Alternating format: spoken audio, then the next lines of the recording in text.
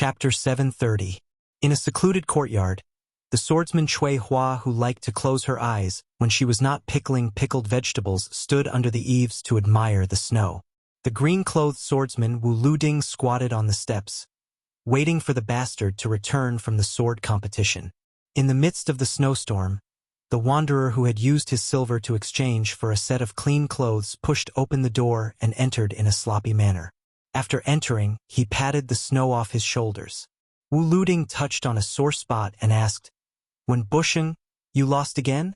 The wooden sword Wen Hua, who had an additional sword at his waist, glared at him and said, "What are you talking about? 6 vats, you're just a man who lives off a woman. If you don't have Chui Hua and pickled vegetables, see if I don't cut you to death." The Wu family's sword crown, who had no objection to this, said with a smile, "Oh, where did you pick up this sword? Look at it, it's not vague at all. Let me take a look." Wen Hua said carelessly, "My sword is my little wife. Can you touch it as you please?" The corner of Chui Hua's mouth curled up. Wu Luding, who had a frivolous temperament, clicked his tongue and said, "Then this time you brought back a new wife.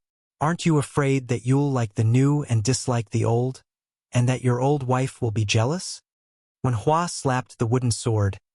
"Nonsense. I've always liked the new and not the old. No, I like the old and not the new. The name of this new sword is very big. If I tell you, I'm afraid you'll be scared to death. Although it's a good sword, compared to this wooden sword of mine that has been with me for more than 10 years, it's still lacking." In the end, Wen Bushing did not disappoint. He was still unable to win the sword duel. However, this time, compared to the previous 3 defeats, it was a draw. Afterwards, Tang Shi Sword Immortal even gifted the ancient sword Ba Xiu to him. That brother did not hesitate and hung it on his waist without saying anything. The people of the capital were all used to this guy's indecent behavior of pulling out his pants in front of a sword duel. When he competed with Qi Jiajia in the sword duel, it was even more immoral. Qi Jiajia, who had been the #1 swordsman of the capital for many years, was just about to return the favor when Wen Bushing began to shout that he would not fight anymore. Then, without saying anything, he ran away like a wisp of smoke. Not to mention the people of Jianghu who were watching the duel were dumbfounded. Even Qi Jiajia himself did not know whether to laugh or cry. He was so shocked by the 2 swords that he broke out in cold sweat. After painstakingly withstanding the 2 swords that were both outstanding in terms of sword force and sword intent, he saw that kid run away without saying anything. The commoners who were watching the duel all laughed and booed. Wu Luding glanced at Liu Baijia's Ba Xiu sword and said with a smile, "Tens of thousands of wooden swords can't be exchanged for a sword forged from Tang Shi Sword Furnace. Falling into your hands, you've really met the wrong person." Poor Ba Xiu, winking at a blind person. Wen Hua was in a good mood today, so he did not lower himself to the same level as the 6 vats. He jogged under the eaves to hide from the snow. He shook his sleeves and then turned his head to look at the female sword attendant, who was clearly not blind but was pretending to be blind. He asked, "Chui Hua, why haven't you given your brother a bowl of pickled cabbage noodles? You're too careless. In the future, when I become famous, even if you beg me to eat your pickled cabbage noodles and pickled cabbage fish, it'll still depend on my mood." The woman, who usually did not open her eyes, but when she opened her eyes during the Battle of the Reed Marsh, she imitated Li Chuangong's 2-sleeved green snake. The corners of her mouth twitched, and she turned around to go downstairs. Wen Hua squatted beside Wu Luding and muttered in a low voice, "6 vats. I only told you the truth because I treat you as half a friend. Chui Hua's appearance is average, and she can't compare to Miss Li, whom I like. However, Chui Hua's temper is good, and you're not tired of eating pickled cabbage. In any case, you won't have any great prospects in your lifetime.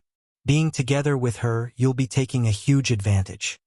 Wu Luding smiled and said, "Only you, Wen Bushing, are allowed to have great prospects, but I, Wu Luding, am not allowed to have great achievements?" Wen Hua had never avoided using words to hurt others. He said, "You're no good. You're far inferior to Chui Hua. I, Wen Hua, am incomparably accurate in judging people and swords." Wu Luding laughed in anger and said, "Why don't we have a match?" Wen Hua exploded like a wild cat. "Oh, you have Chui Hua backing you up. You're full of guts. Let's have a match. However, I'll say this first. I've easily defeated you in a single move, so don't get angry and ask me to move out of the courtyard. You're also not allowed to immediately return the money you used to buy the clothes. Also, you have to let me live in that large room of yours. I, Wenhua, am now a great swordsman whose name resounds throughout the capital. I have to keep up with all the basic necessities. Wu Luding was tormented by Wenhua's nagging to the point that he completely lost his temper. That little bit of competitive spirit that had just revealed its sharp edges rapidly vanished like smoke into thin air.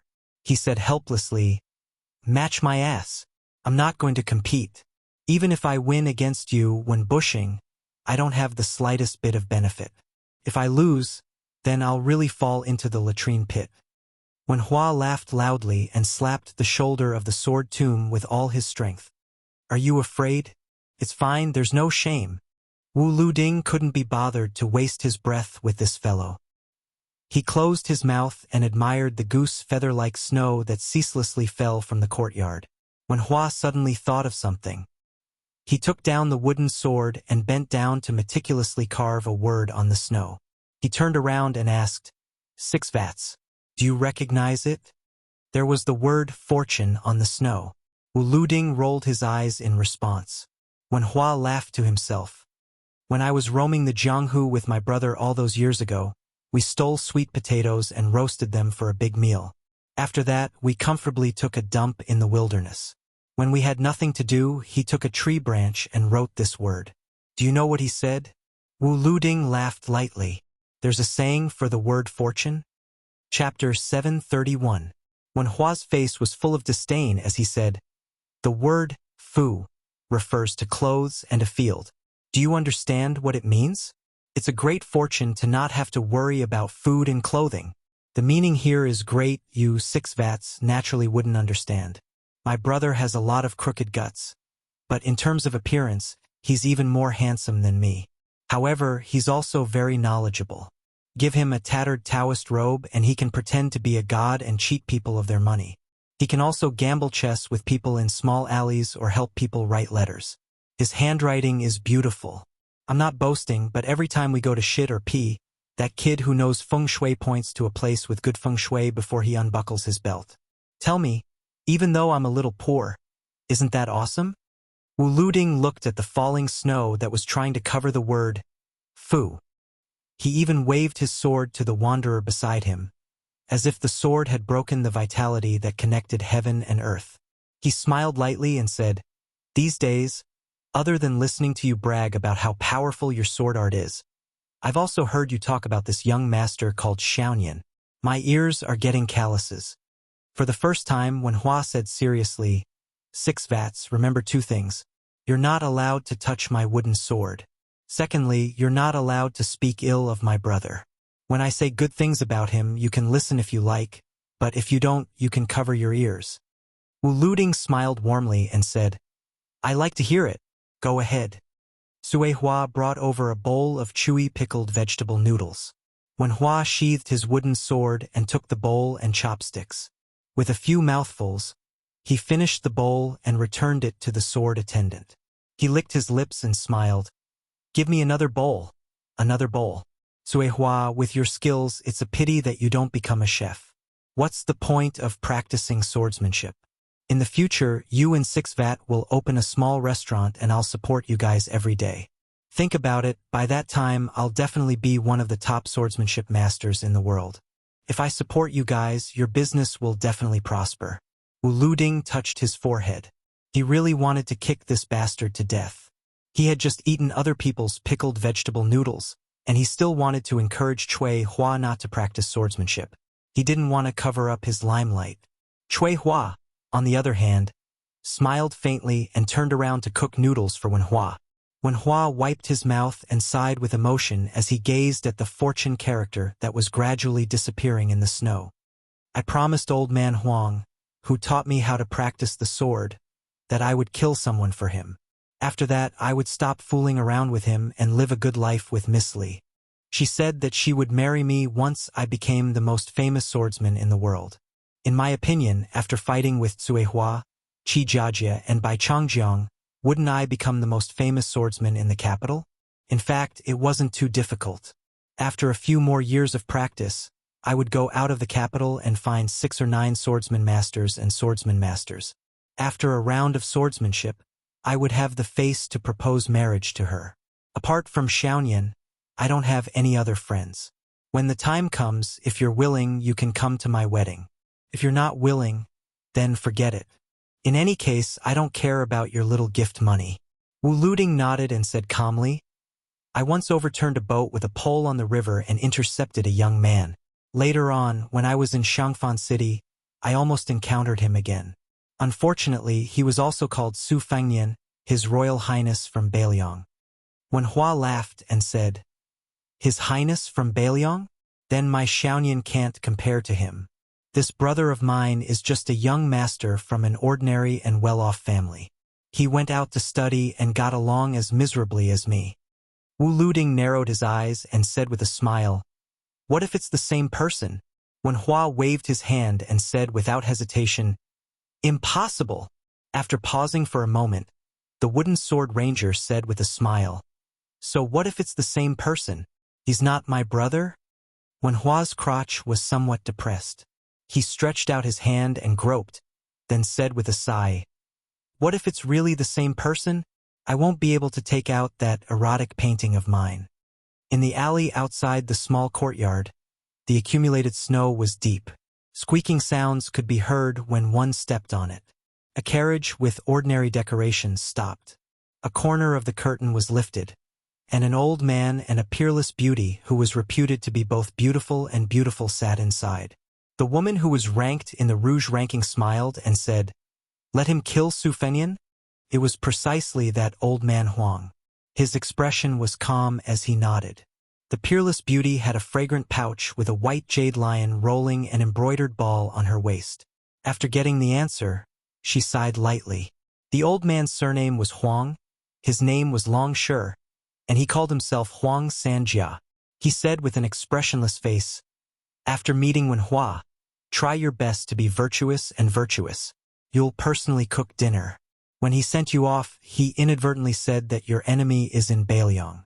However, don't say who exactly it is, lest you make a fool of yourself and spoil my plan.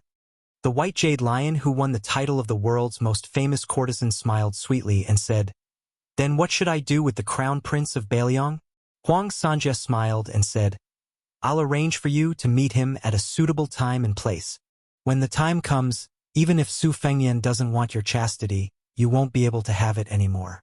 Li Baishe restrained his smile and said calmly, My life was given to me by you, teacher. Why would I care about that little bit of chastity? The old man sat cross-legged on the ground and said, Wen Hua doesn't value righteousness. He only values relationships. However, relationships in the world can be divided into the love between men and women and the love between brothers. I'd like to see if this kid is willing to give up his sword, which has the potential to become a land immortal, and his beloved woman in exchange for a brotherhood formed in a short span of a year.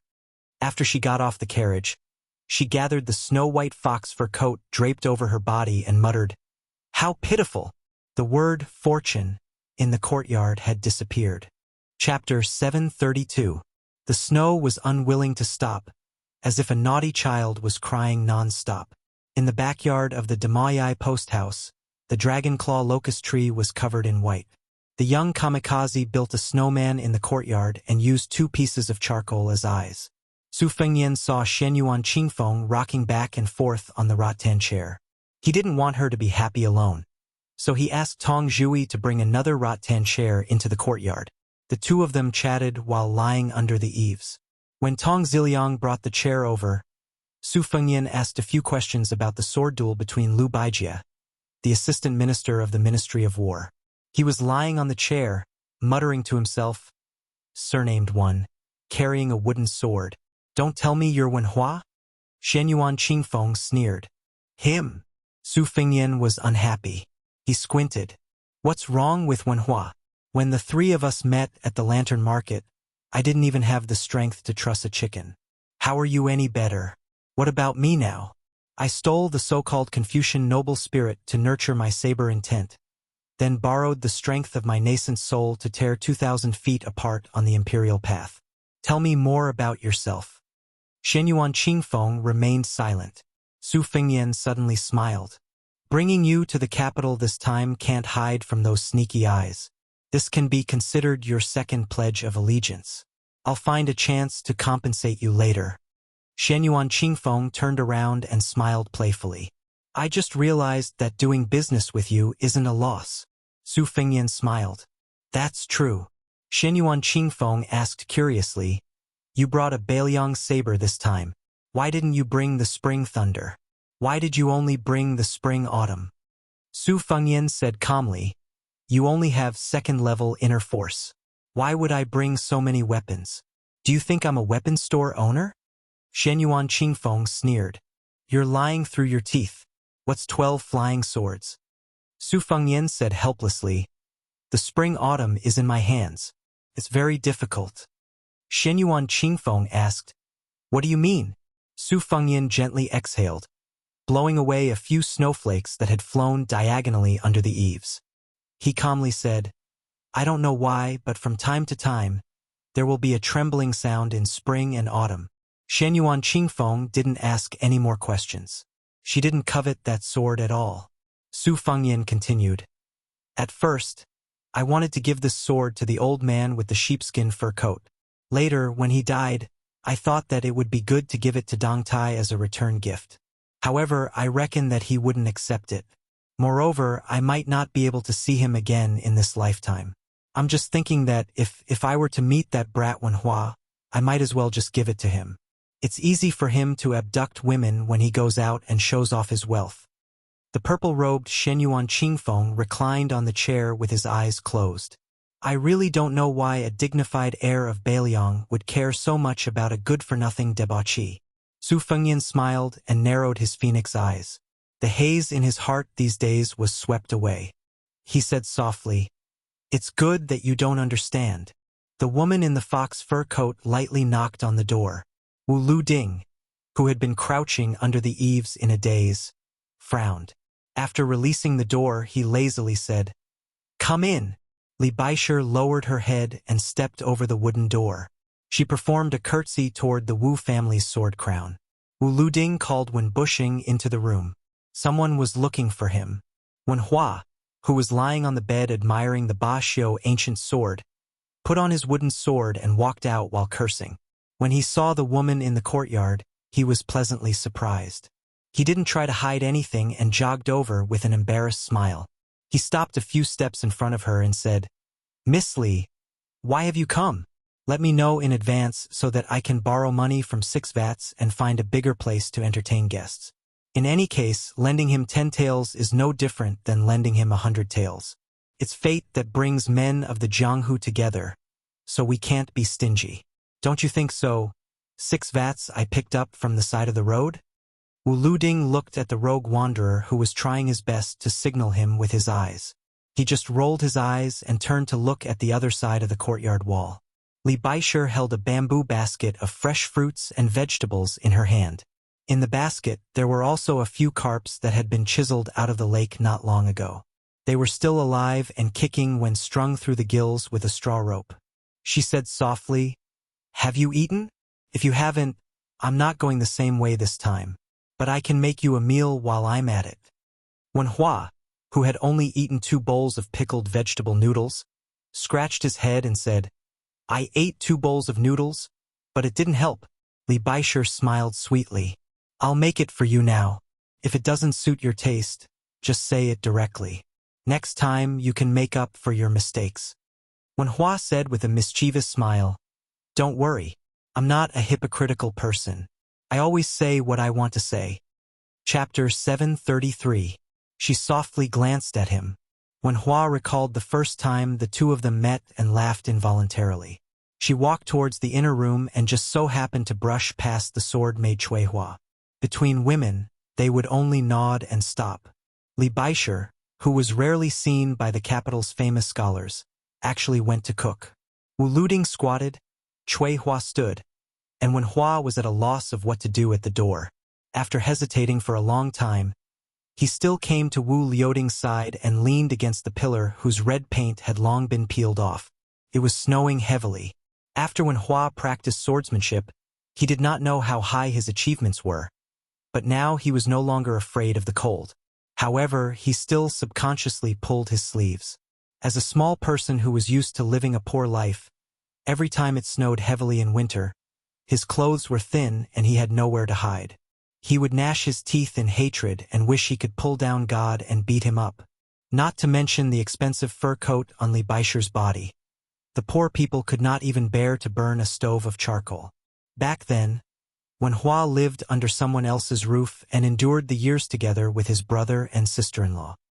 His sister-in-law despised him for not doing his job properly, and his heart was higher than the sky. His brother always protected him, but it was inevitable that he would be nagged by his sister-in-law. When Hua also knew his own virtue, his mouth was mean and his words were vicious.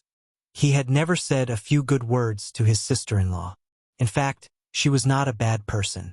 For so many years, she had let him eat and drink for free. Although her words were a little unpleasant, she had never really thought of driving him out of the house to suffer. Therefore, his brother was not a person inside and outside. In a fit of anger, when Hua ran away from home and did a lot of sneaky things, then he bumped into little Nian. At that time, they were stealing melons from a melon farm. Both of them had a guilty conscience and fought with wits for a long time. Only then did he know that they were the same kind of people. That melon farm was completely destroyed. After they got together, little Nian always teased him that he would pounce on any woman with breasts and buttocks. Such love at first sight was worthless. How could Wen Hua understand love? It was just like how a starving person would think that a steamed bun was the most delicious food in the world. During that bleak but not lonely journey, the number of times he fell in love at first sight could not be counted with his two hands. When the two parted, little Nian said that all good things must come to an end. Wen Hua's eyes turned sour at that time. In addition, he also felt that it was not a good thing to always follow little Nian to eat and drink, so he happily turned around and traveled alone in Jianghu, all the way to the northwest. Then he met Miss Li near Xiangfan City. The first time he saw her, she came down from a luxurious carriage and bent over to put a piece of silver into the broken bowl of a little beggar with a broken leg. At that time, when Hua saw her not only give the money, but also smiled and touched the little beggar's head. At that time, when Hua told himself that this love at first sight was his last time. Because little Nian, who liked to talk nonsense and convince people the most, once said that it was not a big deal for a woman to be beautiful. If a beautiful woman had a good heart, if he did not snatch her home and love her dearly, she deserved to be struck by lightning. At that time, when Hua rushed forward without thinking of his own safety and stopped the carriage on the street. As usual, he used the 3 tricks of a ruffian in the marketplace to tease a woman from a good family. There was nothing new about it. He asked the young lady's name, young lady's age, and where did she live. However, when Hua also added that he was a wanderer who was determined to practice swordsmanship and become a peerless swordsman. He did not act shamelessly and only hoped that the young lady could wait for a few more years until he made a name for himself. If there was no news of him after a few years, then she did not have to wait for him. At first, when Hua thought that only a fool would believe his sincere words. However, the young lady really told him her name and even asked him if he did not mind that she was a woman from a brothel. When Hua said that he did not mind, then she said that she would wait for him for 3 years. She really did wait for him for 3 years. When they met again, it was already in the vast capital. When Hua had suffered countless supercilious looks. Even if he was ridiculed as when bushing, at least there were no small fish or shrimps who could not treat him as a dish. When Hua practiced swordsmanship, he did not seek profit or money. He only sought fame, and he only sought to vent the anger that he had suppressed for too many years. Su Fengyan said that eating, drinking, and defecating was not the most common thing in a person's life. Instead, it was the inhalation and exhalation. When it was the last time that one exhaled without inhaling, one would die with one's eggs facing the sky. At that time, the exhalation before death was manly. There seemed to be a saying about how wine entered one's intestines, one inhaled sword aura, and one exhaled to destroy the 5 great mountains. The first half was straightforward. Wen Hua remembered it clearly. However, the second half was sour, so he could not remember it too clearly. After practicing swordsmanship with Old Man Huang, he had been fiercely suppressing his anger. He gritted his teeth, thinking about how he could one day exhale and shake the Jianghu, make that Miss Li look at him with admiration, and make Xiaoyan feel that he, Wen Hua, had not made friends with him in vain. The new Dong Tai's peach blossom branch was an invincible killing sword. Wen Hua did not want to learn it. The old god of swords, Li Chuangong's swordsmanship was for the later generations to split open the mountains, meet water, and boil water. He could not learn it. Wen Hua only wanted to practice his own swordsmanship. He wanted to practice his swordsmanship, marry his beloved wife, and live a stable life. Then he would have a good reunion with his brother, Su Fengyan, and slowly repay the debt of wine, meat, and kindness from that year. Li Baisher made a table full of dishes, which looked, smelled, and tasted good. Looking at them, even if Wen Hua was not hungry, he still felt hungry. He wolfed down the food. She only picked up a few vegetables with her chopsticks, and then stopped moving her chopsticks. She only looked at this young man. She wanted to laugh, but she could not. On the other hand, Wen Hua picked up some food with his chopsticks for her. He said with a smile, "Eat more. Your body is important. It doesn't matter if you get fat. In any case, you're too good looking. It doesn't matter if you don't look good a little bit." This time, Li Baisher finally smiled. The meal in the shabby alley and shabby room quickly came to an end. She did not forget to clean up the bowls and chopsticks like a diligent and thrifty housewife. She only took the basket and left. Wen Hua naturally wanted to see her off, but she only saw him off to the alley outside the courtyard. They were silent the whole way. Before turning the corner, she said softly, "Wen Hua, remember to become the most famous swordsman in the world. You promised me." Wen Hua nodded heavily and said, "Don't worry about this. I even dare to kill the emperor. If worst comes to worst, I'll wander the world with you." He smiled and hurriedly added, "As long as you're willing." Li Baisher nodded and lowered her head. Her expression was complicated. When she raised her head, her eyes were clear. She said softly, "You're not allowed to see me off. Can you do that?" Wen Hua smiled and said, "I'll listen to you, but you have to be careful on the road." Li Baisher smiled charmingly. "That year, after the carriage I rode in moved, I secretly saw you standing behind it for a long time. This time you go first. I'll wait for you." Wen Hua laughed loudly and turned to leave. He did not drag his feet. He dragged his feet with snow and mud. Li Baisher gently clasped her hands and exhaled. She waited for Wen Hua to enter the courtyard before turning the corner and entering the carriage. She was somewhat stunned when she saw that the old man was still there. Huang Sanjia said in a flat tone, "I went to the vicinity of the lower horseway once and was targeted by that half-inch tongue of Yuan Benchi. There are some things that have to be done in advance." Li Baisher said with a trembling voice, "You're going to tell Wen Hua directly just like that?" But the sword crown and sword attendant of the Wu family's sword tomb are still in the courtyard. Huang Longshi said with a smile, "I intercepted and killed Su Fengyan in the Xiang Fan City's Reed Marsh. These two people were originally one of my moves to move the sword tomb. Sit with me for a while. After about 2 hours, I'll go to the courtyard. You wait for news. When you return, open this brocade pouch." Li Baisher took the brocade pouch. Her hands and feet were ice cold. 2 hours later, Huang Longshi slowly walked down from the carriage. The carriage gradually went far away, disappearing into the wind and snow. Huang Longshi was not in a hurry to enter the courtyard.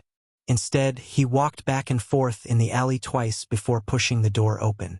After a short period of time, a young man with a broken arm, a lame leg, and all the tendons and veins in his body, left with only one life left. He only carried the wooden sword that originally belonged to him and left the courtyard. There was a long trail of blood on the snow in the alley. In Laozi's hometown, if you borrow money, you have to pay back 12 or 13 taels. You taught me, Wen Hua, how to use a sword. I'll cripple all my martial arts and return you an arm and a leg. In the courtyard, he said these words to the old man Huang. Then this bloody man in the snow squatted down dejectedly at the corner. Beside his hand was only a wooden sword stained with blood. The young wanderer's eyes were blurred with tears. He smiled mournfully and stood up.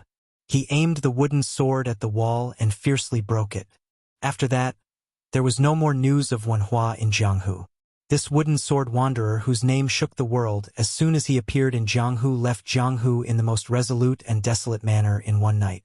In the bone-piercing snow, he said to himself one last time, "I won't practice the sword anymore." Chapter 734. I still know how to write the second chapter, but it's very late. Apologies. This year, before the beginning of winter, the snow in the capital was especially majestic and did not stop. While many children in the capital were overjoyed, they were also puzzled as to how many white geese were raised by the heavens above. In this small courtyard that could be described as having a dragon spirit, there were originally 3 heavenly talents who had the potential to carry the cauldron of swordsmanship. In one night, one of the 3 had left. When Wuluding was bored, he liked to take the bamboo pole that was only slightly longer than a sword. At this moment, he was squatting under the eaves, carrying the pole on his shoulder. He was somewhat lonely. Even if his childhood sweetheart Chui Hua was standing beside him, this young sword crown who did not learn the sword of the king but learned the sword of the tyrannical way was somewhat sad. When the words of the wandering hero entered his ears, he left the hospital with only 1 life left. He broke an arm and a leg tendon, destroyed his own acupuncture points, and left just like that. When bushing, didn't you say you wanted to become one of the few great swordsmen in the world? Didn't you just see the girl you adored? Wouldn't it be better to kill a man who had no relatives and only a year of friendship and then become famous? Chui Hua sensed that the young sword crown had turned his head. The 2 of them had a tacit understanding. Without needing Wuluding to ask, she opened her mouth and said, "I don't understand either." In the Battle of the Reed Marshes, the 11th in the world, Wang Mingyin, was the old king of Jing and Zhao Sun, who used this person's brotherhood with the famous general Wang Mingyang of the spring and autumn period as shackles to lure him out of the Jianghu. That when Hua had just entered the Jianghu, how could he leave the Jianghu in such a miserable state? Wuluding, who often bickered with when bushing these days, let go of his hand. The bamboo pole rolled to the ground. He fiercely rubbed his cheeks. "I have no brothers, no friends. I wholeheartedly pursue the path of the sword, but I will remember this idiot for the rest of my life. Why don't we send Wenhua off? In this world of ice and snow, he can leave the courtyard, but he can't leave the capital." Chui Hua remained silent. Sword Crown, who was nicknamed 6 Vats every day, spat out a mouthful of murky air. He calmly stood up and said, "Don't worry about that old bastard in the house who is scheming against who knows who. If he really pisses me off, then we'll just have a falling out and go our separate ways. I didn't like this place in the capital. It didn't have the taste of the Jianghu and didn't have any human feelings. It wasn't easy for me to find a bit of sword flavor that the Wu family's sword tomb didn't have. But it was too late. Chui Hua, why don't we go to the South Sea after we protect when bushing out of the capital? I heard that Dong Tai went out to sea to visit immortals. Maybe we can meet him." Chui Hua patted the Su of Gojoseon's sword on her back, and Wuluding left the hospital with a laugh. Huang Sanja slowly walked out of the house, holding the ancient sword Ba Xiu in his hand. His face was expressionless, without the slightest ripple of emotion. He only threw Ba Xiu toward the top of the wall. The ancient sword fell into one person's hand. An old man with an empty sleeve squatted on the top of the wall. He single-handedly took the last sword from the Tongshi sword furnace. Abandoning the scabbard, he opened his palm and placed the simple and famous sword in the center of his palm. His thumb and index finger rubbed against each other. The sword tip and hilt, which were not among the top 3 swords in the world, were instantly bent. The sword tip and hilt collided with each other, like a dragon biting its tail. Due to the sword chi from his 2 fingers, this famous sword of the age actually broke from the middle. 1 into 2, 2 into 4, 4 into 8, and so on. Ba Xiu broke into pieces inch by inch, and every inch of the sword fell into the sleeve of the broken arm. Then the old man picked a section of the sword tip and threw it into his mouth. It was as if he was chewing on soybeans, crunchy and full of chewiness. The old man might not have been truly nameless, but he had been nameless for 60 years. These past few years he had occasionally entered the world, but he had always done business with Huang Longshi. Whenever he killed or injured people, Huang Longshi would be responsible for feeding him a good sword. If one were to talk about his magnificent achievements, there would be no exaggeration in the Jianghu. However, he was obsessed with the sword all his life. In almost 100 years, he had only taken in 2.5 disciples. The half was the wooden sword wanderer who disappointed him greatly, and the other was the more famous sword emperor of Shishu. However, the old man had also clearly said to Huang Sanjia that his 2 eldest disciples could not compare to a disciple who had only taken in halfway. It had nothing to do with talent. Talent did not completely equate to one's foundation. In the 1,000 years of the Jianghu, the way of the sword, which was close to the heavenly way, did not rely on the saying that one could accomplish anything by being amazing. Therefore, even though he had accepted the Ba Xiu sword that was slowly entering his stomach, the old man was very dissatisfied. The taste of this sword was not enough. He had come for the sword of spring and autumn. The Su of Gojoseon of the sword catacomb was actually not bad, but the sword he could not forget for the past 20 years was still the great Liang Dragon Sparrow sword. The old man was missing an arm, but because of his tall and sturdy body, he did not appear to be very old.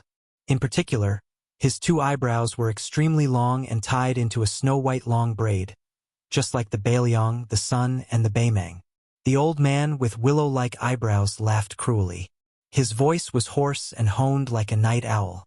He said eerily, "Huang Longshi, oh Huang Longshi, there are people in this world that you cannot predict and things that you cannot predict."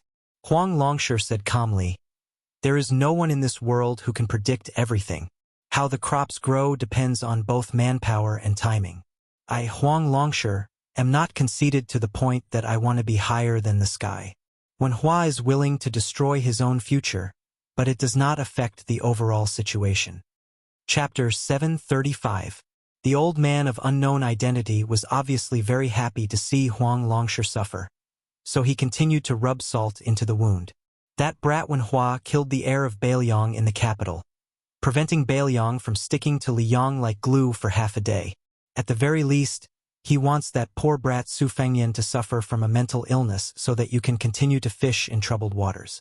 Only you can make such a ruthless plan sound. Why, do you still think highly of that Chen Jibao? Do you feel that he's the destined master of 2 rivers and mountains? I'm too lazy to think too much about these things. But there's a debt I have to settle with you. You've invited old Wu of the Sword Tomb to come out of seclusion, so it's not good for me to eat Su of Gojoseon's sword. However, Wen Hua, this half-disciple of mine isn't just worth a Ba Xiu sword. Since you can't eat Su of Gojoseon's sword, then how are you going to satisfy my appetite for Su Fengyan's spring and autumn? Huang Longshi stepped into the courtyard and looked at the falling snow above him. I've never felt that anyone is destined. I just can't bear to see the lethargic spring and autumn. I can't bear to see so many things in this world being taken for granted. To me, I don't have any enemies or benefactors. Everything I do in this life is nothing more than taking rotten wood for new shoots to sprout. It was rare to hear someone speak his mind, so the bad-tempered old man didn't ask about the spring and autumn for the first time. He continued to leisurely put the broken sword into his mouth. Huang Longshi smiled and muttered to himself, "Fairness is the most difficult thing to achieve. Since Chao Chongqing dared to bring the fallen Princess Jiangxi and ruin the grand plan of slaying the dragon python that I've arranged for many years, I can make Su Fengyan suffer the consequences. However, even if Su Fengyan wins, I'm not someone who won't give up. Don't even think about the spring and autumn sword. I can let you fill your stomach. Come, let's go to Wu Wu City. Do you dare?" The old man finished eating Ba Xiu's body and threw away the hilt. "There are so many appetizers there, so why wouldn't I dare? Old Second Wang claims to be number 2 in the world for 60 years. I've long found him an eyesore. What number 2 in the world? More like number 3 in the world." Huang Sanjia nodded and smiled. "Indeed, you are the only one in the world who dares to exchange arms with Li Chungang." The old man fell into deep thought. Huang Sanjia was not in a hurry to urge him to leave the city. Among the playboys in the world, for love, righteousness, and benevolence, most of them can't help but be trapped in their own cocoons. Wang Xianji is trapped in a city, Shenyuan Jingcheng is trapped in a mountain, Chao Chongqing is trapped in a country, Li Yishan is trapped in a building, and Li Dongxin is trapped in a zen. The one who has truly transcended the world is Yuan Benshi, who is now looking for me everywhere to seek revenge, and Dong Tai, who went out to sea. Counting with one's fingers, there is only Hong Shixiang, who rode a crane down Wudong, Li Chungang, who lost his arm, and Wen Hua, who folded his sword and did not practice the sword. Jiang Hu is destined to forget Wen Hua very soon, but it is precisely this kind of person that makes Jiang Hu lively and lively. I Huang Longshi, lost, but I lost willingly. Because of Wen Hua, I will give Su Fengyan a big gift. Otherwise this kid's life will be too miserable. At such a young age, he has to fight so hard with an old fox spirit like Yuan Benshi. The old man, who did not have a sword in his hand and liked to eat swords, jumped down from the top of the wall. His height was frightening. He was a full 2 heads taller than Huang Longshi. They say that a man's words are kind when he is about to die. Huang Longshi, could it be that you know that you don't have much time left? Huang Sanjia smiled indifferently. How many years have you been waiting for me to die? The old man's eyebrows actually reached his knees. It doesn't matter whether you die or not, but where am I going to find a good seedling to inherit my sword? Huang Sanjia laughed softly. If it were up to me, you should use your sword to exchange for his spring and autumn sword. The spring and autumn sword is already dead. What's the use of it? The old man sneered. This is the big gift you are going to give to that kid? Huang Sanjia shook his head and walked towards the courtyard door. He waited for the old man, who had once single-handedly shouldered the prestige of the Wu family's sword tomb, to walk out of the courtyard first before closing the door. You and Wen Hua are not considered master and disciple. It's just a business deal between us. If we really count it, you have only taken in 2 disciples, and both of them died because of Beiliang. The old man laughed softly. This is nothing. A swordsman dying for his sword. There is no more fortunate death than this. Since you have piqued my interest, Huang Longshi, then you don't have to hide anything from me. Tell me, other than the kid from the Su family who made Wen Hua kill, who else was there? I have to go take a look. Li Chungang is the only swordsman that I see as a great enemy and confidant in my life. Since he taught that kid the 2-sleeved green snake and sword opening the gate of heaven, I have to go take a look. That female sword attendant only learned half of the 2-sleeved green snake. It's too little. If that kid is really as interesting as Li Chungang thinks so highly of him, I don't mind asking him to learn this sword of mine. Huang Longshi dismissed it with a laugh. When this eccentric old man taught people the sword, the worse your aptitude on the surface, the less he taught you. That Shishu sword emperor was taught 4 swords and comprehended 100 swords on his own. In the end, he devoted his entire life to the path of the sword, but none of his swords caught the old man's eyes. His disciple after that only taught him 3 swords, but one of his swords was praised by the old man endlessly. Then Huang Longshi tricked him into teaching Wen Hua 2 swords, but it was a pity that he did not get to see the crops grow this time. In the end, that kid still chose a golden millet dream, and not the famed sword that had the potential to reach the top, the most beautiful woman in the world.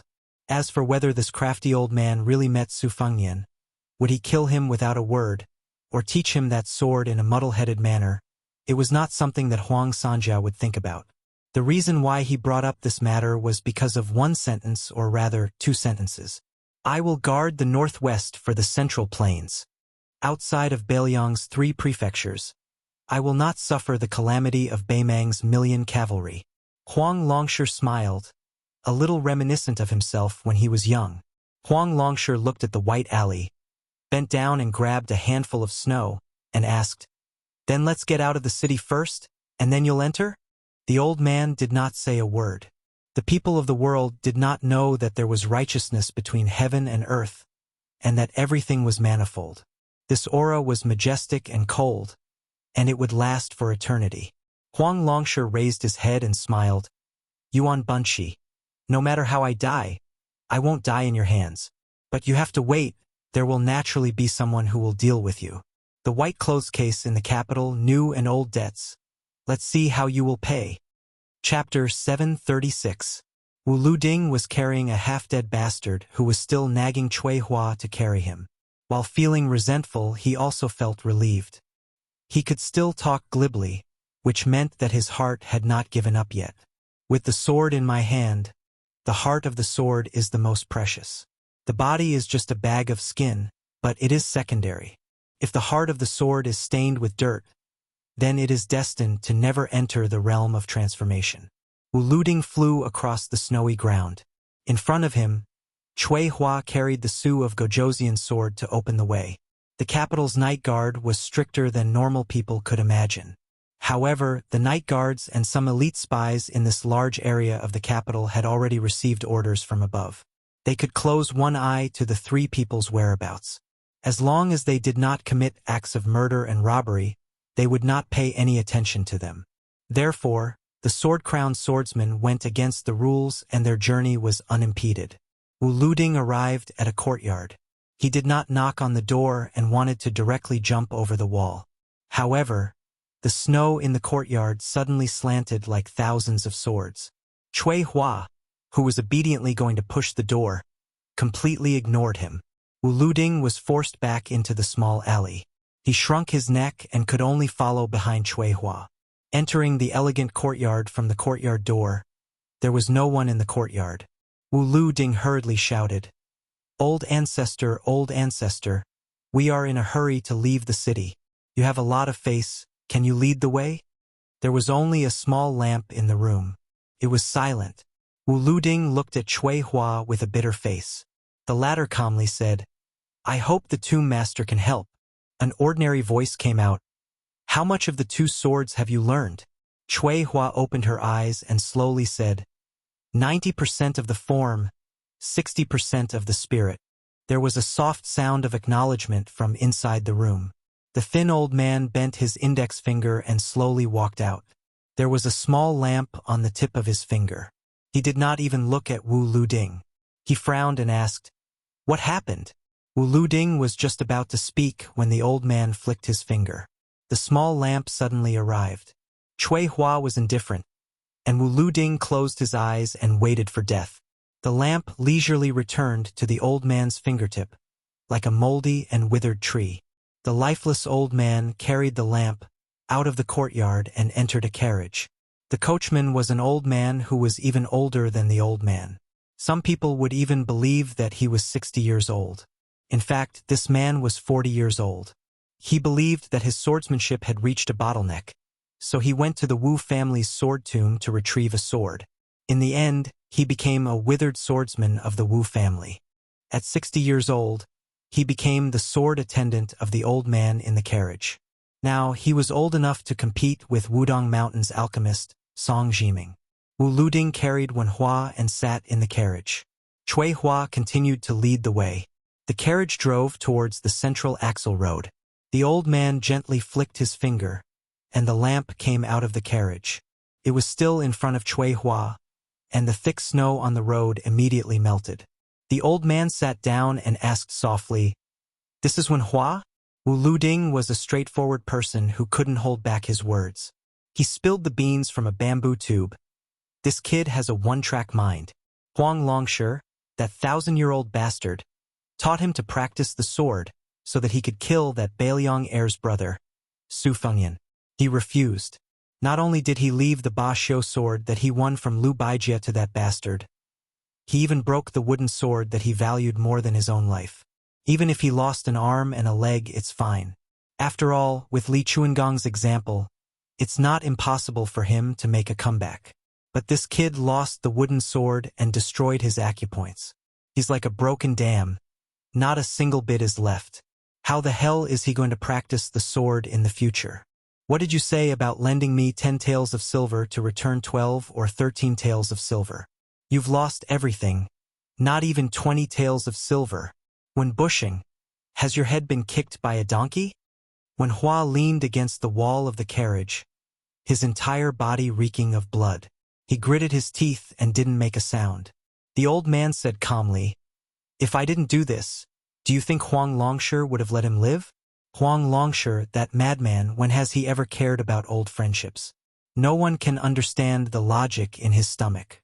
Since you're his chess piece, if you want to leave the chessboard alive, you're no different from a dead person. Wu Luding snorted coldly.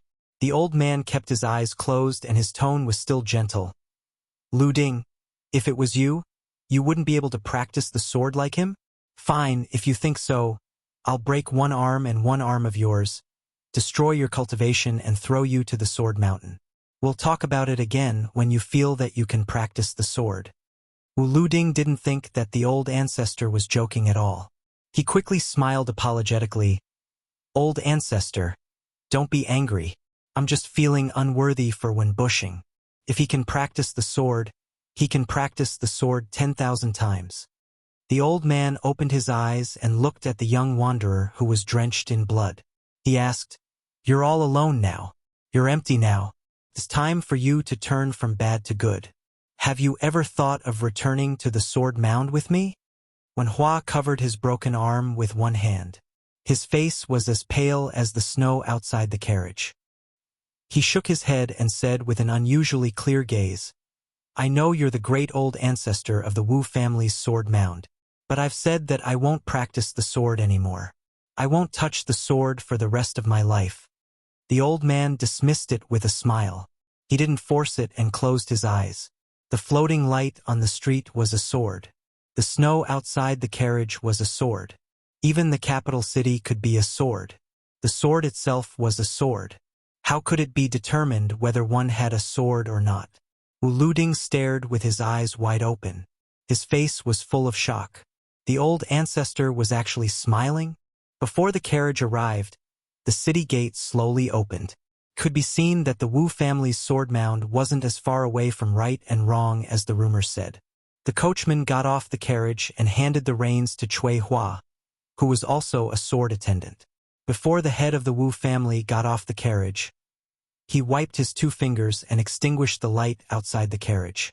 He said, "Wen Hua, I'll remember this name. When you remember that you're lacking a sword, you might as well come to the sword mound to take a look. 800 years of hidden swords, collecting swords and snatching swords. Sword Mountain has hundreds of thousands of swords piled up into a mountain. If you don't have the sword you want by then, it won't be too late to leave the mound." When Hua was still stubbornly shaking his head, Wu Luding wished he could slap this untactful when bushing to the ground and bury him in the snow. The old man of the Wu family, who was known as the Su of Gojoseon, stood on the street with his sword attendant and watched the carriage leave the city. The heavy snow behind them quickly covered the seemingly endless imperial road. Chapter 737. The old man muttered to himself. Outsiders mistakenly thought that the withered sword of the Wu family was the emotionless sword. They were gravely mistaken.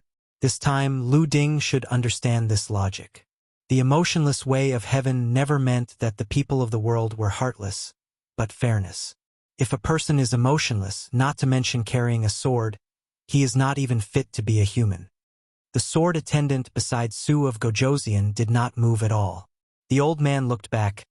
"I don't know why, but from here to the palace, there are a total of 18 doors. I always feel that in the future, there will be a junior who can pass through them with one sword." The carriage drove half a mile out of the capital. Inside the carriage, when Bushing suddenly said, "Let me take another look," Cui Hua stopped the carriage and hung up the curtain. Wu Luding supported this fellow and looked towards the capital. Wu Luding said softly, "Regretting? It's not too late. The swordsman that my ancestor has set his eyes on is at most one hand. If you want to go to the sword tomb, I will send you there." When Hua sat upright and looked straight at the capital, "There is something that I wanted to tell you too for a long time. In the past, I was narrow-minded and was afraid that if you two listened to me, your swordsmanship would improve by leaps and bounds. So I hid it from you. Since I don't practice swordsmanship anymore, I will say a few more words. Whether it makes sense or not, I am not sure. Whether you want to listen or not is your business. Lu Ding, you practice the tyrannical way of sword, but since I know that Su Fengyan is really the son of Butcher Su Shao, then I believe that the so-called tyrannical way is not really heartless. because I believe that to be able to raise a son like Xiao Nian, the king of Beiliang who conquered the spring and autumn period, must be a good old man. Also, Cui Hua, you can learn from the king of Beiliang's birth sword. As for how to reverse it, I can't say. You have to use your brain. Anyway, other than being smart, you are still smart. Actually, I don't know anything about swordsmanship. It is all nonsense. Wu Luding scolded. You want to say your last words to me? I don't want to hear it. When Hua shook his head and said, Why should I die? I still have to find a wife and have children. My brother failed to live up to expectations and gave birth to a nest of daughters who don't even have a handle in their pants. He still has to rely on me to carry on the family name. I'll go back to my hometown and open a small restaurant. I'm good at chopped onion noodles, but unfortunately, I don't think anyone in my family likes to eat noodles with pickled vegetables. It's so sour that your teeth will fall off. Only you, Six Vats, are willing to eat it. Cui Hua, to be honest, Six Vat is not bad. Don't despise him for not being as capable as you. Only a useless man is reliable. Also, don't come looking for me in the future. I'm embarrassed and can't afford to lose face. When my injuries are almost healed, you can find a place to put me down and go your separate ways. That's right, Six Vat. I can't pay back the money I owed you in the capital, but no matter how you look at it, I'll still treat you as half a brother, so I won't be polite with you. Just treat it as a red packet from when I get married in the future. Wu Luding spat, but his eyes were a little bitter. When Hua stretched out his only arm and rubbed his face, only then did he realize that his face was actually full of tears. He grinned and tried his best to shout towards the capital. Little Nian, let's go our separate ways here. I didn't lose out in my life knowing you. In the future, if you dare to be useless and not have the potential to be number one in the world, I won't recognize you as my brother anymore. When Hua chuckled with difficulty, I'm just saying, how can I really not treat you as my brother? When Hua stretched out his hand and waved, Little Nian, take care. When Hua was a nobody who was a prodigal in the mud. When he came to the Jianghu, he had wandered the world with his arms around Little Nian's shoulders when he was in dire straits. He had been called young master by others, he had ridden that inferior horse and mule, he had mastered 2 swords, and he had taken his last breath of the Jianghu. He had never let his brothers down, so his life was worth it. When Hua was a little sleepy, he closed his eyes, and the corners of his mouth curled up slightly, because before he fell asleep, he remembered the crooked tune they had hummed together that year. The steamed bun was white, but it was not as white as Gu Liang's chest. The tip of the lotus was perky, but it was not as perky as a little girl's butt. When Hua did not know that in the capital, a person was running wildly on the central axis road like a madman with a head full of white hair. He rushed up to the top of the city wall.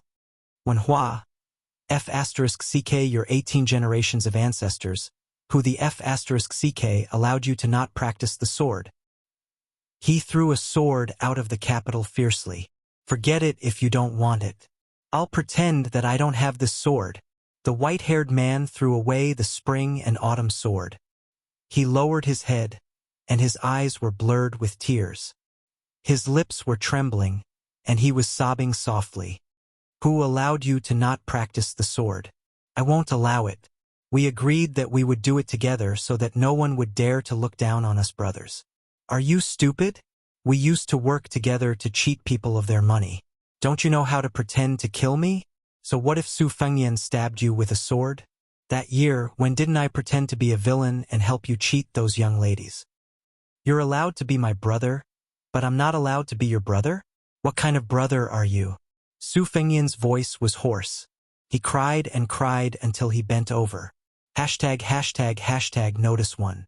Today is a bumpy day. There is nothing scarier than going to the hospital to see a dentist. What's scarier is that you have to go again in half a month. Since I came back, I slept until now. Therefore, today's update is over. I have to go back to sleep. I've also used up the 4 days of leave for this month. I haven't counted the specific update numbers, but it's definitely at least 190,000 words. 2. There's still an hour and a half before August ends. The issue of the monthly tickets will be finalized in an hour and a half. I don't know if there will be any surprises. I only know that no one has dropped the ball this month. 3. There's still September after August. I hope it'll be another stable month. My goal is the same as August. I'll have 4 days of leave and at least 5,000 words per day. 4. The pre-sales of the physical books in Snow have exceeded everyone's expectations. Can only be described as a miracle. Dang, Amazon, and Jingdong. I welcome everyone's support. 5. It's better to be happy together than alone. Today's dentist is a beauty. It's just that she's a bit cruel. 6. Go and rest. See you tomorrow. See you in September. Update notice plus seeking guaranteed monthly tickets at 9 o'clock and 12 o'clock in the evening. Last month, for some reason, I had 3 tickets in my account. At the beginning of the month, I gave myself a ticket to encourage myself. At the middle of the month, I gave it to a friend. There's no reason for it. At the end of the month, I gave myself another ticket to reward myself for not dropping the ball for the first time in the monthly ticket battle. In the monthly ticket battle in September, everyone will continue to not act until they see the hair. Of course, I still hope that the guaranteed monthly tickets will be cast in the next few days. Li Chungang wrote, Sword. Come on the snowfield. Even the loser had the courage to shout, Ticket, come. Chapter 738. As Li Dong approached, a strange old man appeared at the Xiamawi post house. His white eyebrows were long and slender like willows. Shenyuan Qingfeng only knew that this old man had barged into the courtyard a few days ago and had a few words with Su Fengyan. After that, he left the hospital and returned. These days, Su Fengyan had changed. He still ate, talked, and slept, but Shenyuan Qingfeng still felt that something was wrong. The snow gradually stopped. Youth Wu placed the snowman that had been moved to the corridor back into the courtyard. Today, the clouds parted and the world was suddenly illuminated. Su Fengyan was lying on a rattan chair. The white-browed ancestor of unknown identity was nowhere to be seen.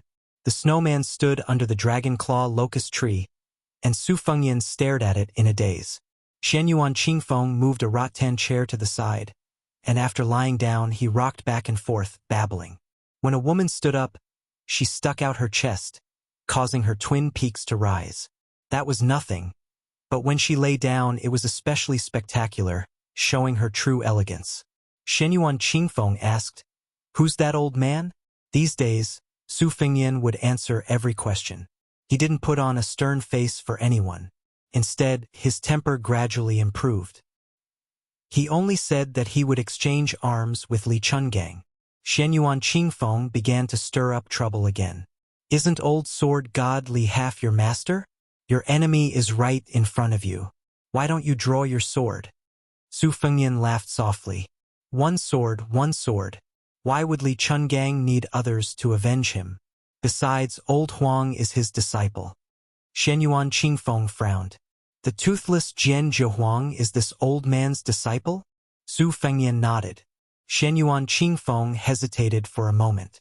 In the end, he still asked, What happened? Su Fengyan stared straight at the snowman. Just before Shenyuan Qingfeng's patience reached its limit, he said, Shenyuan Qingfeng, your dream is to become a martial artist like Wang Xianji? To become the Empress of Liang Lake? But I know that this is something that happened after the Battle of Bulgang. What was your earlier dream? Shenyuan Qingfeng said calmly, My father can walk into my mother's courtyard and drink the osmanthus wine together during the mid-autumn reunion. Su Fengyan returned the favor and said with a smile, When I was young, my dream was to be a hero who punishes evil. It doesn't matter if I use a sword or a saber, but I must uphold justice. First, I must avenge my mother.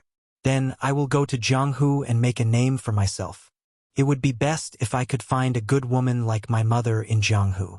At that time, I didn't think about whether I would become the king of Beiliang in the future, because I never thought that Su Xiao would grow old. Then he stretched out his finger and pointed at the snowman. The dream is that little snowman. Can't be sold for money. Only children would treat it as a treasure and wouldn't trade it even if there were mountains of gold and silver. But at our age, most people don't like to talk about dreams anymore. They feel that it's pretentious and unrealistic. Take me for example. I don't have any hope in my dream of becoming a hero in Jianghu. You and I are just trying to cheat each other and trade with each other. In the future, those Jianghu people who rely on Beiliang will only be sold based on their abilities to get an official position. What I said on the Royal Road earlier isn't a dream, it's a responsibility. Your dream now isn't a dream either, it's an ambition.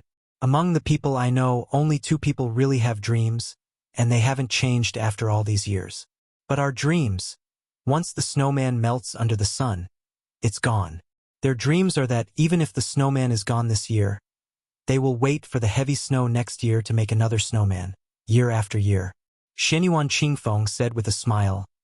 One of them is Jiang and I, who wants to kill you, and the other is Wenhua, who only wants to be a swordsman and be able to afford an iron sword. Su Fengyan nodded. That's right. When you grow up, you feel that your dreams are very childish. Those aren't dreams at all. Su Fengyan said calmly. Wenhua is a fool who values his dreams more than his life. It's because he has something valuable that I don't have that I admire him. Smart people like to laugh at others for not shedding tears until they see the coffin. Wenhua has always been that fool who is laughed at. When he was young, he carved bamboo swords, perhaps because he was laughed at by his family. When he grew up, he still carried a wooden sword, which was laughed at by his fellow villagers. After I met him, I also laughed at him every now and then for his one-track mind and that he deserved to be a good-for-nothing. After we separated, sometimes I thought of Wenhua. I felt that if this kid were to roam the Jianghu one day and was really killed, I would definitely avenge him and wipe out his enemies. This time, that when Bushing who appeared in the capital, I actually didn't want it to be Wenhua. It's not that I'm afraid that my brother will steal the limelight, but I also practice swordsmanship and martial arts. I know better than anyone what I want to gain and what I have to pay. I, Su Fengyan, am the heir of Beiliang. Many of the things that I have to pay may sound very frightening, but because of my strong family background, it's not like I won't be able to climb up in the future. But who is Wenhua? He's just an ordinary commoner. What can he pay other than his dreams that are more important than his life?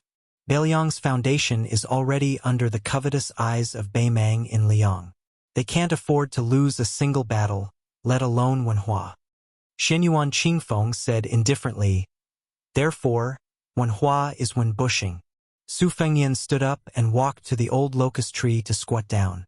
Su Fengyan followed behind him as if he was possessed by gods and gods. Reaching out, he dug out a handful of snow from the ground and piled it on top of the snowman. He lightly patted it a few times. Wenhua's 2 sword moves were taught by Huang Sanjia on his behalf. He is the great benefactor who made Wenhua's dreams come true. Huang Sanjia wanted him to kill me. If it were you who wanted to kill me, regardless of whether you succeeded or not, you would have a very high chance of escaping unscathed. Shenyuan Qingfeng, what would you do? Chapter 739. Ordinary women would find it extremely difficult to wear pure-colored clothes. Black and white were fine, but red and purple were as difficult as ascending to the heavens. Shenyuan Qingfeng was able to subdue De Zi, which showed how outstanding her appearance and temperament were. She thought for a moment and laughed. Nonsense, I'll definitely kill you without hesitation. Even if you sold me the Imperial Jade Seal and let me take advantage of you, if Huang Longshire stood in front of me today and said that he could help me become an Earth Immortal in a few years without any worries, I'd kill you without hesitation. At most, I'd leave your corpse intact for the sake of our old friendship. Su Fengyan laughed and raised his head. You and I still have old friendship to reminisce about? Shenyuan Qingfeng didn't sprinkle salt on his wound.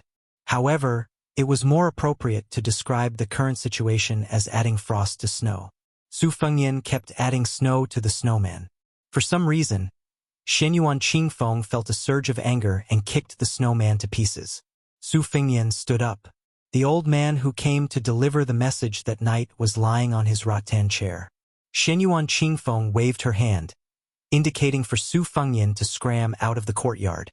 She then started building the snowman again. Su Fengyan lay on the chair next to the old man. One old and one young. There was a great difference in age between them, probably 4 or 5 generations. The old man's eyebrows fluttered in the wind as he placed a hand on his white eyebrows and slowly rubbed them. In my life, the only thing I like is swordsmanship, and I only ask the enemy's strongest sword.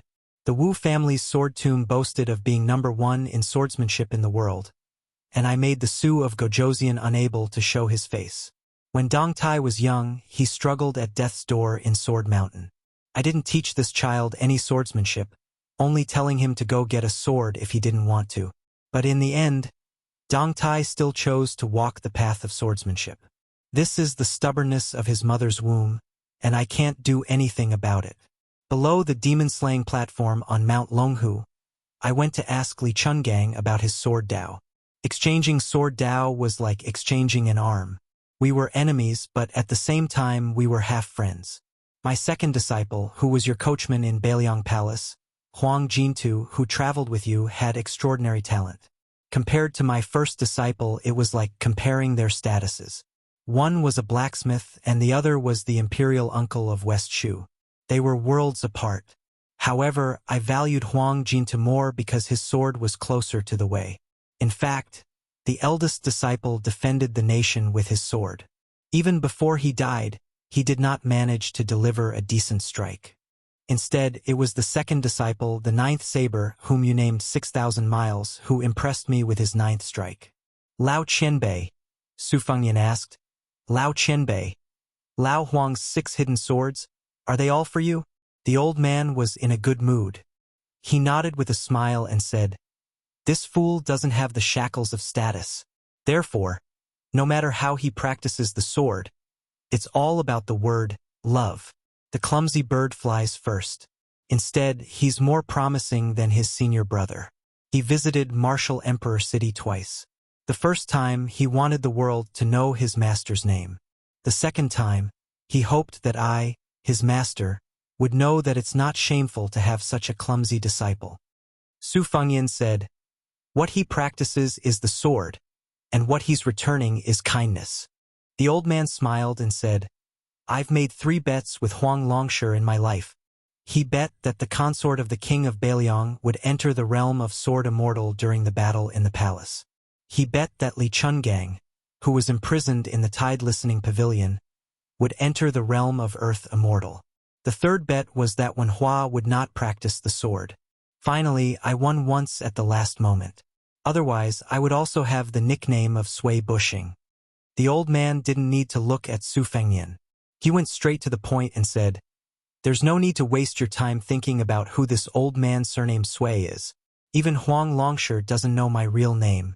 It's strange. I've made a few exchanges with Huang Longshi, but I still can't see what he wants. Back then, during the white clothes case in the capital, the Zhao family wanted to cut off the bloodline of the Su family. Yuan Benshi and the old emperor of the Zhao family were the masterminds. Yang Taisui could be considered half an accomplice. Huang Longshi bet that your mother, Wu Su, would enter the realm of sword immortal. He also used a famous sword in exchange for me to come out of seclusion, just in case, to protect the lives of the two of you. I divulged the heavenly secret not because I don't want you to bear a grudge against Huang Longshi. That old man should have died long ago. He's been fanning the flames everywhere. I just don't want him to die in the hands of small fries. The old man sighed deeply and said, in my opinion, there are only 2 types of moves in the world that are useful and good-looking. Li Shaoxin's yellow river hanging above Dao Sek's head belongs to the good-looking category. There's no other way. After all, he's still a member of the 3 sections. The Wu family's Su of Gojoseon's scattered stars in the sky is also good-looking but not useful. If you really want to explain it, it's like facing 10,000 enemies. Killing 300 and injuring 600 with 1 sword move can't compare to killing 500 with 1 sword move. Li Chuangong's 2-sleeved green snake is a little different. It's good-looking and useful. Back then, when I asked Li Chungang about the 2-sleeved green snake, I didn't want to ask about the 2-sleeved green snake. However, Li Chuangong's state of mind was damaged and couldn't open the heaven's gate. But in terms of the power of the sword moves, the 2-sleeved green snake was still at its peak. Back then, when I asked and answered the sword, even if one of our arms was cut off, I still left in high spirits and returned in high spirits. There's no grudge to speak of. Su Fengyan asked curiously, Then Wang Xinji claims to be second in the world. The old man laughed and said, to be humble, even if Ancestor Lu's reincarnation, Dragon Tiger Qi Xuanjin, and Wudong's Hong Shixiang, they would only be evenly matched. Only Ancestor Lu, who passed through the Heaven's Gate 800 years ago, would have a 70% chance of winning. Su Fengyan kept his mouth shut. The old man said softly, in the martial world that we live in, there's no martial world where the more we mix, the more the tide will rise. The old man gently stretched out his hand, and the spring and autumn sword, which was thrown outside the city by Su Fengyan and kept in the imperial palace, flashed and instantly appeared in the old man's hand. Back then, I couldn't determine the victor between me and Li Chungang, and I've always had a knot in my heart. Since you have the quintessence of Li Chunggang's two swords, especially the one that opened the Heaven's Gate, I'll teach you a sword move. When we determine the victor in the future, go to Li Chunggang's grave and propose a toast. For this sword, I'll only take a scabbard. Keep the sword for me. I'm going to marshal Emperor City. When the spring and autumn sword returns to its scabbard is when I teach you that sword move. The old man threw the scabbard into the air and flew away on his sword. Clear laughter spread through Great Peace City. There are 3 million sword immortals in the sky, but they all have to bow before me. Chapter 740. Clouds hung low in the sky above the capital, a large expanse of gorgeous burning clouds. The woman's purple robes dragged across the snowy ground. In the end, she still piled up a crooked snowman. Su Fengyan lay on the Rotten chair and asked with a smile, how many purple robes did you bring? Back in the day, when I listened to the old men in Tide Listening Pavilion talk about the legends of Jianghu, I was always curious about how those white-robed swordsmen dressed themselves. Last time I went to Beimang at Tuma Pass, I saw one. Now I'm puzzled. In the future, when you walk the martial arts world, are you determined to only wear purple robes? But speaking of which, although there are many colors in the world, there are only so many pure colors. The green robes have Chao Chongqing, and the white robes have Chun Jibao. When it comes to a junior like you, there aren't many colors to choose from. Shenyuan Qingfeng seemed to be very satisfied with the little snowman. Smiling, he stood up and clapped his hands, restraining his smile. Don't you think about why that sword-eating old man surnamed Sui came to the Demayai post house? Is he up to no good? Taking 10,000 steps back, Huang Longshi's kung fu is even above Chao Chongqing's. Other than Wen Hua's broken sword, which wounds are more severe than sword strikes, does Huang Longshi really not have any other tricks up his sleeve? If you were to be killed in the capital, whether it's the Chuanqiu remnant rebels who hate the king of Beiliang or the hidden forces in Beimang, I'm sure they would all clap their hands and cheer. How could it be just a big white robe? Furthermore, I don't see you paying any attention to the Lidong Imperial Assembly or the coronation of a prince. These days, you've only been holed up in this post house. Don't you feel suffocated? Su Fengyan glanced at the pitiful snowman and sat up with a smile. Then let's go out for a walk? Su Xiao mentioned some wonderful snacks. I also want to try them, but I don't think they're good enough for me. Even a seat would be dirty. Shenyuan Qingfeng wanted to retort, but he swallowed the words at the tip of his tongue and laughed softly. You and I aren't the same kind of people. Su Fengyan nodded and said, that's right. You should follow the restaurants and inns on the streets outside Ma Wei. The scholars of the capital are the same kind of people. Shenyuan Qingfeng couldn't be bothered to pay attention to him, but he remembered something. 2 days ago, this guy had suddenly become interested and wanted to go out to buy a rare type of yellow wine. It was still snowing heavily, and the courtyards and pavilions on both sides of the street had long been occupied by people from all walks of life in the capital. Shenyuan Qingfeng and Su Fengyan went out together. Other than Lu Wenbao, who continued to tremble under the dragon claw locust tree, there was a pair of old and young beggars further away from Ma Wei. When Shenyuan Qingfeng saw Su Fengyan walking towards them, he originally thought that Su Fengyan was putting on an act of tipping them. He didn't expect that Su Fengyan would only kick the old beggar, as if disdaining the old beggar for blocking his way. Shenyuan Qingfeng didn't think too much about it at the time, but after the two of them walked for a while, they saw many people running out of the buildings. Not only did they leave large amounts of silver behind, They also sent fox fur coats and food. The previously empty bowl was immediately filled with shining silver, and there were even a few banknotes. Later on, when the two of them returned from buying wine, they heard from Ma Wei-in's Tong Ziliang that the grandfather and grandson, who had been begging on the street for many years, had already been taken to a luxurious mansion with vermilion gates and high walls by a wealthy gentleman. He rewarded the old beggar with a carefree job, and that wealthy gentleman won the praise of nearly half of the capital on that day. Shen Yuan Qingfeng couldn't help but laugh when he heard this. He then looked at Su Fengyan, who had only lightly kicked him back then, and somewhat understood. Shen Yuan Qingfeng walked on the road that had been swept clean of snow. Beggars from other places were squatting on both sides of the street. Most of them were young men who had nothing better to do. They could only stare at the heir of Bailiang, hating themselves for not daring to block his path and being kicked or slapped in the face. Shen Yuan Qingfeng remembered when he watched his father brew wine when he was young. His father had once said, "The lantern of the Ho family is bright and the moon of the poor family is bright." I have always been considered to be extremely insightful. The lantern of the Ho family is bright, but the moon of the poor family is bright for 1,000 years. Only then can I see the true state of the world. Su Fengyan heard Shen Yuan Qingfeng mumbling to himself. He asked, "What are you mumbling about?" Shen Yuan Qingfeng said indifferently, "I pity you." Su Fengyan laughed softly. "Do I need you to pity me?" At the corner of the street that led to Shema Wei, in the opposite direction of Su Fengyan and Shen Yuan Qingfeng's group, there was a carriage parked there. The curtain was lifted, revealing a woman's appearance that could be described as peerless. The weight of these 4 words was clearly more important than the so-called beauty that could cause the downfall of a country. In terms of rouge, she did not lose to Nangong. Other than this beauty, there was also a mother and daughter who were far less beautiful than her. The daughter had freckles on the tip of her nose and did not hide her hostility towards her. The mother had a calm demeanor and was a model of motherhood. The average-looking woman said softly, "So you really have a head of white hair." There was a heavy snowfall in the capital region, which signaled a bountiful year. The faces of the people who entered and exited the city were filled with joy. Even the guards at the city gate, who had always been cautious and prudent as the first principle of official cultivation, had a joyous expression on their faces.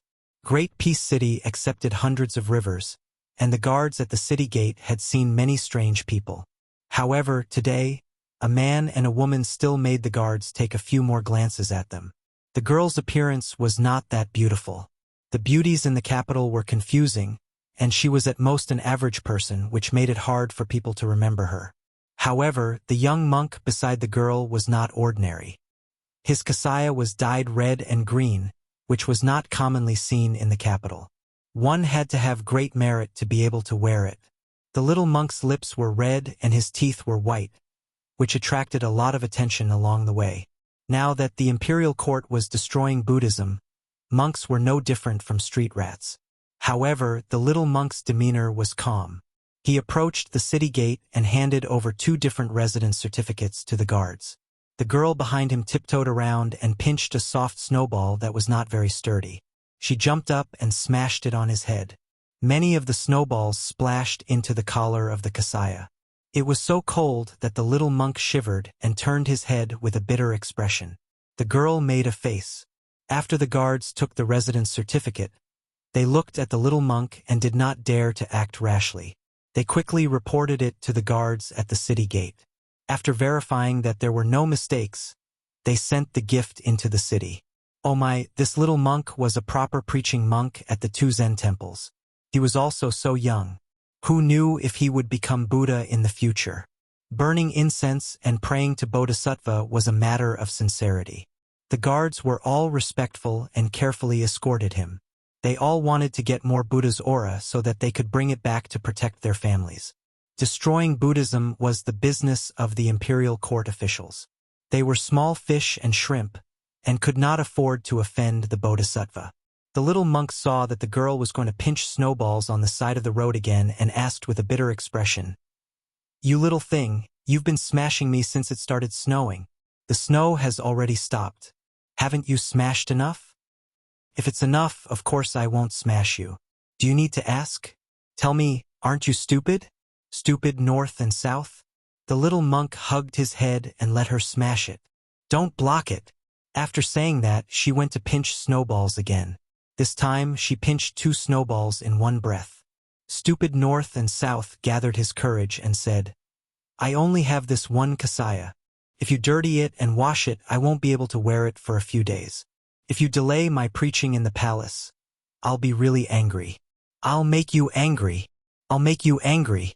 With 2 smacking sounds, stupid north and south's bald head, who did not dare to block it with his hands, was hit by 2 more snowballs.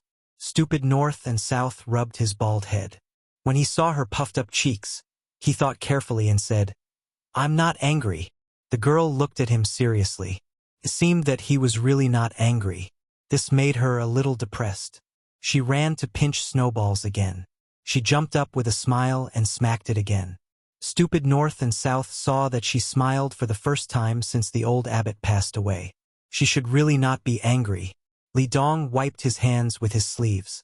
These days he had been playing crazily all the way here. He had been dealing with snow, so his hands were frozen red and swollen. He looked at the seemingly endless imperial road and sighed. How do you think we can find Su Fengyan? I heard from father that there are millions of people in the capital. Stupid north and south smiled brightly and said, When we enter the palace, I'll help you ask. Can you do it? Yes. If you can't find him, do you believe that I'll let you start rolling a snowball from the gate behind us all the way to the gate on the other side? I can agree, but I don't know martial arts. I can't roll such a big snowball. You're so stupid. Can you be the abbot of our temple? Sigh. I'm also worried. Look, it's the rouge shop. I'm worried. Stupid north and south. Turn your head and say, what are you worried about? I'll make you worry. Stand still and don't move. I'll smack you to death.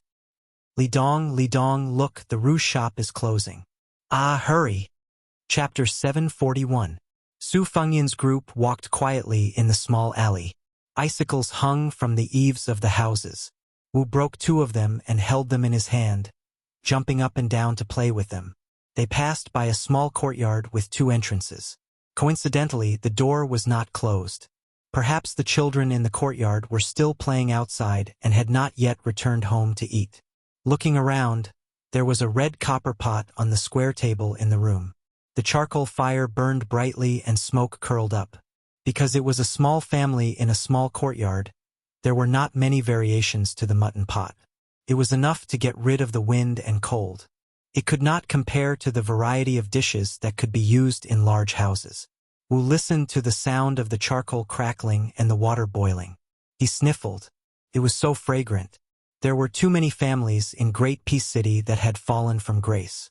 These people had left and never returned, but they were still picky. This caused the capital to have too many rules. They did not eat from time to time and did not overstep the rules. They were very particular about what they ate. Su Fengyan smiled and said, I know a good place to eat mutton in Dragon Whisker Ditch. Let's go try it? Shenyuan Qingfeng frowned and said, I don't eat mutton. It smells disgusting. Su Fengyan shook his head and said with a smile, That's because you haven't eaten good mutton. The good mutton in Great Peace City is all black-headed white sheep from the mountains. The meat used is from the back of the sheep's neck. A sheep can't produce more than a few tails of this meat. It's not fishy, not smelly, and not greasy. Even if you have the money, you can't buy it in Mount Hui. Even worse is the meat from the tip of the sheep's buttocks. The next few mutton dishes are called big and small cucumber strips. They can't be eaten by particular people. The restaurant we went to only serves the first 2 dishes.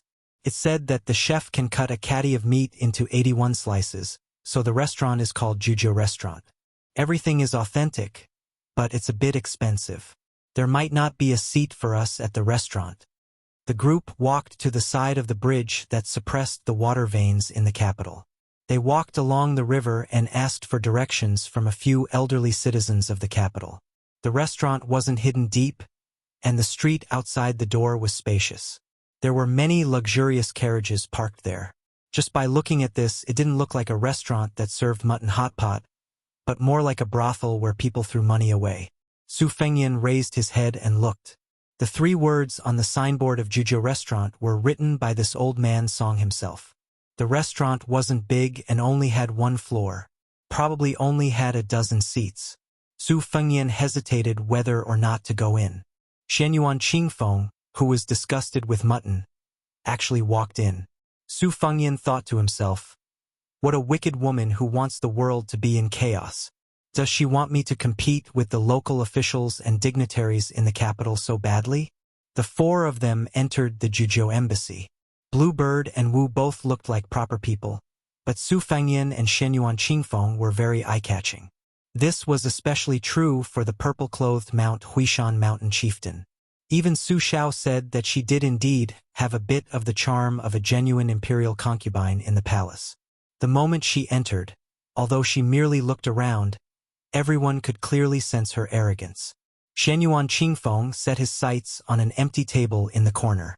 Ignoring the ivory bone fan on the table, he walked over and sat down. With a wave of his sleeve, he swept that elegant fan, which was worth quite a lot of gold and silver, to the ground. Wu wanted to let Bluebird sit with the young master on the bench, so he wanted to sit next to Shenyuan Qingfeng.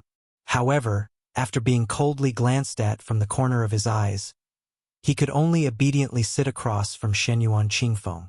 Back then, when he and Bluebird encircled and suppressed Han Diaoxi together, this fearless young death warrior had suffered quite a lot. Su Fengyan originally wanted to squeeze with Wu and Bluebird on the same bench, but Bluebird purposely didn't leave a seat for him with a smirk. Su Fengyan could only brace himself and let Shenyuan Qingfeng sit closer to the wall. With her bad temper that was spoiled by Shenyuan Jingqing, she could only show some restraint and reverence towards Su Xiao. Towards Su Fengyan, she had never treated him nicely. His words went in one ear and out the other, so she remained seated in the middle of the bench, not moving an inch. Su Fengyan sat down sideways. The small restaurant was full of hidden dragons and crouching tigers, and there were no ordinary people coming in and out. There was an old man in his 60s who had the air of an official, as if his master had brought some hard-pressed students to improve the food. There were also young men who practically had the words imperial relatives written on a piece of paper and pasted on their foreheads. The women around them were of various sizes, and their accessories were all very presentable. If any of the accessories on the beauties were pawned, a small family wouldn't have to worry about having a good meal for a few years. There were also some strong men with a strong aura of Jianghu who called out to their friends. Shenyuan Qingfeng was being unreasonable, so Su Fengyan had no choice but to mend the pen for her. Before the waiter of the Juzhou restaurant got angry, he picked up the ivory fan and found that there was a hollow ivory ball with balls hidden inside the ball. Su Fengyan shook it lightly and squinted his eyes to look at it. There were actually as many as 19 balls inside the ball. This kind of thought and craftsmanship could be said to be top-notch. Even though Su Fengyan was experienced and knowledgeable, he couldn't help but take a closer look. The waiter in the restaurant was a young lad who was full of youthful vigor and vigor. In addition, the Juzhou restaurant had seen many big shots in the capital, so it was inevitable that he had high standards. Although the man and woman in front of him didn't seem like common people, he couldn't lose his prestige in his own territory. Therefore, there was a bit of anger in his words. "I say, what's going on with you guys? Don't you know about first come, first served? I don't care who you are, but if you want to eat our restaurant's instant boiled mutton, you have to wait outside obediently." As the waiter of the restaurant spoke, he glanced at the purple-clothed woman from time to time. The reason why he spoke so loudly was nothing more than a petty scheme to attract her attention. Shenyuan Qingfeng turned her head and stretched out 2 fingers to point at the waiter's eyes. Su Fengyan calmly pressed down her hand and smiled apologetically at the waiter. "We were in the wrong for taking the seat later on. When the owner of the fan arrives, I will naturally let them know. If they are unwilling to bend the rules, then we will go outside and wait obediently. The weather is cold right now, so just treat it as us borrowing your precious place to warm our bodies. My little sister has a bad temper, so don't lower yourself to her level." The young lad Wu turned his head and held back his laughter with difficulty. His young master really didn't suffer any losses no matter where he went. Didn't he just become the older brother of the female owner of Big Bull Gang? Chapter 742. Scram to the side. Shenyuan Qingfeng lightly lifted her foot from under the table. Her gaze was like a knife cutting at the son of a Jingdo family who was flaunting their family background. When she opened her mouth, she scared all the diners. The powerful guests of the Jianghu were especially impressed. They thought that this little girl whose cultivation they couldn't see through was definitely a dragon among men. The Jianghu had lowered its head to the court for many years. To dare to coldly oppose the son of a minister in Great Peace City, she was most likely not a pure person of the Jianghu. Was she also a descendant of a powerful official? When Wang Xionggui's most useless son heard this, he laughed loudly and straightened his back. He spun the ivory embroidered ball in his hand and smiled. He wasn't angry at all. As long as a woman was beautiful, even if she was a bit fierce and arrogant, she would have her own style. He, Wang Yuanran, was merciless when dealing with the sons of aristocratic families whose families were a level lower than his. He knew which people of the same age in Jingdo he should not provoke, who he should greet with a smile, and who he should pretend to be a grandson. There were millions of people in Great Peace City, but on the surface there were only a few thousand people. Throwing away the old man who had retired and his father, who was a pillar of the court who was on par with him, the remaining 100 or so sons of aristocratic families could make him feel fear. Most of them were very familiar with him, and he really didn't recognize the young man and woman in front of him. He smiled confidently and calmly. He glanced at the purple-clothed woman's chest. She had hidden it deeply. He then looked down at the man who was groveling and tying her skirt. Brother and sister? Are you trying to fool me? Wang Yuanran sneered in his heart. Do you think that just because you're old, you're the Beiliang heir who doesn't kneel when he goes to court with a sword? Su Fengyan smiled and said, All right, the deal is done. The eyes in exchange for the embroidered ball. No matter how you look at it, Minister Wang's son, you've profited.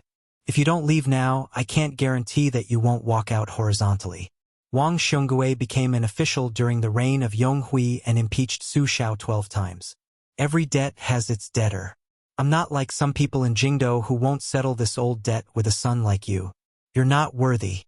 No matter how hot the mutton pot was in Juzhou restaurant, after these words entered the ears, it became exceptionally cold outside the restaurant. That morning, the old man was a 5th-rank official in the Ministry of Personnel. His position was at the back, and he did not get the chance to witness the arrogance of the Crown Prince of Northern Liang. Later on, when the Crown Prince of Northern Liang confronted tens of thousands of people from the Imperial College alone, the old man went to the memorial arch to join in the fun. From afar, he saw the bad behavior of the young man in white robes. Together with his colleagues, he lamented that the Northern Liang was indeed full of evil people. He was only 20 years old and had yet to inherit the position of Crown Prince of Northern Liang, yet he was already so rebellious. When he became the Crown Prince of Northern Liang in the future, could they really count on such a boastful brat to guard the northwest gate of the imperial court, which was an important border area? Wang Yuanran was so angry that smoke was coming out of his 7 orifices. He raised his finger and laughed angrily.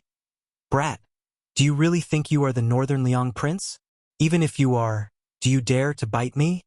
Su Fengyan stretched out his arm, his 5 fingers forming a hook, and pulled Wang Yuanran towards the table.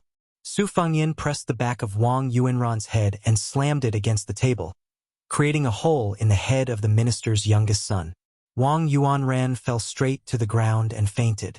Those henchmen were so scared that they kept quiet out of fear, their legs trembling.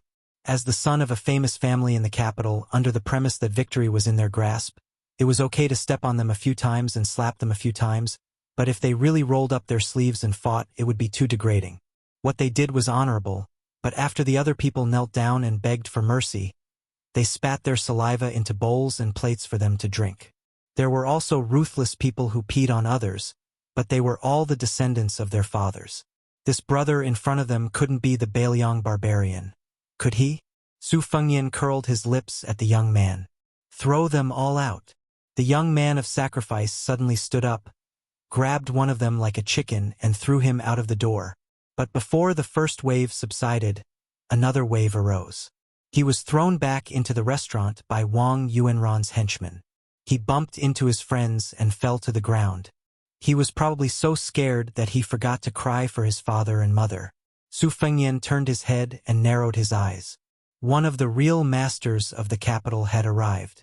The Zhao family already had the world, so naturally, they also had the capital. Among the 5 or 6 people who stepped into the restaurant, 2 of them had the surname Zhao. Princess Sui Zhu, Zhao Fengya, a tall and strong man, stepped into the Juzhou restaurant before her. He was the first prince, Zhao Wu, who had been regarded as the next emperor of the Zhao family for many years.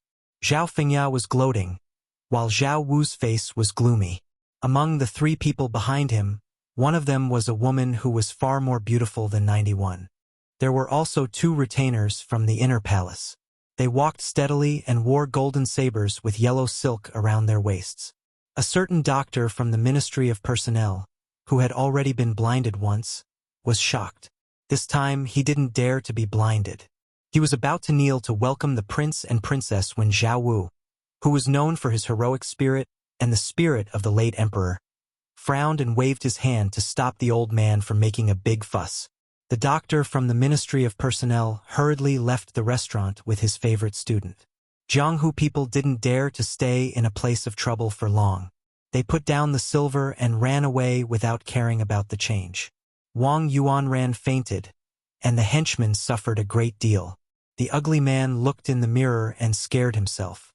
He didn't dare to make a sound and just knelt there to beg for forgiveness. Zhao Wu picked a stool and sat down. He didn't look at Su Fengyan and sneered. Wild dogs have no manners. They pee everywhere and don't look at where they are. Chapter 743. Su Fengyan turned around and gestured to the waiter to place the dishes on the table. Then he laughed softly and said, "The dog is at the door, but it barks eagerly.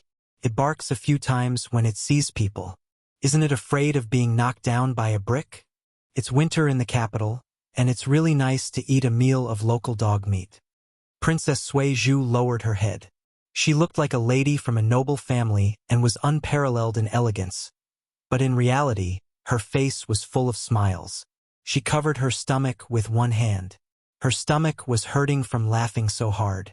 The woman who had been described in the New Rouge reviews as having a beauty that made all the women in the world avoid quietly frowned when she heard the 2 men's vulgar and mean words. The 2 retainers with golden swords were naturally comparable to ordinary servants from noble families. They held their breath and stood with their hands on their swords. They just quietly guarded the door of the restaurant and turned a deaf ear to the quarrel in the small restaurant. The great Prince Zhao Yi said calmly, "You're only worthy of being bitten by a watchdog like Wang Yuanran. How promising." The waiter of the Juzhou restaurant didn't dare to show his face. The owner of the restaurant was a middle-aged woman. It was unknown which family raised a canary, but she wasn't afraid in the face of such a storm. She walked out with a charming smile and placed the copper pot on the table with both hands. Then she deftly brought 3 plates of fresh and tender mutton slices with marbled patterns, sesame seed cakes, pickled cabbage, white skin sugar, garlic, and other exquisite snacks. In addition, there were 7 or 8 bowls and plates with smoked vinegar from Qingshu, dried soy sauce, freshly fried chili, chives, flowers, and so on. Red, green, yellow, blue, and white, plate after plate, bowl after bowl, refreshing and refreshing. Just looking at it made one's appetite soar. She told Zhao Yi's table to wait for a moment, and then she went to the curtained door and stood at the door, swaying gracefully. She made it clear that she wasn't going to miss the fierce battle between the local dragon and the river python. Not to mention small fish and shrimp. Even large fish that weighed a few hundred catties would have to obediently be steamed and braised in the pot if they thought they could overturn the river and sea. Chunyu said, "You guys go out first." Those helpers felt as if they had been pardoned and were moved to tears, but they still didn't dare to move. They were afraid that this fairy would go back on her word and add to their crimes. If that happened, their parents would peel their skin and pull out their tendons when they returned home. Prince Zhao Wu waved his hand with a straight face. The helpers ran away quickly and left Wang Yuanran on the cold ground without looking back. The words sharing weal and woe together were not something that could be exchanged with a few words or a bowl of chicken blood. Zhao Yi's words were earth-shattering. I heard that you personally intercepted and killed Zhao Kai at the Iron Gate Pass. Although I don't like this brother of unknown origin. His surname is Zhao after all. Hearing this, the lady boss, who was even more charming than a young woman, sighed and went back into the room, pulling down the curtain. This was no longer a secret that she could hear, even if her backer was very big, so big that it was beyond the imagination of rich children like Wang Yuanran, who in the world didn't live under the Zhao family's roof. If you didn't see the big picture, you wouldn't be able to survive in the capital. However, this was the first time that she had seen the first prince, who had been secretly sent to the border to gain experience since childhood. In the past, she had often heard that every time he broke through the enemy lines, he would always take the lead. If it weren't for his status as a prince, he would have accumulated enough military merits to be a commander of 3,000 soldiers. His speech and behavior were heroic and heroic. This time, seeing was believing. He was a straightforward man. Su Fengyan turned around. You can eat whatever you want, but you can't say whatever you want. Zhao Wu laughed. Surname Su? You dare to do it but don't dare to admit it? Su Fengyan also laughed. I can't say for other things, but beating a dog, I dare to do it and dare to admit it. Zhao Wu nodded. If a wild dog can pee on my feet, it can be considered a skill. I'm just afraid that its mouth will be full of feces and it won't bite. Su Fengyan slowly stood up. Zhao Wu clicked his tongue. Just you? Don't you want to call others to do it for you? When the time comes, don't give yourself a way out by saying that you didn't eat and your hands and feet are weak. A golden saber imperial bodyguard took 3 steps forward and unsheathed his saber by a few inches. Su Fengyan continued to move forward. The imperial bodyguard took a step forward and quickly unsheathed his saber. The saber flashed. But in the blink of an eye, Su Fengyan was standing in front of him. With one hand on the hilt, he put the saber back into the scabbard. The imperial bodyguard, whose strength was close to second rank, had a cold look in his eyes. He raised his knee and knocked. Su Fengyan's left hand let go of the saber's hilt and gently pushed. The imperial bodyguard's knee missed. In his shock, Su Fengyan smashed out with a spinning kick. The imperial bodyguard couldn't care less about the fact that he couldn't take advantage of Su Fengyan and hastily pulled out his saber. His body fell backward and he slapped the ground with one hand. Just as he was about to stand up, Su Fengyan took advantage of the situation and slammed his palm on the top of his head. The imperial bodyguard was directly smashed into the ground. He spat out blood and struggled to stand up.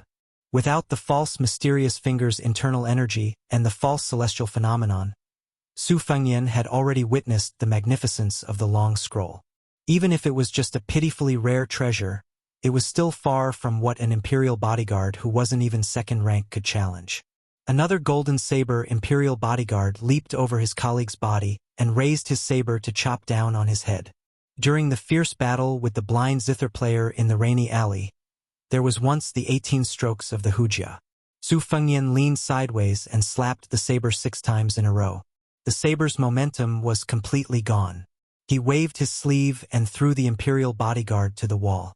Then he rode his sword and nailed Huang Tong and Qing Mei to the wall. The remaining 10 swords pierced through in an instant.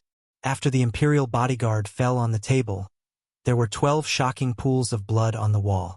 Su Fengyan turned around and grabbed the first Prince Zhao Wu's neck. He lowered his head and laughed sinisterly. Zhao Wu, other than your surname, what do you have to compete with me? Su Fengyan pushed back and knocked Chun Yu to the ground. This crown prince of Beiliang actually pinned the first prince of Liang to the wall and made him unable to breathe. Su Fengyan asked word by word, so what if your surname is Zhao? Chapter 744. Su Fengyan. A woman at the door called out softly. Her appearance was average, but she was imposing without being angry. Beside her stood a young man who looked somewhat similar to the first Prince Zhao Wu. However, compared to Zhao Wu's boorish aura, this young man had a more reserved and refined aura. At first glance, one could tell that he was an expert in jade cultivation. After being humiliated, the boorish man Zhao Wu, who should have been angry out of humiliation, gave a fleeting smile. Only Su Fengyan was sharp enough to notice it. Perhaps even the woman, who was focused on the crown prince of Beiliang, did not notice it. Su Fengyan had wanted to fish out Han Diaoxi, who was hiding his head and tail, but he did not expect that it was Empress Zhao Ji and the fourth prince Zhao Zhuan who surfaced. He smiled and slowly let go of Zhao Wu's neck. He turned around and bowed slightly. His tone was respectful, but his address was extremely disrespectful. Nephew greets Aunt Zhao. Zhao Ji's expression was complicated. The guilt that she had suppressed deep in her heart floated to the surface. She said coldly, "This is the first time you have addressed me like this, and it will also be the last time. Take care of yourself." The previous generation of the Su family and the Zhao family had already cut off all ties. Zhao Ji, who originally still had a trace of sympathy for the Su family, had completely extinguished the flickering incense. She suddenly turned around and saw the gloomy white-haired man smiling like a spring breeze. This made Zhao Ji's heart fill with an unknown haze. She was not afraid that this young man would become the second Su Xiao. Su Xiao's rise to power was due to the spring and autumn period and the 6 kingdoms under his horse's hooves. It would be as difficult as ascending to the heavens for his descendants to rely on military exploits. Zhao Ji was not afraid that he would follow the woman's upright character. She was only afraid that he would not care about anything and would bite people like a crazy wild dog. Zhao Zhuan helped 2 golden-sabred imperial bodyguards up. The fourth prince Zhao Zhuan walked forward and helped one of them who was less injured. The imperial bodyguard was immediately filled with gratitude. The 2 princes, who shared the same father and mother, quietly looked at each other and smiled. Zhao Wu even turned his head and grinned. He made a bloody gesture of cutting his neck with a knife at the crown prince of Beiliang. Zhao Zhuan gently pressed down Zhao Wu's hand and smiled apologetically at Su Fengyan. Princess Sui Zhu and Zhao Fengya lowered their heads. Her expression could not be seen clearly. Chun Yu, who had fallen, was still calm and collected. She was also very calm. The 3 women sat in the carriage. The first Prince Zhao Wu and the fourth Prince Zhao Zhuan rode their horses to escort them. Such a caravan was truly shocking. Princess Sui Zhu's eyes were full of smiles, but she scolded, "What a boorish man!" Zhao Ji shook her head and said, "The ladder was put up by your fourth brother. Su Fengyan is also smart." As a result, both families walked down the ladder. Zhao Fengya was confused and said, "I don't understand." Zhao Ji lifted the curtain and glared at her son, Zhao Zhuan, who thought he was smart. The latter smiled mischievously and made a face. Zhao Ji said calmly, "Su Fengyan used this opportunity to tell our Zhao family that the Su family will only guard the country for the people of Liang in the future. It has nothing to do with the Zhao family." Zhao Fengya said angrily, "He's too bold." Zhao Fengya was still angry. She snorted and then laughed to herself, almost crying. "Mother, if only I had Li Chuangong's ability. I would learn from the old god of swords and go to Beiliang and shout money. Come, horse, come, and knife a few times. Whoosh, whoosh, whoosh, whoosh. Su Fengyan's family wealth is all gone. Or I could learn from the white-robed monk and hang a yellow river over his head and drown him with a splash." Zhao Ji touched her daughter's head lovingly. "Childish. You're still young." Zhao Fengya asked curiously, "Who's the proprietress?" "The last time I came here to eat mutton with Uncle Su, we also talked and laughed." Zhao Ji's face was covered with a faint layer of melancholy. She shook her head and said, "An old account book that can't be calculated clearly." Zhao Fengya threw herself into the arms of the current empress and laughed in a low voice. "Mother, tell me everything. You're only a few years younger than Uncle Su. Did you have a crush on Uncle Su back then?" Zhao Ji was stunned. She twisted her daughter's ear and said, "Lawless. I should marry you off as soon as possible." Chun Yu, who was clearly estranged from the mother and daughter pair, didn't say a word. She didn't ask, didn't listen, and didn't speak. Some places were at daggers drawn. Some places were happy and harmonious. Longhu and Wudong had been fighting for the ancestral court of Taoism for hundreds of years. Perhaps many people had forgotten that 120 years ago, there was a young Taoist priest who looked like a wild fox that drew a talisman dragon in Tai, and city. It was rumored that after adding the finishing touch, he would fly into the clouds. This rootless duckweed summoned wind and thunder, overthrew ghosts, and suppressed Longhu and Wudong with his own strength. He was highly regarded by the Emperor of Liang at that time and was conferred the title of Great Spiritual Master Taishan Fuhua. He was in charge of the talismans of the three mountains and was in charge of the affairs of Taoism. He prayed for snow and rain, and all of them came true. In the hands of the late Emperor of Liang, he was given the title of Great Spiritual Master Taishan Mingcheng. After the current emperor ascended to the throne, he was given the title of Great Spiritual Master Taishan Mingcheng. However, after 60 years, the place where this immortal who had the same surname as the emperor cultivated declined day by day. There was not a single incense stick in the incense burner. There were green pines and cypresses which were especially green in the winter. However, there was no immortal aura. Instead, it seemed gloomy. There was a small table under an old cypress tree. 2 people were drinking with 5 maidservants standing behind them. One was a plump maidservant warming the wine, while the other was a thin maidservant brewing tea. The wine pot and teapot were placed on the table with a clear distinction. The person drinking had a withered and solemn face. He looked to be about 40 years old. Probably because of his poor complexion, the twilight was gloomy. Tea drinkers were much more elegant and elegant. Even in the capital where good and bad mixed together, it was rare to see such an outstanding man with such an extraordinary temperament at first glance. He was even more meticulous than a woman in taking care of himself. 67 Yuan Benshi. 64 Nalan Yusi. Everyone knew that Nalan Yusi had 5 personal maidservants. In Fengdu, there were 3 corpses in Dongyue and Shishu. Their nickname was derived from their aura. The maidservants who brewed tea were the 3 corpses, and the maidservants who warmed wine were the 3 corpses. Nalan Yusi laid on the sandalwood couch and scooped some spices.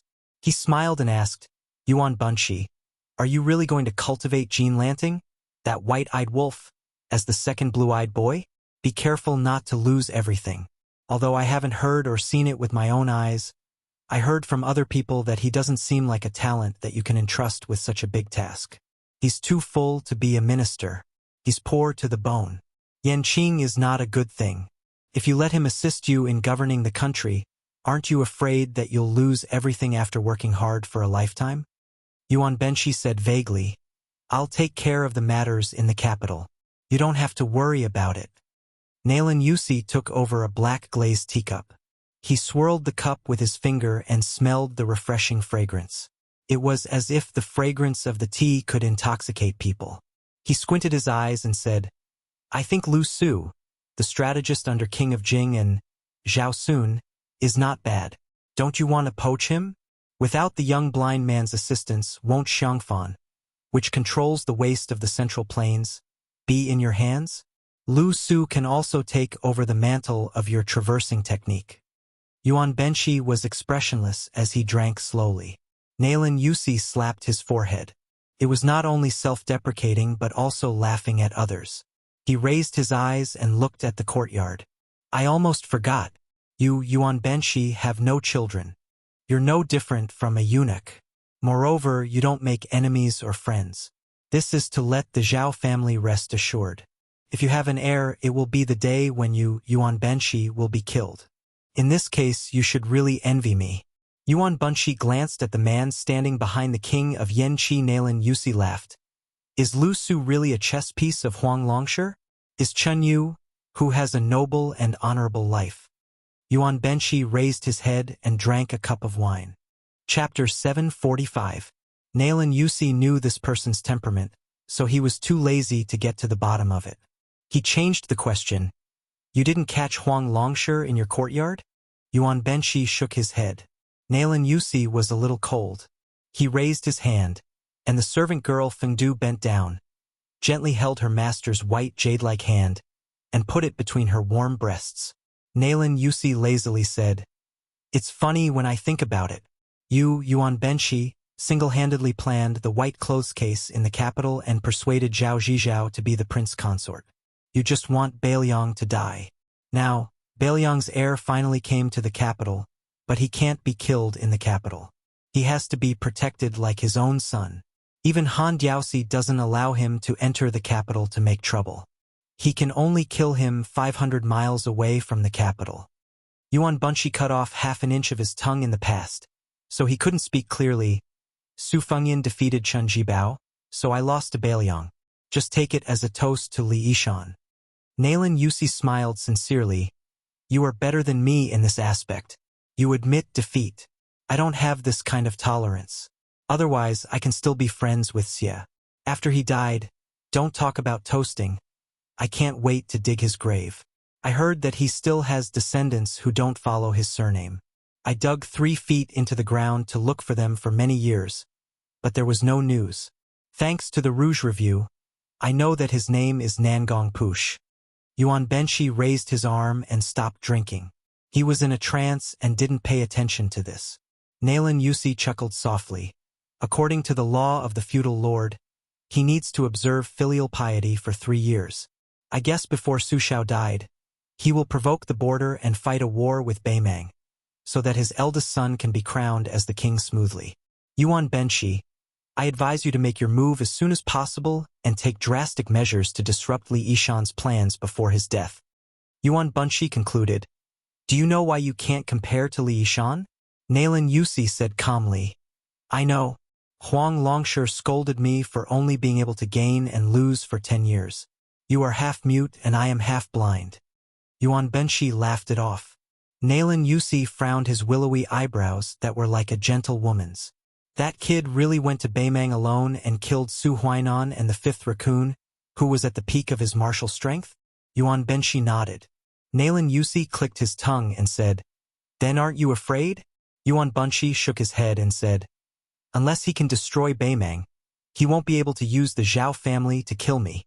Naylan Yusi smiled and said, If that's the case, it's a profit for you to exchange your life for a Bailiang or a Beimang. Then, Chen Jibao, aren't you worried about raising a tiger? It's no longer the spring and autumn period. A boorish man can't accomplish anything. The world is not in chaos. Shu is in chaos. The world has been pacified, but Shu is not pacified. Occupying Shu is the same as sitting on Bailiang. There is no hope of annexing the world. Yuan Benshi, I have to remind you that this is the experience of my generation of scholars. In the spring and autumn period, who would have thought that a young general with the strength of grade 2 could become a butcher? It's not the same. Naylan Yusi sighed, looked at the sky, and murmured, Love can kill, not only men and women infatuated. It is said that Li Mixi of Beimang has a cage with butterflies. We are all butterflies in the cage. Only Huang Longshire is detached from the world. Yuan Benshi, have you ever thought about what he wants? Yuan Benshi stood up. The 3 immortals in life are to establish words, merit, and virtue. 3 great traditions in one life: loyalty, literature, and quality. I'm afraid that it will take hundreds or even thousands of years to conclude Huang Longshire's coffin. Naylan Yusi did not respectfully send Yuan Benshi off, but sat on the small couch. It's best if Huang Longshire dies in our hands. Then I die in the hands of Xie family's son, and you die in the hands of Su Fengyan. Then the world will be peaceful. Yuan Benshi suddenly turned around and laughed. Isn't it more interesting to die in the hands of Su Fengyan? Naylan Yusi laughed and scolded, Bad luck! When Yuan Benshi walked out of the abandoned Taoist temple, Naylan Yusi thought for a moment, dipped his finger in the tea, and wrote 2 words on the table. Emperor. Sitting back at the table, Shen Yuan Qingfeng sneered. Who told you to act on impulse? Were you framed by 1st Prince Zhao Zhuan, or tricked by 4th Prince Zhao Zhuan? Su Fengyan said calmly, It's most likely the 4th Prince of Zhao family. Although Zhao Wu deliberately hid his skills, he shouldn't be so scheming. I heard that the Crown Prince is one of them. Then you're destined to offend the future Emperor of Liang? That's right. Oh, even the Empress is really angry, but you don't look worried at all. Are you faking it? I said I'm faking it, okay? That woman is Chun Yu on the Rouge ranking, right? Is she going to be the 1st Prince's wife? Or the new Empress in the palace? Not interested to know. I see that your relationship with her is not simple. I'm just guessing. My intuition has always been very accurate. Su Fengyan boiled a few pieces of mutton in the pot and put them into the bowls of Bluebird and Wu respectively. Xianyuan Qingfeng was the most eccentric woman Su Fengyan had ever seen who could change so much after reaching the age of 20. She had the spoiled air of a romantic woman, the evil air of a broken family, and the righteous air of a woman with a great family. 81, 85 1, 91. Looking at Xianyuan Qingfeng, Su Fengyan often thought of the man who became a saint on the great snow plains. Su Fengyan had always been biased against scholars. The poor scholar Qin Shiliang he met on his second trip was an exception, and Xianyuan Jingcheng was even more so. Of course, Su Fengyan didn't have any superfluous thoughts about Xianyuan Qingfeng. It was just that he couldn't tell whether it was because of the honor and mutual benefit, or because they were both in the same predicament and had no way out. Towards the arrogant Xianyuan Qingfeng, he always had some tolerance that was beyond normal standards. Since the ancient times, the court and Jianghu were places where men fought for fame and fortune, and women were caught in the crossfire. Su Fengyan would always unknowingly pay more attention to those women who had wandered but were still stubborn. This was the case for Miss Su at Tuma Pass, and also for Miss Qingzhu, a wine seller whose daughter had died early in Beimang. Su Fengyan seemed to have thought of something. He smiled and shouted toward the room with the hanging curtain. "Aunt Hong, no one is an elder like you." The woman pretended to spit. "Bah, you little brat. You just called that woman Aunt Zhao. How can I be called Aunt? Be careful not to shorten my life. Come, let me take a closer look. TSK, you really do look like Wu Su. Luckily, you're not as crude as Su Xiao. Otherwise, which family's daughter would be blind to be your wife? I've been worried sick all these years. I was afraid that you wouldn't be able to find a wife. Aunt Hong, this is the first time we meet, and you're already so sarcastic? I'm not paying back the money Su Xiao owes you for those meals. Call me Aunt if you want. I'm already so old anyway. I'm not afraid of being called old by you. What money? Auntie Hong is not your heartless Auntie Zhao.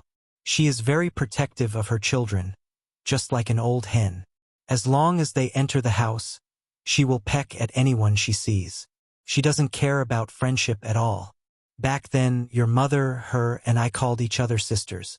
She was the shrewdest and most calculating. What a pity. The little sisterhood we had back then was squandered away by the righteousness of 2 generations of men like you. The woman and Su Fengyan squeezed onto a bench. Xianyuan Qingfeng silently leaned against the wall and saw from the corner of his eye that the woman didn't forget to pinch Su Fengyan's cheeks as she spoke. Could be said that she loved him so much that she couldn't part with him. However, he couldn't stop her. Such an interesting scene was truly hard to come by in 100 years. The woman rubbed Su Fengyan's white hair and gently said, "I've wronged you all these years." Su Fengyan pursed his lips and shook his head. Chapter 746. This chapter is a bit short. It was the last Lidong before Liang changed the name of the year. A snowfall signaled a bumper year. This winter, the wheat would be covered with 3 layers of blankets. Next year, they would be able to sleep on steamed buns. There was no morning court today. The emperor led an even grander group of civil and military officials to the northern suburbs to worship. Since they were not burdened by the morning court, the officials were all refreshed. The commoners who ran over to get some of the aura of the officials had their eyes opened. Some of the commoners who were distant relatives of the high-ranking officials in the procession were bragging proudly about how close they were. The neighbors who knew them well laughed but did not say anything. Some of the commoners who were several streets away were shocked when they heard this. 60% of the commoners were there for the new Minister of War, Chun Jibao. The other 30% were curious about what kind of young man the heir of Beiliang was. The commoners were like this. Even if they had grown calluses from hearing His Royal Highness speak ill of him, they were still shocked when he did the magnificent feat of tearing apart 100 zhang of land. Even if the perfected ones in the Taoist temples in the capital said that it was not worth mentioning that he relied on an otherworldly item to do so, the commoners still thought too highly of the heir of Beiliang. If there were not 100,000 playboys in Tai and city who played with swords and sabers, there were at least 10,000 of them. Which one of them had this ability? It seemed that this white-haired young man from Beiliang was not someone to be bullied. While they were muttering, the commoners also had their own plans. In the future, if they followed the crowd and cursed Bailiang, should they show some mercy? If this fell into the ears of the heir of Prince Liang and his son, wouldn't they be in trouble? Chun Jibao was dressed in a red embroidered robe. Unfortunately, he did not mention the plum wine. The emperor had purposely arranged for him to walk alone in the procession. The women of the capital, no matter if they were from a noble family or from a humble family, were all captivated by him. Nearby, the king of Yanqi, Zhao Yi, the king of Guangling, Zhao Sui, the king of Jiaodong, Zhao Ying, the king of Huainan, and Zhao Sun, the king of Jing'an, were almost all taken away by Qin Jibao. They were all princes wearing yellow python robes, and they deliberately distanced themselves from a white-haired prince wearing eye-catching white python robes. A young blind man came down to the roadside with the help of his maid Xinghua. He did not insist on squeezing into the crowd, but just stood quietly at the outer edge of the thick crowd of onlookers. When Su Fengyan rode past on the street, Xinghua reminded him softly. Blind Lu Su, who had rushed over from Xiangfan City, looked up with a solemn expression. They sat opposite each other in Yongzi Alley and played 10 rounds of chess from noon until dusk. It was an unforgettable experience. Xinghua carefully reached out to protect the scholar who the old king of Jing and wanted her to protect with her life. The old king only wanted him to live, so she did not hope that one day the new king would want him to die. At the very least, she did not want him to die in the hands of Xinghua. There was a tacit understanding between Xinghua and him, so they talked without restraint. She asked softly, "Young master, do you know the heir of Bailiang?" Lu Su did not hide it. He smiled and said, "I'm blind, so I can't say that I've met him once. When I was gambling chess in Yongzi Alley, I earned a lot of copper coins from Heir Su. 10 rounds of chess, I earned a total of 110 copper coins." Xinghua smiled and said, "He also knows how to play chess? Didn't he lose his helmet and armor to you?" Lu Su shook his head and said, "His chess skills are quite good. He has a lot of unreasonable moves, so it was not easy for me to win." The master and servant stayed for a while and were about to leave. Xinghua suddenly turned around and stared at an old scholar who was coming from afar. She was not afraid of a scholar who could not tell his real age, but the hidden qi made Xinghua, a death warrior, feel as if she was facing a great enemy and rushed over. Lu Su patted her arm, bowed and asked, "Are you Mr. Yuan?" The man smiled vaguely and said, "The editor of Hanlin Academy, Xiao Yuan Pu." Lu Suan stood still and looked calm. There was no surprise or fear. Yuan Pu, or Yuan Bunshi, walked a few steps closer and ignored Xinghua, who was like a tigress. He continued to speak with his vague but authentic Beijing accent. "Young Master Lu, you've spun a cocoon around yourself. It's a waste of your talent." Lu Su shook his head and said, "The new temple has a new climate. No matter how small the temple is, the number of pilgrims will not be too small. No matter how big the old temple is, it will leak in the rain and leak in the wind. Even if you were my abbot, you wouldn't want to go there. Besides, no matter how many pilgrims there are in the old temple, there will be a lot of disputes. I don't even know when I will be kicked out of the temple. Besides, Lu Suan is blind and doesn't know people, but he knows his own weight.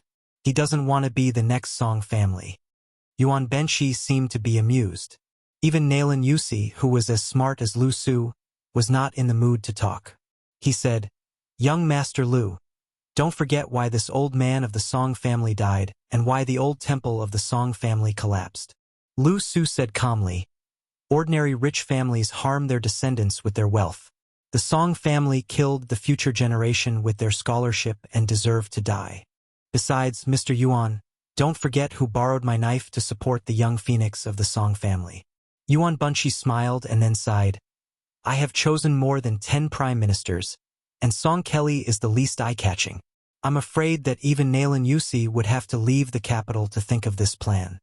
Lu Su shook his head again and said, "Mr. Nailan's plan is not in the capital or even in the imperial court. You and Mr. Yuan go our separate ways. Naturally, you won't spend too much time thinking about these things. It's inevitable that you will miss something." Yuan Benshi was lost in thought. Yuan Bunshi asked slowly, You are indebted to the Prince of Beiliang for recommending you. What will you do? Lu Su asked back, isn't it the bottom line of a counselor to plan for his position and politics? Yuan Benshi smiled and said, I don't believe in such high-sounding words at all when others say it. But since it's you, Lu Su, I'm 70 to 80% convinced. Xinghua was just a man of sacrifice who lived in a corner of Shangfan. Even if he was talented, he could never imagine that the old Confucian scholar who talked with Child Lu was the chief counselor of the Liang dynasty who was above tens of thousands of people and not below one person.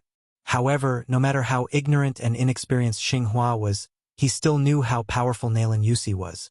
Not to mention the rumors about Nailan and the king of Yen having a habit of cutting their sleeves, Nailan himself was a well-deserved top strategist. Right now, Xinghua was having a headache over how to explain what she had seen and heard today to Prince Jingon, Zhao Sun. How could she not be overly personal and yet not cause the new Prince Jingon to suspect young Master Lu?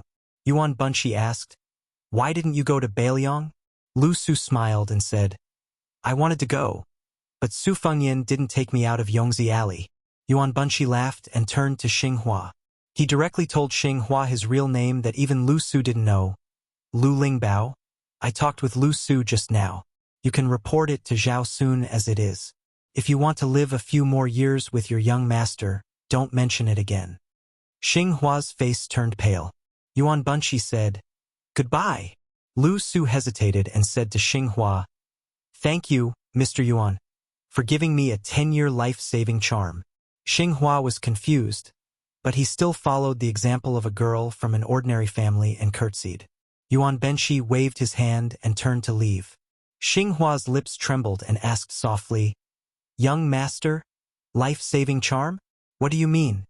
Lu Su said frankly, our king of Jing and is suspicious by nature. Before he becomes famous, he can bear it.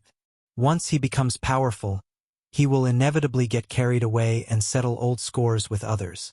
Mr. Yuan, no matter how powerful he is, he doesn't dare to provoke you. This gentleman met me today to give me a life-saving charm. Giving it to me is naturally giving it to you. Xinghua said with a sad face. This sentence will also rot in my stomach. Young master, please don't worry. Lu Su suddenly rubbed Xinghua's hair and smiled softly. Lu Lingbao. This name is blessed. Xinghua suddenly smiled brightly. Thank you for your auspicious words. Lu Su turned his head and looked and said to himself, Beiliang. Chapter 747. The second of the three central halls was the Zhanghe Hall. When the crown prince was announced, the emperor needed to go to this hall to put on his imperial robe and crown before taking his seat. The emperor looked at Empress Zhao Ji, who was not far away from him. He smiled gently at her without saying anything. Originally, the empress and the emperor had the same surname, which was not appropriate. However, when the emperor was still a prince who was not valued, he treated the woman who led the harem with respect and treated her as a confidant. He swore in private that when he ascended the throne, he would make her son the crown prince. Zhao Ji favored her youngest son, Zhao Zhuan, and the emperor did not hesitate to violate the ancestral rule of choosing the eldest and not the youngest. It could be seen how important the Empress Zhao Ji was in the emperor's heart. For the first time, no one questioned such a decision. It was obvious that the Zhao family's control of the country had reached an unprecedented level. The concubines who had given birth to princes also looked normal and did not dare to show the slightest emotion. Among the 6 princes, only the youngest, the 6th prince, Zhao Chun, was 12 years old and could stay in the capital until he turned 20. The other 4 princes, who had no hope of becoming the crown prince, were crowned as kings today. 3 days later, they would have to leave the capital and go to the vassal state. Before leaving the vassal state, they had to bid farewell to the new crown prince and kowtow 3 times. The 6 princes in Wuying Hall were divided into 2 groups. The 1st prince, the 4th prince, and the 6th prince gathered on one side. Zhao Wu was about to be conferred the title of Liao King and was given the title of Jinbei General. He had the sole military power among the princes. The 2nd prince, Zhao Wen, was conferred the title of Tang King. His mother was Nie Yuanjin, the pure concubine of Jiangnan. She was not a woman from a wealthy family. She scrupulously abided by etiquette in the harem and stood aloof from worldly affairs. She had an extremely strict and gentle temperament. The prince, Zhao Wen, was also rather gentle, respectful, and thrifty. His eloquence was magnificent, and he was praised as having a deity in his pen and inkstone. He often discussed the Tao with Prime Minister Zhao Danping, living up to the word literary. The third prince Zhao Xiong was conferred the title of King of Han and would soon rule at the border of Jizhou. The virtuous concubine Peng Yuanqing, one of the leaders of the Northern Crown Prince group, was the daughter of the Peng family of Liaodong. Zhao Xiong was also the prince who made the royal family worry the most. It was rumored that he had made things difficult for the Prince Zhao Kai many times. The fifth prince Zhao Hong was conferred the title of King of Yu. His mother was not a concubine, Xue Xiaoyu. Among the concubines, Yan Dongwu's hand was held by the fourth prince, Zhao Zhuan. Her hand was as cold as frost, and her beautiful face was somewhat restrained. Zhao Zhuan, who had a gentle smile, had sweaty palms. When he chatted with his brother Zhao Wu in a low voice, he kept turning his head and smiling at her. She didn't know why, but when she went to the capital to marry the royal family for the first time, she felt at ease about marrying the fourth prince who was not favored by the world. The couple's days were like glue. But when she realized that everything was not as straightforward and casual as she imagined, Yan Dongwu felt more and more like walking on thin ice. Especially when she went out of the palace to visit relatives half a year ago. She saw her father's old face that could not hide the excitement no matter how hard he tried. She saw her father crying with joy, but he didn't say anything. Yan Dongwu began to realize that everything was going out of control. After returning to the palace, she became more and more silent and cautious with her words and actions. Every time she went to greet the Empress mother-in-law with her husband, it was like a war without smoke. This made Yan Dongwu very confused. The only thing she wasn't secretly happy about was that she was going to be the crown princess. Empress Zhao Ji, who was recognized as invincible in the palace, saw this and felt more gratified. However, Zhao Ji would not tell this praise to her daughter-in-law. Zhao Ji came to her two sons and tidied their collars and sleeves meticulously. The first prince Zhao Zhuan grinned. Zhao Zhuan, who was about to be announced to the world as the crown prince, was still frivolous and shameless. He held his mother's hand and rubbed it on his face. Seeing this, the young sixth prince felt that his fourth brother was even more childish than him and smiled. Zhao Ji pulled back her hand and knocked on Zhao Zhuan's forehead. She pretended to be angry and said, "How old are you? How can you be so shameless?" Zhao Wu put his arm around his younger brother's shoulder and said, "No matter how old you are, you will always be mother's son." Zhao Zhuan said softly, "Mother, why don't we let big brother leave the capital later?" Zhao Ji glared angrily and said, "Nonsense." The thick-skinned Zhao Zhuan was not afraid. He stuck out his tongue and ruffled the young Zhao Chun's hair. "Fortunately, I have Xiao Chuner to play with me in the capital." The young imperial prince pulled on Zhao Zhuan's sleeve and said expectantly, Fourth brother, when will you give that ever-victorious general to me?" Yan Dongwu pinched the fourth prince, who had promised to stop fighting crickets, and said gently to Zhao Chun, "Xiao Chun, I'll give them all to you later. If your fourth brother dares to keep one for himself, you can tell me." The young prince squeezed out a bright smile at his fourth brother, who had a bitter look on his face. Then he pretended to bow to the crown princess. "Chun thanks sister-in-law for your great kindness." Zhao Ji's eyes were smiling. For some reason, His Majesty the Emperor had already put on his yellow dragon robe and came to their side. When he saw the warm scene of everyone talking to each other from the bottom of their hearts, he was gratified. He faced Yan Dongwu, dignified but not lacking the benevolence of an elder. "Dongwu, in the future, control Zhuan as you should. If he dares to be rude to you, I will support you and take care of him for you. Zhuan is just a lazy hooligan who takes one step at a time. However, there is one thing that Zhuan is good about. He takes after me as his father. He may tire his wife, but he will never let his wife be bullied." Chapter 748. Yan Dongwu was about to thank them respectfully, but Zhao Ji grabbed his arm. We're all family. Just be polite in front of outsiders. Zhao Zhuan felt wronged. Father, mother, I finally found a good daughter-in-law who speaks for me. Don't teach her bad things. When the time comes, I'll nag at you every day. The Zhao family's son smiled but didn't say anything. Empress Zhao Ji raised her hand and pretended to hit him. Don't take it for granted. The first Prince Zhao Wu gloated. Fourth brother, you're so miserable. I won't have a chance to drink with you in the future. Go find your sixth brother. The sixth Prince Zhao Chun waved his hand in panic. No, no, no. I get drunk just by smelling the wine. The emperor laughed heartily and looked around.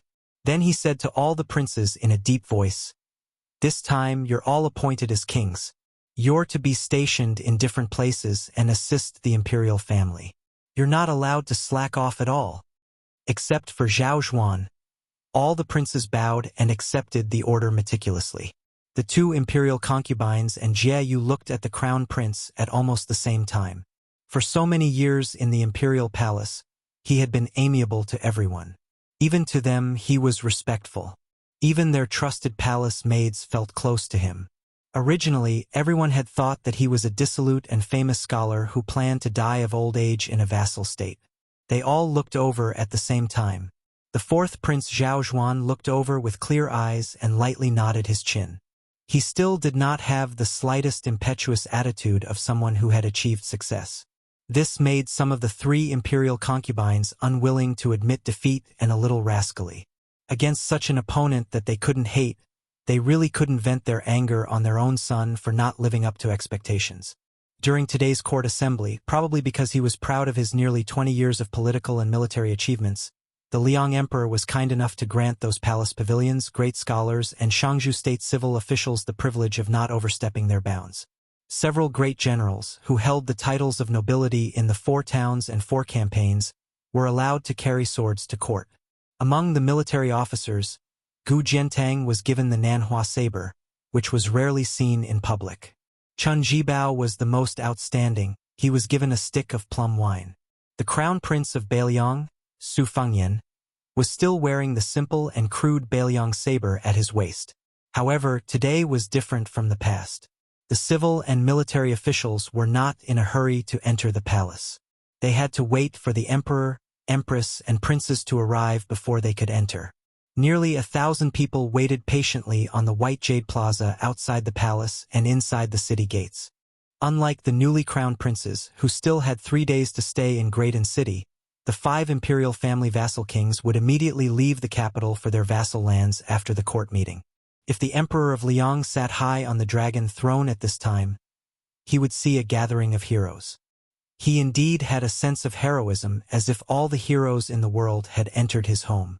The prince of Jiaodong, Zhao Sui, took a dozen steps and came to Su Fengyan's side. They looked at the south gate together. Further south to the outer city, there were nearly 18 miles of road. There were 18 lofty gates erected. Zhao Sui did not seem to be talking to others. He seemed to be lamenting to himself. In the blink of an eye, 30 years have passed. The young people who drank and talked dirty with me in the past have all grown old. Su Fengyan said calmly. Su Xiao said that he has always felt guilty towards you, Uncle Zhao. Zhao Sui smiled and said, what's there to feel guilty about? It's just that I owe you a few drinks. When you all have families and careers in a few years, when the old men have all closed their eyes, there will be plenty of opportunities for us to drink together. Su Fengyan nodded. Zhao Sui turned his head and said, if you have the chance to go to Liao province, remember to find Zhao Yi. This kid has not admired those flying Jianghu aces for the past 2 years. He only admires you. He only has 2 words for you, and that is, he is convinced. Su Fengyan was confused. Zhao Sui smiled and said, it's the truth, not just lip service. A few years ago, I heard what you said to the Taoist master mansion in Longhu Mountain on the Great Snow Plateau. This kid talks nonsense in front of me every day, and now it has become his catchphrase. As long as someone mentions to him about paying back money, he will say that, pay back my ass. Su Fengyan looked embarrassed. Not far away, Zhao Yi, the crown prince of Jiaodong, also roughly guessed the content of the conversation. He smiled at Su Fengnian, who looked at him. Zhao Sui, the prince of Jiaodong, looked to the south. This time, the crown prince and the princes are appointed. We must guard against Chao Chongqing of West Chu coming to the capital to start a fight. I just don't know if the second in the world in the martial emperor city will guard one of the 18 city gates. Knowing that the old swordsman surnamed Sui who loved to eat swords went to the martial emperor city in the East Sea, Su Fengnian shook his head and said, I don't think so. Zhao Sui did not ask for the reason. He laughed softly and said, but I heard that the old ancestor of the Wu family, Su of Gojoseon, will take 800 swords to guard one of the gates. The other gates are guarded by many experts. I don't know if they can stop the Confucian Saint Chao Guanzi. There was an uproar. Su Fengnian looked up in the direction of the sound. He bit his lip, and an imperceptible thread of blood seeped out. Almost 1,000 flying swords rose from the ground at one of the city gates on the central axis. A blue robe broke through the sword formation, and then jumped through the gate, ignoring the flying swords chasing after him. Great Peace City was in an uproar. Chao Zhongqing rushed over from within the city gates like a hot knife through butter.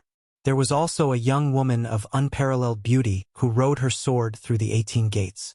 A sword hovered above everyone's heads. She stood on the famous sword that had entered the palace like this about 23 years ago. The great Liang Dragon Sparrow. Princess Sui Zhu, who was bored out of her mind, was jumping on the steps of the Martial Hero Palace in the side hall of the Middle Harmony Hall. Her eyes widened, and her jaw almost dropped. Wasn't that extremely beautiful woman the same shabby maidservant on Mount Wudong who treated that shabby vegetable garden as a treasure? Her? Did she know the sword immortal's ability to ride a sword 30,000 li? Chao Chongqing flew to the city gates and jumped onto the city tower. He stood beside the woman on the sword and said loudly, Chao Chongqing of West Chu is here to visit Great Peace City with Princess Jiang Yan. Chapter 749. As the old saying goes, don't do things more than 3 times. However, this was the 4th time this West Chu remnant had come to the imperial palace. However, when the official Chao Zhongqing stepped into Great Peace City this time, there was a young woman by his side. She hovered on her sword, her clothes fluttering in the wind. The civil officials who had the slightest bit of knowledge were dazed for a moment. This woman was beautiful enough to cause the downfall of a country, right?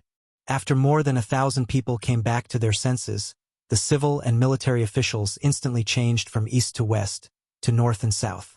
The military generals, led by the 2 assistant ministers of the Ministry of War, Lu Baijie and Lu Shengxiang, as well as many old great generals, rushed to the south. The civil officials retreated to the north. There were also 200 people who walked very fast or very slow. The ones who walked very fast were the next generation of West Chu people. They were very flexible and only wanted to draw a clear line between them, afraid that they would be implicated. The older generation was the complete opposite. They almost all cried at the same time. When they turned and retreated, they raised their sleeves to cover their faces and stumbled. There were dozens of old people who cried on the spot. Among them, there were some fearful descendants who wanted to support them. Without exception, the old people threw their sleeves and glared at them. This made the young talents who had finally managed to get a place in the imperial court feel ashamed and unable to show their faces. Many of the remnant officials who had been accepted into the imperial court because of the Liang imperial court also sighed emotionally and had complicated expressions. The 8 fallen countries of the spring and autumn period slowly merged into Liang. Only West Chu was still rampant and wanted to rise from the ashes. The emperor of Liang was the first to step out of the hall. Unexpectedly, the son of the Zhao family, who had been disrespected time and time again, was not angry. He only laughed loudly and said, Mr. Chao, what a good West Chu coming to Great City. Chao Chongqing was dressed in normal green robes. His hair was white. If he was not standing high on the walls of the imperial palace, he would be no different from an old scholar from the Hanlin Academy. The son of the Zhao family continued to laugh and said, My Liang dynasty has a white-robed monk who hangs the Yellow River in Beimang's Daoda sect, and Mr. Chao has come through 18 gates. This is a blessing for my dynasty. When these words came out, The originally uneasy civil and military officials in the square all felt reassured and smiled. A talented emperor of a generation should be able to swallow the world with his aura. Chao Chongqing said calmly, "I'm waiting for you to return the favor." Curses were immediately heard at Chao Qingyi's feet, cursing him for not knowing what was good for him. Most of the curses came from the mouths of the civil officials. Most of the generals were so angry that their hair stood on end. They only regretted that they did not have any weapons in their hands. Plus, they were afraid of Chao Qingyi's reputation as the Confucian saint, so they did not dare to act rashly. They were afraid that they would fail in their mission and be ridiculed instead. With a crash, someone turned their head first, and then they all turned to look at the stalwart man in the red python robe. Dragging his spear, he walked up the steps. The tip of his plum wine spear was pointed to the ground. He came to the side of the emperor and spun the body of the spear, stabbing the handle into the ground. One man could guard the pass. The plum wine turned from green to purple. With the war Saint Chen Jibao protecting the emperor, the son of the Zhao family was even more heroic. He squinted his eyes and looked at the great General Gu Jiantang at the bottom of the steps. Until now, no one had been able to shake the throne of the #1 martial art master in the Liang army. When Chen Jibao entered the capital, everyone was looking forward to a showdown between the two. Unexpectedly, not only were the two old and new ministers of the Ministry of War not like fire and water, there was even a rumor that Gu Jiantang had personally brought wine to the Chen mansion for a drink. Gu Jiantang saw the prince looking at him and nodded lightly. Holding the handle of his saber, he strode forward. The generals retreated one after another. Gu Jiantang did not directly pull out his Nanhua saber. Everyone knew that Gu Jiantang had a pair of sabers. This Nanhua saber came from the collection of the Eastern Yu Imperial Palace. It was not wrong to call it a talisman saber. It had been blessed with layers of talismans by successive generations of Taoist state teachers. Since ancient times, Eastern Yu had been the birthplace of famous swords, but the Nanhua saber still took away the title of the champion of weapons. Together with the Wudong talisman sword Shinshu in Wang Xiaoping's hands, they were known as the twin talismans. Directly south of the palace wall was Chao Chongqing, who walked barehanded, and the fallen princess Jiangxi, who rode on her sword. To the east was the Wu family's sword tomb, the Su of Gojoseon, who had failed to stop them. Behind them was a large beehive created by the sword tomb's unique sword-controlling technique. 800 of the Wu family's hidden swords gathered together.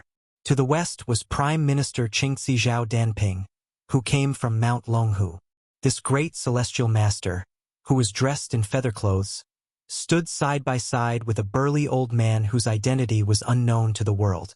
On the old man's back was a large sword that was almost twice the length of an ordinary ancient sword. At the foot of the wall, there were 2 rows of imperial guards holding colorful ceremonial halberds. Gu Jiantang returns the courtesy first. After Gu Jiantang finished speaking, he stretched out his arm, and a ceremonial halberd flew out from the hands of the imperial guards. Gu Jiantang, the #1 saber user in the world, rushed out in large strides and grabbed the ceremonial halberd that was flying rapidly toward him. With a soft shout, he blasted it toward Chao Chongqing on the wall like a thunderclap. Chao Qingyi took a step forward and hovered in the air. She put her index and middle fingers together and gently raised them toward the tip of the halberd that was coming at her with the force of thunder. The ceremonial halberd that was 1.5 feet long did not break inch by inch. Instead, it shattered into fine powder. Chao Chongqing's hair was not messed up at all.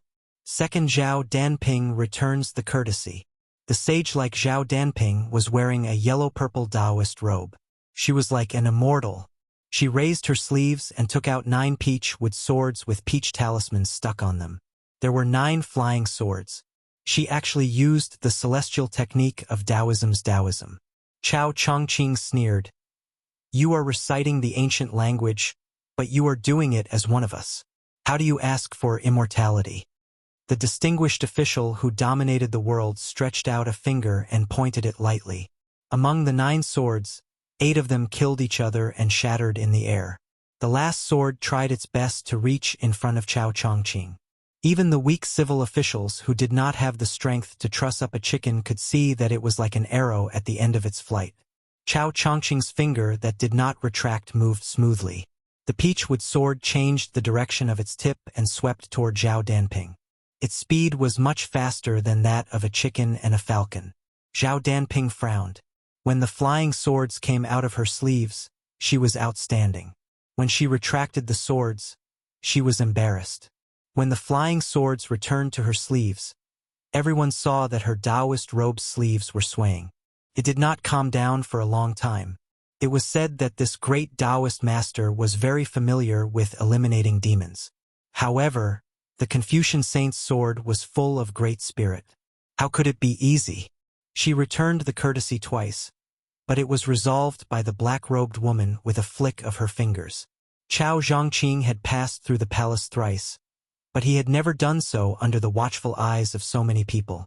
Other than Handiao Temple and a few other top experts who were hiding in the palace, no one else had seen him with their own eyes, much less experienced him. The second time he entered the palace, there were 300 imperial guards in front of him, but they were directly bypassed by the black-robed woman. At that time, if Han Diaoxi did not have the unique advantage of Shen Finger against celestial phenomena, the emperor of the Zhao family would not be the emperor next to Chen Jibao.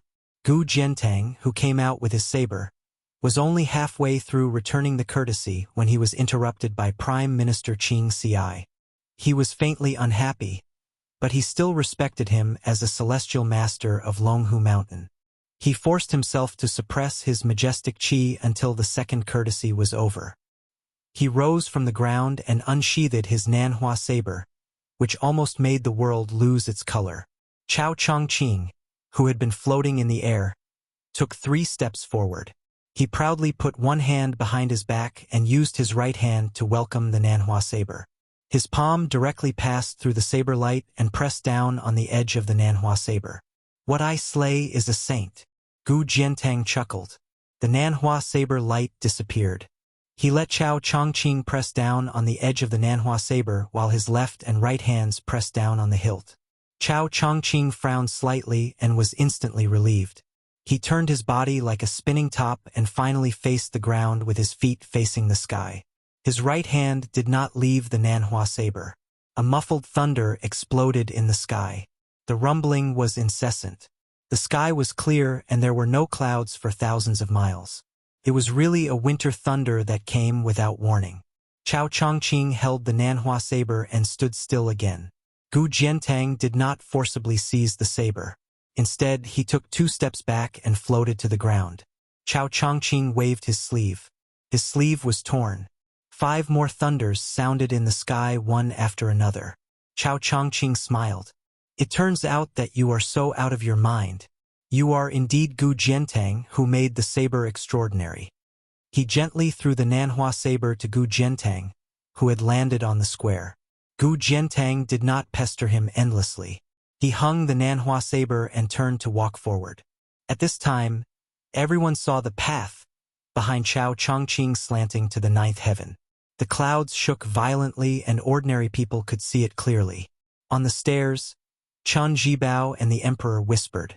The latter was enlightened. The earth immortals were the so-called superior celestial beings in the world. However, Chao Chongqing was a Confucian saint. He had not been here for a long time, but he had already reached the peak of the earth immortal realm. He was probably only 1.5 levels away from Ancestor Lu, who passed through the gate of heaven and returned hundreds of years ago. Chao Chongqing, who had used all his strength and only had a slightly tattered sleeve, looked calm. Many of the civil officials in the square suddenly remembered the words he had said to all of West Chu when this person had entered the Saint Realm at the Western Wall. Chao Chongqing is willing to die for the world to be turned upside down. I am willing to die for the world to be peaceful. Chao Chongqing was so close to being invincible. But immediately, everyone felt a sharp sword intent, which was piercing and cold. As far as the eyes of the woman on the sword could see, the civil officials and generals on the line subconsciously moved to the left and right to avoid it, until one person floated to the surface. Su Fengyan of Beiliang. That year West Chu fell. That year she had dimples on her cheeks. That year, his hair had not turned white. Chapter 750. Juju restaurant was closed. Auntie Hong lived in a courtyard with 3 entrances not far away. The woman's body was in nature, so she was afraid of the cold. She and a young woman sat cross-legged on the Kong bed. The woman chewed on melon seeds and muttered to herself. The young woman quietly listened to Auntie Hong's nagging without the slightest impatience. Usually, after the women in the fields finished their chores and farm work, those who had a little skill liked to pick up a delicate pair of scissors to spend their free time. They couldn't just focus on having children with their men as soon as the sky turned dark. Besides, they couldn't afford to raise too many children. Although Auntie Hong was an old widow, she could still be considered pretty. However, no one dared to knock on the widow's door and cause trouble. In her free time, she only liked to cut paper. She was clever and skillful. Every time there was a happy occasion, the neighbors were willing to come to Auntie Hong's side to ask for some time-consuming and laborious happiness flowers and marriage flowers. The window next to the Kong bed was covered with Auntie Hong's delicate paper cuts. It was true to the saying of the older generation that when the window was opened, Auntie Hong would hang a sweeper under the eaves on cloudy days. It was very effective. Auntie Hong chewed on melon seeds. Occasionally, she would free her hands to teach the woman beside her how to cut paper. However, the woman's appearance was boundless, but her hands were clumsy. This caused Auntie Hong to tease her good-naturedly. Auntie Hong couldn't stop talking and talked about this and that. In the end, most of it was about that family. These two should blame lame Su. The little guy should also blame his parents. One can't bear to part with Su Xiao, and the other can't bear to part with those dead brothers. In the end, the one who suffers is still their own child. They should blame those so-called loyal officials. Su Xiao isn't a gentleman who is full of benevolence, righteousness, and morality, but he does things openly. How can a bullshit gentleman compare to him? When has Su Xiao ever let anyone down that he deserves? Zhao Ji is just narrow-minded. She can't bear to see Wu Su being more outstanding than her. She can't bear to see Su Xiao being more manly than her man. Whoever knows her is unlucky. The young woman was cutting a magpie. After it took shape, it was awkward and funny. She smiled. Auntie Hong smiled and comforted her. Not bad. This is your first time using scissors. The woman put down the red paper and sighed. Aunt Hong looked at the window lattice, lost in thought. The western wall was in a deadlock. Ma Ling, 14 former subordinates of Bailiang, including Ma Ling, crashed their bodies to their deaths in front of the palace gate, helping the great general Su Xiao quell the boiling rumor that he was going to conquer West Chu by drawing the river. White robes and white mourning dresses beat the war drums and settled the world with a single battle. That year, of the 8 kingdoms of spring and autumn, although Western Shu and Southern Tang were still struggling at death's door, in reality, it was already difficult for them to escape from the Yang, Su and Gu families' iron cavalry. The Su family's iron cavalry was only 300 miles away from West Chu's imperial city. Su Xiao was sent 4 urgent imperial edicts a day, 800 miles away, to the capital to be rewarded. But what awaited this meritorious official was the white robe case in the capital. This caused West Chu to be surrounded for 3 years without perishing. At that time, the Prince Zhao Yi, who had not yet been conferred the title of Duke of Guangling, wanted to take advantage of the situation to gain great military merits, but he did not expect to lose 2 battles in a row. He suffered heavy losses and greatly damaged his vitality. In the end, he could only continue to be led by Su Xiao on an expedition to the south, and finally broke through the lofty divine Phoenix City. During those 3 years, the young Su Fanyan was a hostage and was placed under house arrest at Dantong Pass, 300 miles south of Great Peace City. There were 600 soldiers stationed inside the pass, and more than 10,000 iron cavalry outside the pass, all for the sake of targeting the female sword immortal and the young child. The woman suddenly asked, "Auntie Hong, don't you regret meeting Uncle Sun Ping?" The woman shook her head and smiled. "Chun Yu, when you truly fall in love with someone, you won't ask such a silly question." The woman also shook her head. "It's a pity that we didn't meet." Auntie Hong suddenly thought of something and said with a gloomy expression, "Serves bald donkey Yang right for dropping in cultivation. It's good that he died." When can we kill Yuan Benshi and teacher Lu how to our satisfaction? Chun Yu asked. Who can kill them? Auntie Hong smiled and said, in any case, it can't be a woman like me. Small scissors can only cut paper.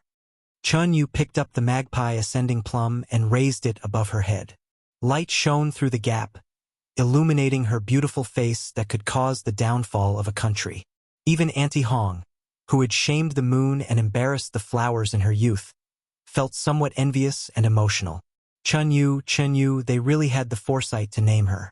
Auntie Hong asked, aren't you afraid that you won't be able to enter the imperial palace of Great Peace City and instead go to a barren place like Bailiang to suffer? Chun Yu directly asked, Auntie, are you saying that I will be betrothed to that heir of Bailiang? Auntie Hong nodded. Chun Yu smiled faintly. Isn't it all the same? Auntie Hong dismissed it with a smile and waved the small scissors. Come, I'll teach you how to cut a cockfight. Chun Yu stilled. Auntie Hong explained with a smile. Cockfight, the homonym is auspicious. The meaning is auspicious. Everyone stared dazedly at the fallen princess of West Chu that had appeared out of nowhere. The old officials of the capital did not hinder their love for beauty. They had truly never seen such an outstanding woman. Maybe that Chun Yu on the Rouge rankings could compare to her appearance, but in the end, Chun Yu was a woman who could only pick up a brush and embroider a needle. She definitely would not come on a sword. The woman whose original name was Jiang Si, but who had been changed by a bastard to Jiang and I, lightly uttered 5 words. The law of the heavens was vast. The scabbard did not move. The great Liang dragon sparrow had already left its scabbard to take the head. The 2 sword energies of Big Yellow and Big Purple wrapped around the slender ancient sword. It headed towards an eye-catching white python robe on the square. The moment before the flying sword left its scabbard, Yuan Tingshan, who had been allowed to enter the Dragon Gate and participate in the court meeting, smiled nastily. He looked at his future father-in-law, Gu Jiantang, and extended a hand. Great General, lend me a blade. Gu Jiantang's expression was calm. He did not show any hesitation, nor did he make any unnecessary movements. The Nanhua saber at his waist came out of its scabbard like a dragon out of water. Yuan Tingshan, who had come from a humble background but suddenly enjoyed wealth, did not have any mentality of cherishing his fortune. He wanted to amaze everyone in Great Peace City. He had almost gone crazy these days. If he did not act now, when would he? You nobles enjoy wealth and have a clear conscience. I, your father, have to risk my life every time. Wealth comes from danger. Whoever stops me will die. The moment Yuan Tingshan, whose realm had skyrocketed, grasped the Nanhua saber, his hair was disheveled. It was as if he was possessed by a celestial being, as if he was possessed by a fiery demon. With the saber in his hand, he instantly knew that the great general had not only borrowed the Nanhua saber, but also contained a vast amount of vital energy. With such good intentions, how could Yuan Tingshan disappoint his father-in-law, the #1 saber user in the world? Yuan Tingshan gripped the saber with both hands. His eyes were red. With a furious roar, he chopped at the flying sword that had fallen to the ground. On the city gate tower, Chao Qingyi, who was fighting against Gu Jiantang and Zhao Danping, turned a blind eye. She calmly said, West Chu returns the Bailiang salute. Chapter 751. This was a true thunderclap rising from the ground. Yuan Tingshan, whose notoriety had spread far and wide, swung his saber down. It was so ingenious that it struck the tip of the great Liang dragon sparrow sword. However, the flying sword still flew straight ahead without trembling at all. The Nanhua saber, one of the twin talismans, slid past the flying sword. The square at the foot of Yuan Ting Mountain cracked so much that rocks flew everywhere. The noise was ear-piercing. Fortunately, behind this mad dog were high-ranking military officers who were trained in martial arts. Facing the sudden disaster, other than Lu Shengxiang and Lu Baijie, who casually waved their sleeves to disperse the flying rocks, most of the others were in a very difficult situation. Su Fengyan took a step forward with his left foot and a step back with his right foot. He raised both hands. One hand cut the river, the other shook Kunlun. One sword broke the two forces. The tip of the sword went straight to Su Fengyan's chest. Su Fengyan said, "Sword, come." Black armor, childhood sweetheart, morning dew, spring water, peach blossoms, moth eyebrows, vermilion bird, yellow tongue, yellow mayfly, golden thread, tai. Ding ding dong dong 12 times. It resounded in the imperial city. The tip of the sword didn't change its direction. Only 10 feet away from Su Fengyan's heart, wind rolled and clouds surged between heaven and earth. Then, a streak of dazzling red fell to the ground, like a bolt of lightning from the heavenly court descending to the mortal world. It tried to stand between the flying sword and Su Fengyan, this pinnacle celestial phenomenon otherworldly being stepped on the tip of the flying sword. It had 6 arms. It showed compassion and looked at Su Fengyan with joy. Since the immortal Qi Xuanzhen killed the demon on the Lotus platform 60 years ago, this was probably the first time people saw the demon come to the world. The otherworldly item stood on tiptoe. The flying sword flipped in front of it and swept into the air. Jiang Anai was expressionless. He stretched out a finger and waved it gently. Chao Chongqing continued indifferently. West Chu's second returned to Liang. Although the flying sword failed to assassinate the crown prince of Beiliang, it still had a lot of energy left. It flew over the heads of the otherworldly item in the red robe and the man in the white robe and flew toward the emperor of Liang, who was standing on the stairs. The sword Qi was like the Milky Way and the stars in the sky. The Zhao clan's son clenched his fists and didn't retreat a single step. Chun Jibao reached out to hold the plum wine. He pressed down. The plum wine instantly disappeared. 100,000 soldiers were lying in ambush in Qidi. 10 steps away from the son of the Zhao family, the plum wine broke out of the ground and collided with the tip of the flying sword. He hovered in midair for a moment. There was clearly no sound, but the civil and military officials who did not know martial arts immediately covered their ears and squatted on the ground. Some of the weaker civil officials even showed signs of bleeding from their 7 orifices. Lu Shengxiang, Sword Immortal Tang Shi, Lu Baijia, and the others leaped high into the air, separating the plum wine from the thousands of people and the chaotic, formless qi that was leaking out like a flood. The plum wine finally bounced back into Chun Jibao's hand. Standing on the scabbard, Jiang and I coldly snorted. The flying sword flashed and disappeared back into the scabbard. Almost at the same time, Su Fengyan, whose blood was getting thicker and thicker at the corner of his mouth, grabbed the otherworldly item's arm and fiercely threw it to one side of the palace wall. The red robe with big sleeves, like a big red bat in the daytime, pounced on the tall and sturdy old man next to Zhao Danping, one of the 2 masters guarding the palace. In terms of realm, he was even higher than Shen Jihan Diaosi. Master Lu Hao. After throwing the otherworldly item, Su Fengyan stepped forward nearly 10 zhang in one step, floating toward Yuan Tingshan. In Gangnam-do, he once wanted to kill Su Jihu. Su Fengyan raised his arm, his 5 fingers like hooks, and said in a low voice, "Sword, come again." Xianlei, Taiya, Peach Blossom, Jin Lu, Huang Tong. 5 flying swords with the sharpest sword qi smashed down at the same time. The immortal caresses the big top. Yuan Tingshan's face changed dramatically. His Nanhua saber raised a dazzling saber light. At the same time, he retreated step by step. However, his palm was bleeding from the web between his thumb and index finger. After taking 3 steps back, he rolled sideways. A string of blood splashed out from his back. A flying sword hovered in a tricky position, cutting the official robe that he had always dreamed of. It was not easy for him to roll away from the danger. However, 5 more flying swords poured on his head like cold water. Yuan Tingshan's face was ferocious. He had a bright future, but he had just taken a few steps forward. How could he wait to die here? Gritting his teeth, he pulled out his Nanhua saber and hit away 3 flying swords. He tilted his head, dodging one flying sword that brushed past his cheek. Then, he used the momentum of the Nanhua saber to hit the last flying sword on his chest before it pierced through his heart. Yuan Tingshan, who was not standing firmly, staggered. Eventually, he managed to stand firm. He touched the blood on his face. Instead of being angry, he laughed and said, "Come again if you have the guts." The civil and military officials in the square were speechless. What a crazy dog that was not afraid of death.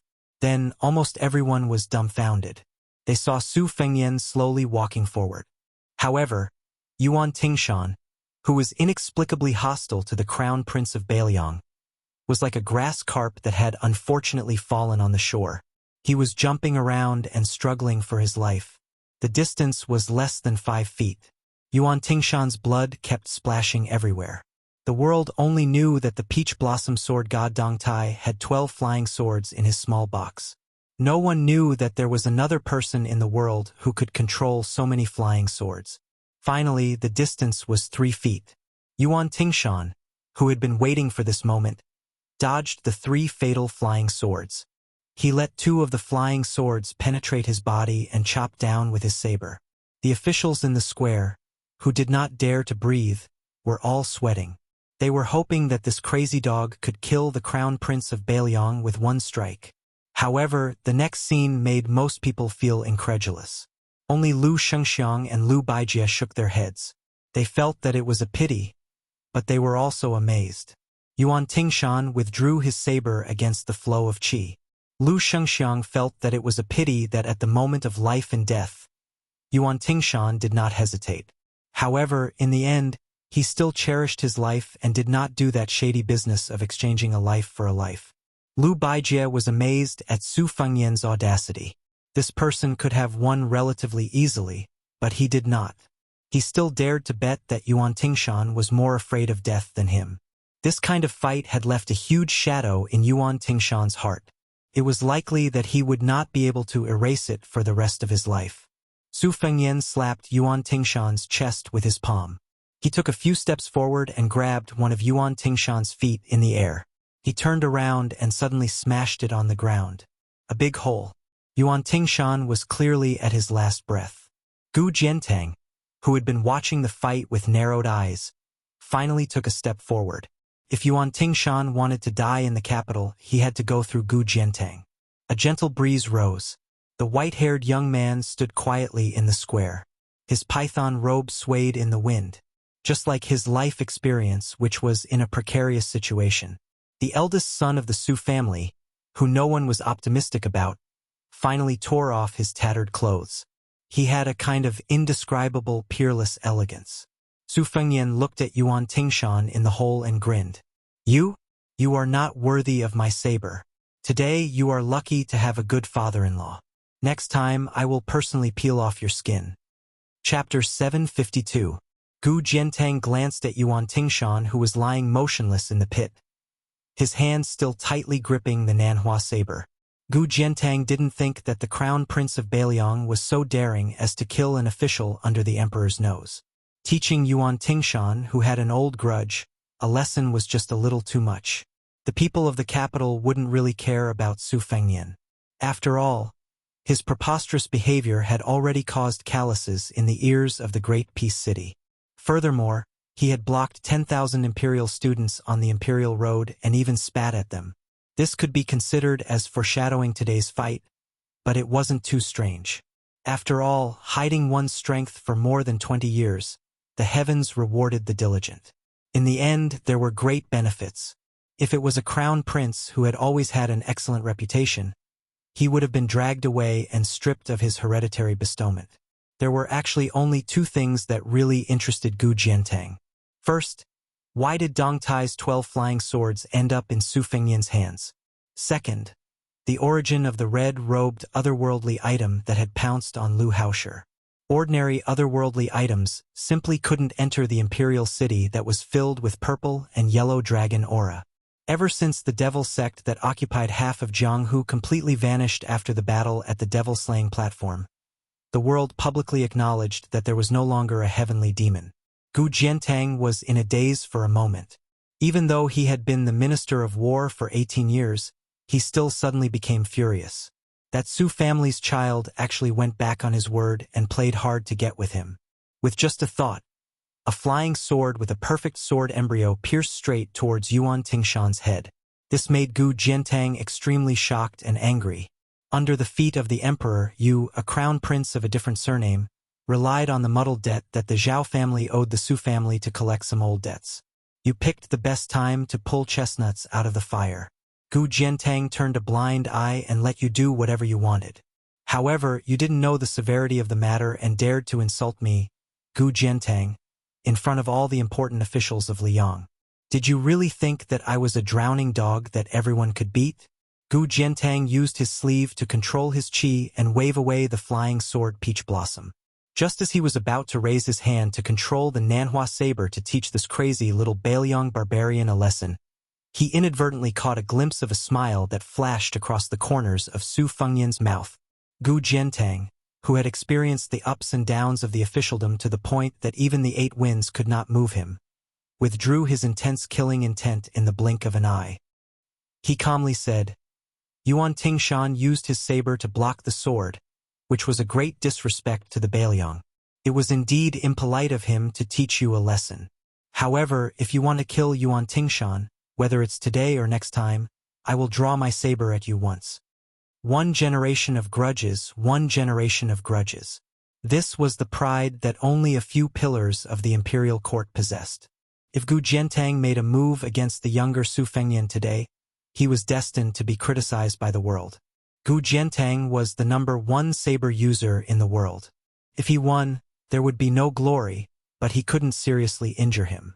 If he got in the way, it would only increase the Baliang's heir apparent's arrogance. Gu Jiantang had never been stingy with gifts to the direct subordinates of the Ministry of War. However, Gu Jiantang, who was in front of him, was usually too lazy to even look at the eldest son of the butcher's heir apparent. Su Fengyan shook the sleeves of his python robe, and the 12 flying swords returned to their original positions. Then, he gently inserted his hands into his sleeves. This action was filled with the aura of a commoner. It was exactly the same as Su Zhao's. As the saying goes, if the upper beam is not straight, the lower beam will be crooked. Su Fengyan chuckled and said, Minister Gu's thunder of mind, which can kill the saints of the 3 religions, has really opened my eyes. I'll have to experience it in the future. Minister Gu was a playful way of addressing Meng Qi's sore spot. Gu Jiantang did not pretend to be magnanimous and laugh it off. Lame Su could place a Baliang saber on his shoulder in front of the generals of both sides and slap him wantonly. It was extremely humiliating. Gu Jiantang could endure it again and again. However, in front of Su Fengyan, Gu Jiantang did not have that kind of calmness. This had nothing to do with tolerance. Gu Jiantang was one of the 4 great generals of the spring and autumn period, who resigned from his position as the Minister of War and was given the title of Pillar of the State. This was the first time in his life that Gu Jiantang stared so seriously at the eldest son of the Su family. I'll wait for you to come to Liao to worship your ancestors. As long as you dare to compete with me for the title of #1 saber user, within the territory of Liao, no one will dare to scheme against you except for me. Su Fengyan still had his hands in his sleeves in a lazy and roguish manner. Gu Jiantang waved his hand, and 2 eunuchs led a group of Yulin guards to carry out the bloodied Yuan Tingshan from the pit. Gu Jiantang glanced at the young mad dog with a deathly still expression and a deathly gaze. Scarlet blood flowed down the Nanhua saber and dripped onto the square. Gu Jiantang said indifferently, From today onwards, the Nanhua saber will belong to you, Yuan Tingshan. Treat it as Beihu's dowry. Yuan Tingshan slowly turned his head and looked at the great general who replaced the king of Baliang as the only pillar of the state in the dynasty. His eyes exploded with a touch of spirit, and he grinned with difficulty. Chapter 753. Gu Jiantang ignored him and only raised his head to look at Chao Chongqing and the woman on the sword on top of the southern city wall. The central government of the imperial court had long predicted that West Chu would come to the capital to observe the ceremony. Su of Gojosian of the Wu family of the Sword Mound had also come out of seclusion because of this. The central government had 18 gates, led by the great grandmaster of the Way of the Sword, Su of Gojosian. Other than that, there were no less than 6 or 7 top-notch masters who had long resided in the deep pool that was the capital. Some time ago, Gu Jiantang had recommended himself to guard one of the gates of the imperial court to stop Chao Qingyi, but the emperor had not allowed it. It could be said that Chao Chongqing's appearance was not a surprise to Gu Jiantang and the small group of people. As long as West Chu still wanted to reclaim their country, today was undoubtedly the best opportunity for them to show themselves. This was the same fallacious logic as Su Fengyan wanting to vent his anger in the capital, so he had no choice but to make an unreasonable move at this time. However, as a general who had been in charge of the Ministry of War for nearly 20 years, Gu Jiantang did not think highly of West Chu's chances of reclaiming their country. It was even very likely that this would become the perfect opening for Zhang Julu to vent his undercurrents. The purple-bearded, blue-eyed man who had been in charge of Liang and reorganized the governance of the country had faced an enormous resistance that the outside world could not imagine. It seemed that he was relying on the emperor's trust and his momentum was like a rainbow, but as for how and when he would fiercely rebound, even Gu Jiantang did not dare to imagine. Was this ceremony not a kind of tacit understanding that could not be revealed to outsiders? Chao Chongqing was confident in the methods of the Chao Chongqing. If Great Peace City dared to shed all pretense of cordiality, West Chu, who had made a great wish when he became a saint to use his life to turn the world upside down, dared to risk his life and let the fallen princess leave on her sword. Then, he would use the life of a saint to exchange for the coronation of King in Jing. This would become a tragedy of hundreds of officials dying. If the emperor really wanted to prevent Chao Chongqing from entering Great Peace City, he could have had Gu Jiantang pay Nanhua, Chen Jibao take the plum wine, the old ancestor of the sword tomb Su of Gojoseon, and teacher Lu guard the 4 city gates with their elite factions. If they encountered Chao Chongqing, they only needed to delay him for a few minutes. The other 3 could immediately bring people to surround and kill him. However, to Gu Jiantang's surprise, the emperor and Zhang Julu, as well as the broken-tongue strategist who had never left Great Peace City in his entire life, did not have such a conservative plan. They still allowed Chao Chongqing to swagger to the top of the city walls and announce to the world that West Chu had reclaimed its country. Gu Jiantang smiled. When Liang and West Chu faced off against each other, no one could have guessed that the result would be a draw. However, after 20 years of peace and tranquility, West Chu was trying to use half of its country's power to resist the alliance of the other spring and autumn countries. A snake swallowing an elephant? Gu Jiantang shook his head. In the end, Chao Chongqing still had the spirit of a scholar. The emperor of Liang took a step forward and said in a clear voice, "I hope that in my lifetime, I can peacefully play chess with Sir Chao in this great peace palace city and make friends." Chao Chongqing smiled and did not reply. Zhang and I flew away from the top of the city walls on his sword, causing the civil officials and generals in the square to tremble with fear. She twitched the corner of her mouth. The great Liang dragon sparrow soared into the clouds and disappeared. 2 dimples appeared on her cheeks. Was she laughing at him until his hair turned white? Chao Chongqing immediately turned and flew away. The emperor let Song Tonglu, the head of the imperial palace, go up the steps and said softly. Then this powerful official walked near the steps and faced the square. He said in a deep voice, "The Beiliang heir Su Fengyan is allowed to withdraw from court. He does not need to report to the court when he leaves the city." After Su Fengyan heard the imperial edict, he still put his hands in his sleeves and turned to leave. The Zhao family's son, who had been paying attention to the Beiliang heir's next move, narrowed his eyes. However, he quickly relaxed and his expression returned to normal. Almost at the same time that Su Fengyan turned around, he walked towards the main hall and crossed the threshold. The Zhao and Su families parted ways. Most of the officials swallowed their saliva when Su Fengyan turned around, especially the Imperial College's Right Chancellor Jean Lanting, who was supposed to be high-spirited. His face was dispirited as if he had lost his parents. After Su Fengyan walked out of the city gates, he stopped. The Yin item Daning was connected to his mind. It was not inferior to the flying sword that he no longer needed to use his qi to control. After it threw the old hidden dragon into the city walls, in less than half an hour, it had silently gone back and forth between life and death countless times. The Yin item's arms drooped dispiritedly. Its bright red robe was also somewhat tattered. After all, it was a Yin item. In the peak duel between celestial state experts in Great Peace City, it did not occupy the right time. This was a fatal disadvantage. For it to be able to do this, it was already shocking enough. It was rumored that Lu Haosher, who had been in celestial state for longer than a normal person's lifetime, stood quietly at the foot of the wall. There was not the slightest trace of anger on his face. His eyes were as gloomy as a poisonous snake's, tightly biting onto the Bailiang air. Su Fengyan first smiled at the item. Then he walked towards Lu Haosher. When he was dozens of feet away, he stopped and said, "Don't die of old age too quickly." The old man's laughter was hoarse, like an old donkey grinding mud with a millstone.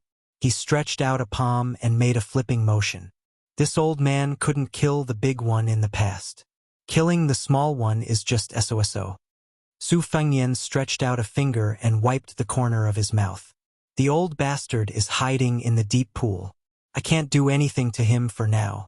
However, the 10 great clans of the spring and autumn period, the Nanyang Lu family that respects you as their ancestor, and the many talents that have the potential to serve the imperial court, I will send people to eliminate the weeds by the roots. Will you save them or not? I purposely didn't do these dirty things before because I wanted to talk to you in person after entering the capital. The old man was indifferent and emotionless. He sneered. The clay Buddha crossing the river can't even save himself. How dare you talk nonsense in front of this old man? Su Fengyan smiled and said, "Great rivers and mountains. Let's ride a donkey and wait and see." The white-haired young man put his hands in his sleeves and slowly walked on the imperial road. The item in the red robe looked at the lonely figure with joy and pity. It looked at Lu Haosher, who was trying hard to suppress his killing intent. After Su Fengyan walked for a while, he pulled out his hands. Without turning his head, he suddenly asked, "From now on, you will be called Suing, okay?" The item stretched out an arm and gently pulled on one of his sleeves. The man and the item seemed to depend on each other. They didn't say anything as they walked hand in hand on the central axis of Great Peace City. Chapter 754. Su Fengyan walked alone to the carriage that deviated from the central axis. The coachman was naturally Blue Bird, who was dressed in green and embroidered shoes. Shenyuan Qingfeng, who carried the imperial jade seal, was dressed in purple and sat sideways behind Blue Bird. His legs dangled outside the carriage. Seeing Su Fengyan leave court so early, although Shenyuan Qingfeng was puzzled, he didn't ask. They sat in the carriage together. After Su Fengyan sat down, he smiled and said, "West Chu returned a sword strike to me. We'll leave the capital later and let Mr. Chow wait for a few more days. At the same time, we'll scare that Han Diaosi who's waiting for us somewhere. This Confucian sage won't be in the capital to retrieve the imperial jade seal. You should seize the time to absorb fate." Shenyuan Qingfeng frowned and said, "Only 40 to 50%. Su Fengyan smiled and said, "One must be content with what one has. Getting 50 to 60% is good enough. Going too far is as bad as falling short.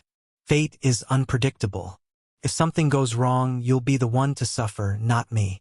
Come, take it out and let me take a look. I'll help you." Shenyuan Qingfeng wanted to say something but stopped. He snorted coldly and didn't move in the end. Su Fengyan was confused and said helplessly, "Do you really think this imperial jade seal is your exclusive property? Borrowing money and returning it is a matter of course. In the past, you were rude and unreasonable to me, but that was because I was easy to talk to and didn't lower myself to your level. I've been hiding it for the past few years. Chen Jibao is even more ruthless than me. He's already become a saint. During the Battle of Iron Gate, Chen Jibao was at the peak of martial arts and still couldn't defeat Chao Qingyi. If you offend this West Chu and delay his great cause of restoring the country, you're destined to suffer.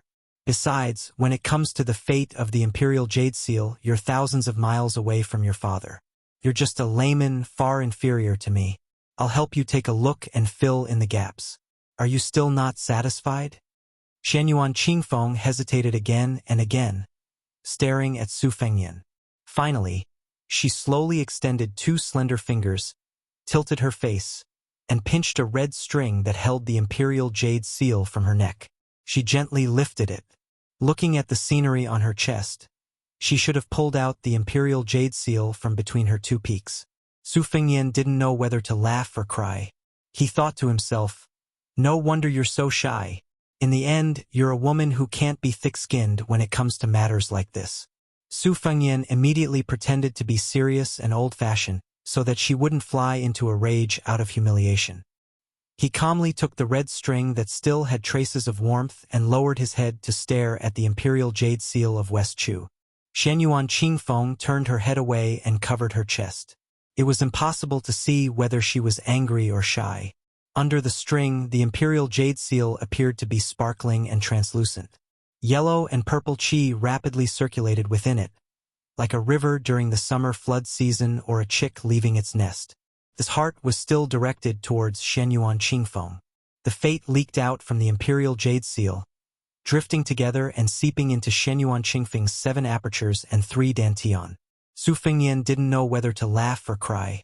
He raised his head to look at the woman who was still angry at him and angrily scolded. "How is this 40 or 50%? You've clearly stolen 60 or 70%. I've wronged you when I said that you only knew how to squander money." Just like Su Fengyan said, Shenyuan Qingfeng was a genuine layman.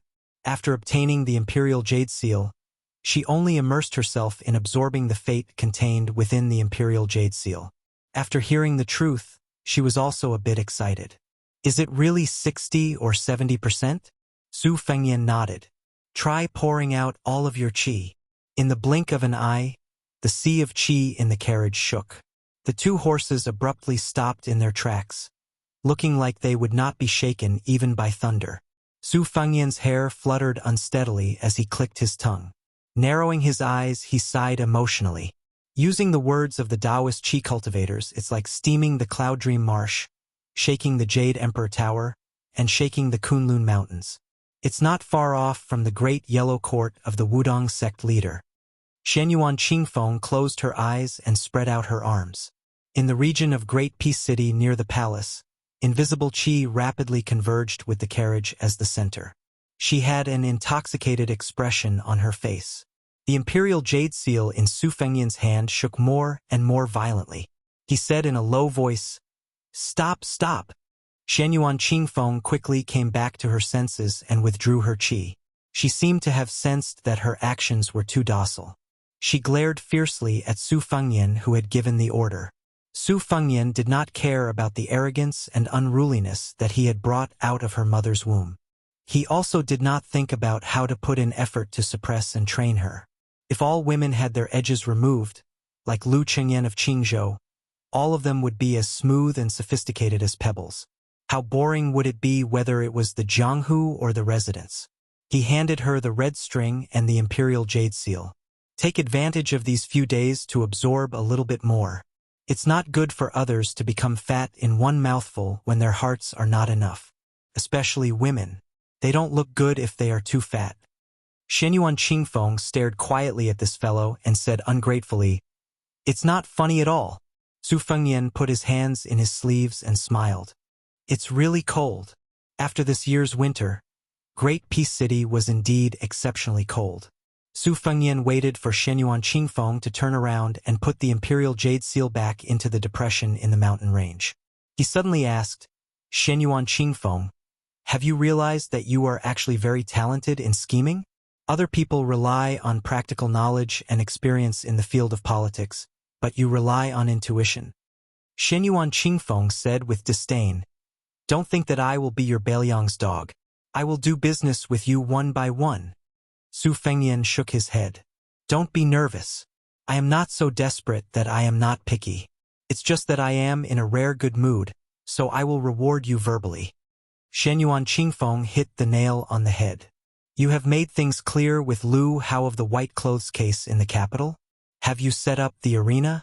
After leaving the capital this time, you have completely cleared things with the Zhao family's son. In the future, you will rely on your own abilities to draw a line publicly?" Su Fengyan nodded with a smile. Chapter 755. There were many things in the imperial court that were deeply arranged behind layers of curtains. Every step was carefully planned, and every little detail was fought over. However, when put on the table and in the eyes of the court officials, it was often just that. It was very difficult to see the brilliance at a glance. Su Fengyan came to the capital to observe the ceremony as the heir of a vassal king. On the surface, he entered the palace with a saber and did not kneel.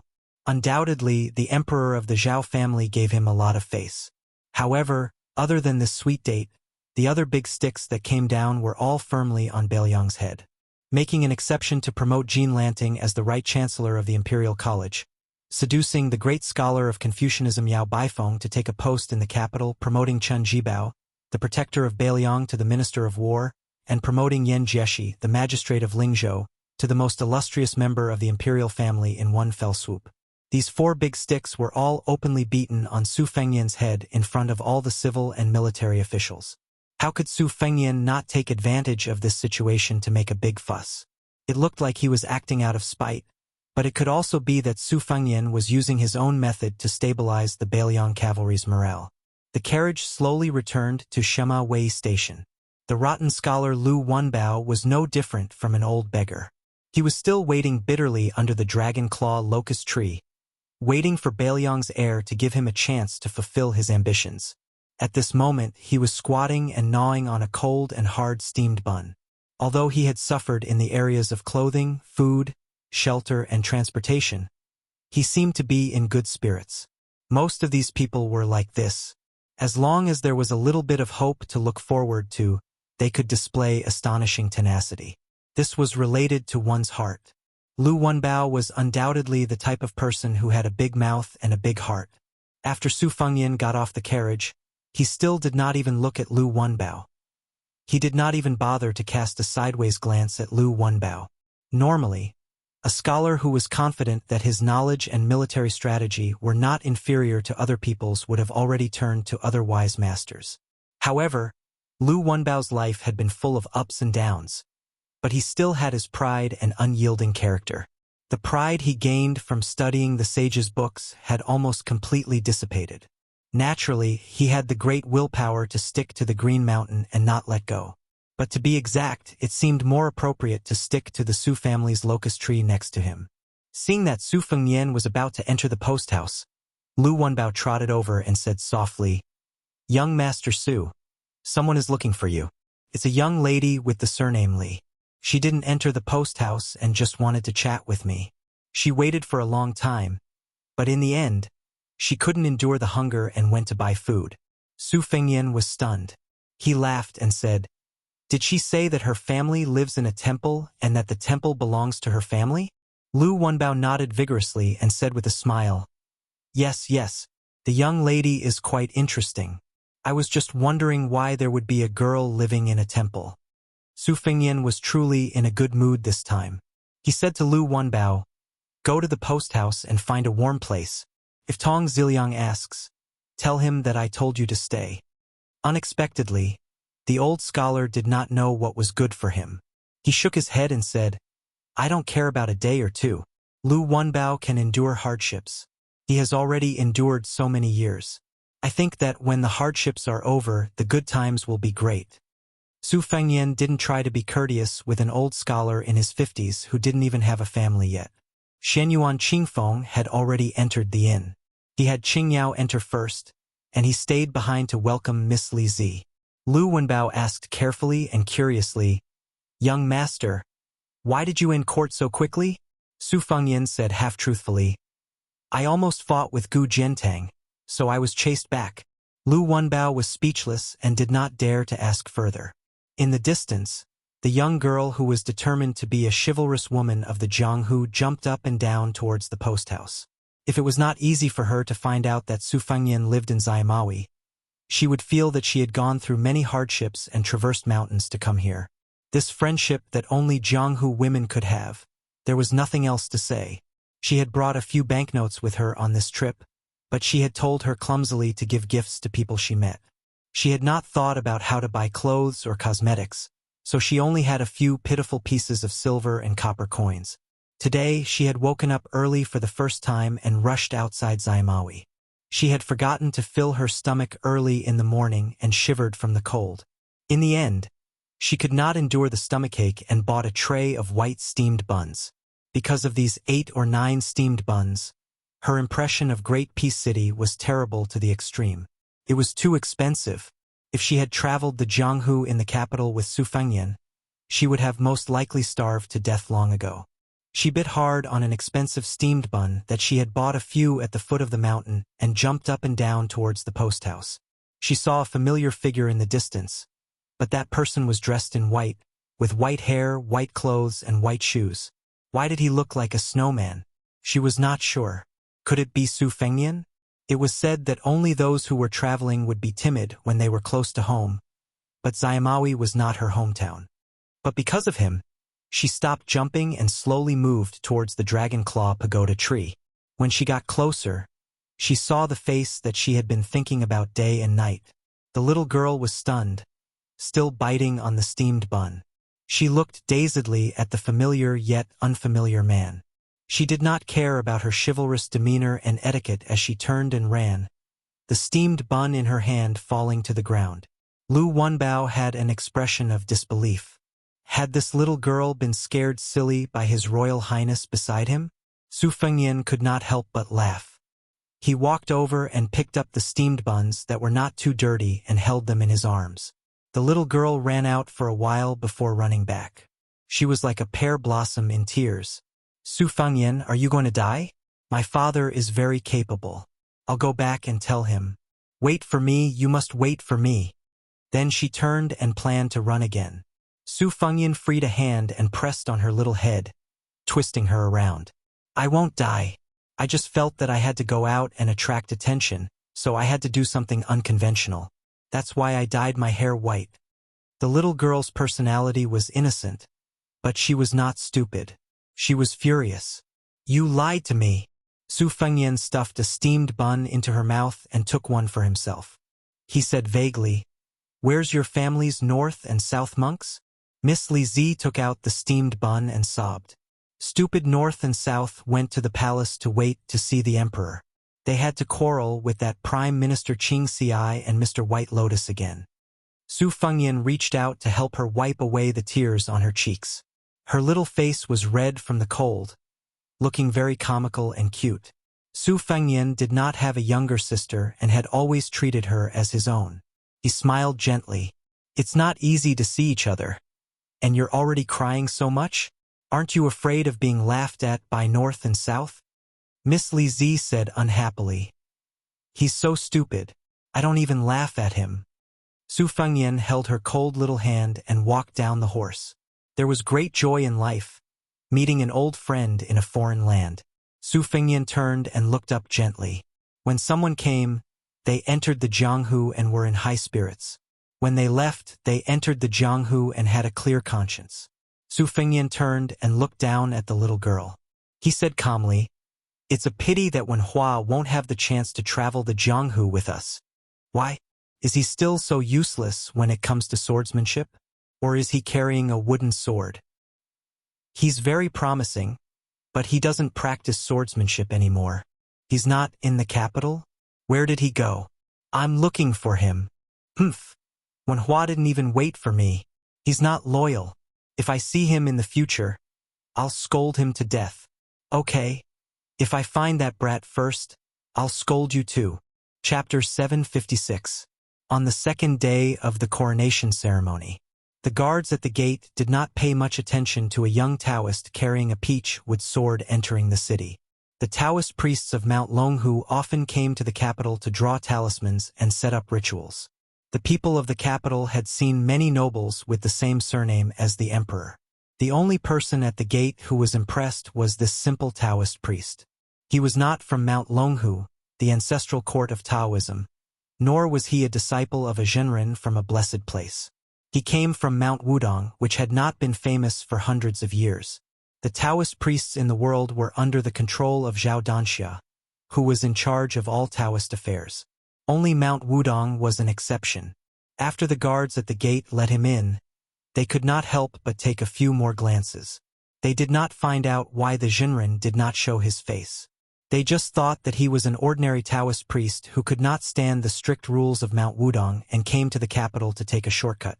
After the Taoist priest entered the city, he asked for the location of the Maui post house and walked there. He accidentally took a long detour and walked for almost 2 hours before he saw the dragon claw locust tree outside the post house. He reported his identity to the guard at the gate. Li Yufu of Mount Wudong wanted to see the crown prince of Beiliang, Su Fengnian. The guard did not dare to delay and reported to the backyard in confusion. Li Yufu, who walked from Mount Wudong to the capital, did not have the demeanor of a Taoist priest. He sat on the steps outside the post house and rested for a while. He gently breathed according to the Heart Sutras of Mount Yuzhu. The old scholar Lu Wenbao glanced at him and ignored him. Su Fengyan was building the 8th snowman with Miss Li Zi in the backyard. When he heard Tong Ziliang's report, he frowned and walked to the door. Li Yufu stood up and bowed, looking a little reserved. Su Fengyan's brows relaxed and smiled. "Headmaster Li, I am not worthy of your courtesy." Wudong Mountain's Li Yufu was the next Wudong sect leader after Wang Zhongluo, who had cultivated the Great Yellow Court, and Hong Xixiang, who was the reincarnation of Ancestor Lu. However, Li Yufu seemed to be even more nervous than Su Fengyan. She did not even bother to exchange pleasantries. Instead, she blushed a little. She did not look like the great spiritual master of Wudong sect, but more like a little girl who saw a handsome man. This made Su Fengyan feel confused. The few times he went up the mountain, other than the young martial granduncle who rode the bull and some naughty little Taoist children, he only saw the good-tempered Wang Zhongluo and Wang Xiaoping, who demonstrated her strength with her sword.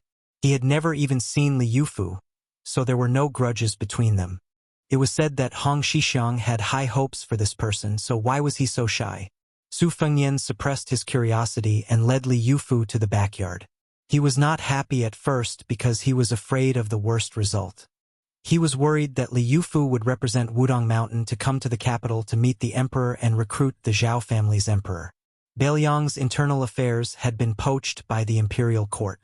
If Wudong Mountain was added, it would really make people want to break the pot. Moreover, Su Fengyan had a very special emotional attachment to Wudong Mountain. His elder sister Su Jihu had met the cow-riding coward there. He had also practiced his blade there and received a great favor from sect leader Wang. There was also a vegetable garden that might have been barren and the great gunghorn killing note that was destined to disappear without a trace. If Wudong Mountain betrayed Beiliang, even if Beiliang could tolerate it, Su Fengyan could not. Su Fengyan entered the yard and smiled at the little girl who was lighting the snowman with charcoal.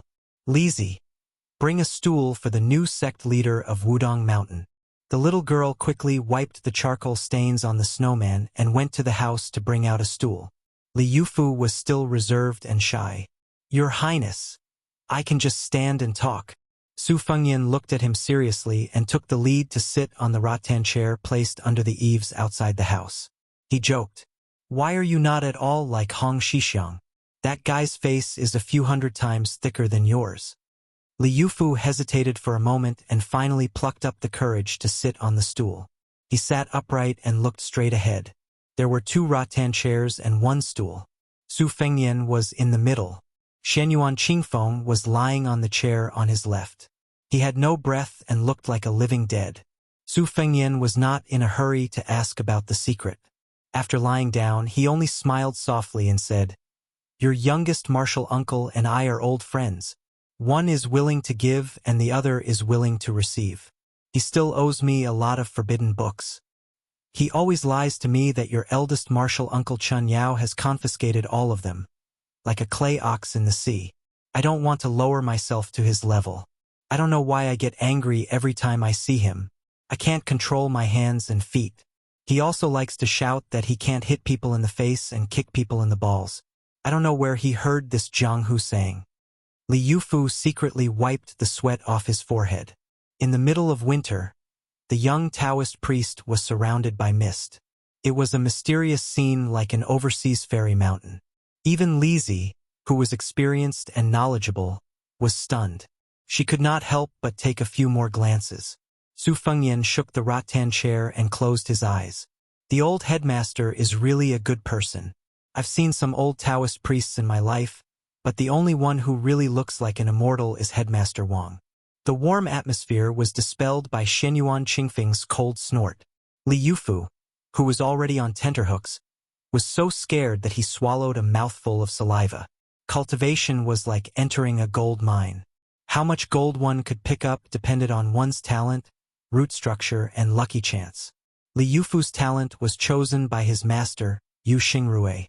That was why he was brought from the East Sea to Mount Wudong by Yu Xingrui, who was known as the top internal force cultivator on Jade Pillar Peak. After he came up the mountain, he was favored by all the martial uncles. As for his lucky chance, even Chun Zhao, Song Jiming, and the others did not dare to guess. Only one person left a prophecy: Wudong will prosper because of Yufu. In fact, Li Yufu was not timid. But the person he admired and respected most in his life was his youngest uncle, who used to be an immortal riding a crane and cutting fate with a sword. He admired him from the bottom of his heart. After he came up the mountain, everyone talked about how his youngest uncle and the heir of Beiliang were opposite in fate. Several of his martial uncles also said that his youngest uncle was indeed beaten in the capital and was infinitely afraid of the heir of Beiliang. His youngest uncle's cultivation was as high as the ninth heaven.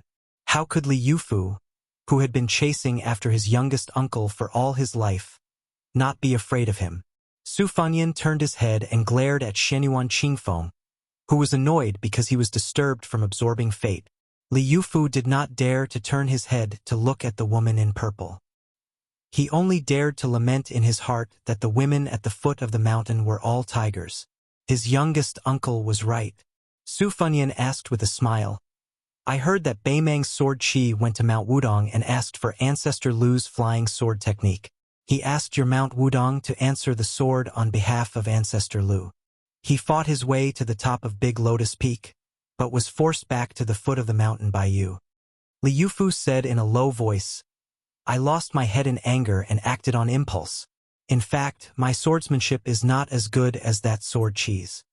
Su Fengyan smiled and said, I guess your swordsmanship is not as good as Huang Qing's, but the level of sword principle is related to swordsmanship, but not absolutely.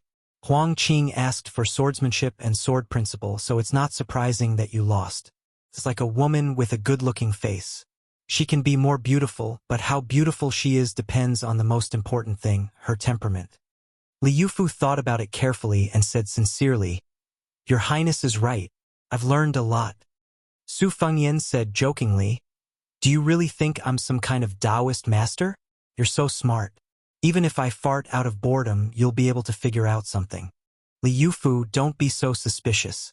The reason why I dared to beat Hong Shixiang back then was not because my cultivation was higher than his, but because he was narrow-minded. Li Yufu said seriously, Your Highness is well-mannered. Su Fengyan held his belly and laughed. Oh you, when you flatter someone, you're just like a bull rider. You're so sincere. No wonder you're from the same origin. Li Yufu's face turned slightly red. Su Fengyan asked, You walked to the capital on 2 legs?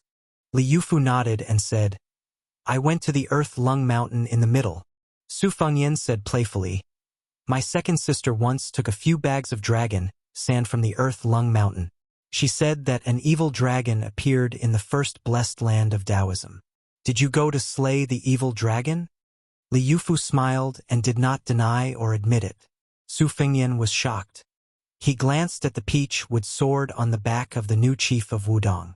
Li Yufu scratched his head. I did see the evil dragon, but I didn't kill it. I was hindered by someone. Su Fengyan nodded and said slowly, For yesterday's ceremony, Taiyan City specially worshipped Jinwu Great Emperor behind the 3 main halls of the central axis. The statue was huge, like a small mountain. There was no other god worshipped in the capital. The Son of Heaven wrote the words controlling the central axis on the plaque to raise the status of Wudong Mountain in Taoism. You and I both know about this. Li Yufu took a deep breath and said frankly, Wudong Mountain had no objection to the imperial court statue of Jinwu Great Emperor in Taiyan City. But according to the teachings of Ancestor Lu, the Taoists on the mountain were not allowed to enter the capital to seek power. But for some reason, after the statue was carved, it swayed without wind. So I followed my master's order to enter the capital to investigate. On my way to the east, I sensed that it had something to do with the Earth Lung Mountain. So I went to the blessed land and found the evil dragon hibernating there. Speaking of this, Li Yufu stood up and said in a low voice, I'm willing to cultivate for the sake of the common people. Su Fengyan smiled and looked at the sky. Such a young immortal. Chapter 757. The second chapter was at 3 in the morning. The third chapter was at around 5 in the morning. There was one more chapter at night. Su Fengyan smiled and asked, "When will you go to the palace to meet the emperor?" Li Yufu shook his head and said, "Since the evil dragon of Earth Lung Mountain has been slain, the statue of Jinwu Great Emperor on the central axis should no longer be a bad omen. I will not go to the palace and damage my cultivation. Chief Uncle Master once told me that there are 7 injuries in our cultivation. One of them is that we do not follow the rules and reveal our innocence. If we violate this rule, it will be difficult for us to be listed as an immortal even if we have a strange appearance. Although I do not expect to be listed as an immortal in Tianmen, I am also timid. I am afraid to go to the place with the strongest dragon Qi and Yin Qi in the world. I came to the capital this time just to see His Highness and hear more about the 2 chief leaders. After leaving the capital, I will travel around and will not be in a hurry to return to Wudong. If I want to travel 100,000 miles in 10 years, it will be difficult for me to meet one and eliminate one." Wudong Mountain did not appear, but once it did, it would become an immortal. First, there was Wang Zhonglo, who concealed his identity and traveled in Jianghu. He helped people in danger and broke the Kanglin with one finger. Later, there was Hong Shixiang, who used his flying sword to suppress the dragon and tiger. He was regarded by the Qi cultivators as an existence that could suppress Wufu Wang Xianji. Su Fengyan joked, "If you meet a girl you like in Jianghu and become an immortal Taoist companion, or even give up being a Taoist priest and not return to Wudong Mountain, your master and uncle masters will be so angry that they will vomit blood." Li Yufu blushed and said, "I don't dare." Su Fengyan caught the loophole in his words and said, "You don't." Li Yufu said sincerely, "I'm not as good as Uncle Master. I'm not good at divination, so I don't know the mysteries of heaven. I don't dare to say what will happen in the future. Although I don't know many things in the world, I know what I should do. If I meet a girl I like, I can only forget about her in Jianghu." Su Fengyan remained silent. Li Yufu did not know the ways of the world and did not know how to warm up the atmosphere. He could only stand up and bid farewell. Su Fengyan came back to his senses and stood up as well to send him to the door. Li Yufu, who carried an ordinary peachwood sword on his back, hesitated for a moment. He pointed at the old pagoda tree and said softly, "Your Highness, do you know that a Qi cultivator has done something to the Dragon Claw pagoda tree?" Su Fengyan shook his head, his eyes gloomy. Li Yufu was relieved and did not ask any more questions. He condensed his qi and exhaled. The 7 steps of gang treading. The peachwood sword that had no murderous aura was slowly unsheathed and inserted into the root of the Dragon Claw locust tree. The current Wudong sect leader stretched out his fingers and made a gesture. He whispered, "Draw the ghost and draw the evil." Lu Wenbao was shocked and hurried away from the Dragon Claw locust tree. The old Confucian scholar had learned a variety of things. He was skeptical about the yin and yang divination Taoism, but he did not dare to underestimate it. He opened his eyes widely and only saw the young Taoist show a good swordsmanship. After that, there was no movement. Lu Wenbao was very disappointed. Li Yufu frowned and approached the pagoda tree. He bent his right thumb and cut his index finger. The blood kept flowing. He drew a talisman on the tree trunk and patted it gently. The talisman disappeared. Li Yufu's expression did not relax but became more dignified. After thinking for a while, he crossed his palms. The left thumb was curled in the palm and the other 9 fingers were exposed. Su Fengyan was a layman when it came to Taoism talismans. Xinyuan Qingfeng, who was behind him, said calmly, "This Taoist is using the Tai Lion spell. It is said that Lord Tai's mount is a 9-headed lion, so there is this spell. Previously, he was using the exorcism skill, while the lion spell is the skill of inviting the god. If the Taoist immortal of Dragon Tiger Mountain wanted to do it in one go, it would take half an hour. This shows that this Taoist is not weak. Why is he so submissive in front of you? Is he really the current Wudong sect leader?" Su Fengyan ignored him.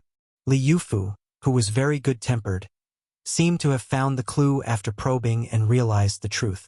He was angry for the first time. He is obviously orthodox, but he uses the unorthodox way. Li Yufu waved his sleeves and the peach-wood sword under his feet rose from the ground. He flew toward the imperial palace.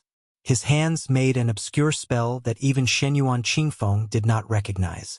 He looked solemn and said in a low voice, Li Yufu, the 36th sect leader of Wudong, welcomes Jinwu. After the three main halls of the imperial palace there was Jinwu. The majestic statue was 3 stories high. Jinwu the great emperor guarded the north and ruled the black tortoise. He was wearing golden armor and holding a sword, stepping on turtles and snakes. Since Li Yufu rushed to Earth Lung Mountain to fight the evil dragon, the statue of Jinwu no longer shook. Prime Minister Qingzi Zhao Danping, who had been guarding here, was also free. He did not have to wait here all day and worry about the statue collapsing. At this time, Zhao Danping was following His Majesty to the statue of Jinwu the Great Emperor. Besides this great celestial master, there was also Bai Yu, an outsider of the celestial master residence, who was given to Mr. White Lotus by the emperor. There was also Zhao Ningxin, a young Taoist with the surname Ning, who often got lost in Dragon Tiger Mountain. He blocked the sword of the Peach Blossom Sword God Dong Tai when he climbed the mountain. It was also Zhao Ningxin who wrote the Laozi's Beard scripture, which slandered Buddhism and created a trend for the imperial court to destroy Buddhism. The group of people did not look mighty, but their momentum was unparalleled. The emperor of the Zhao family, the 3 great celestial masters of Dragon Tiger Mountain, Sun Tonglu, who was already the head eunuch of the ceremony directorate and the internal officials directorate, and several people who were in their 30s. The new crown prince, Zhao Zhuan, was also among them. He was asking Mr. White Lotus for advice on cultivation. There was a debate between Buddhism and Taoism just now. The emperor of the Zhao family did not take sides. He just listened quietly and did not say a word. Although it was a debate, the monk with the strange Buddhist name, Ichan, was more like chatting with Bai Yu. If Zhao Zhuan did not make the final decision, Zhao Zhuan, who had been listening for nearly 4 hours, would have been sleepy. He turned his head several times to yawn.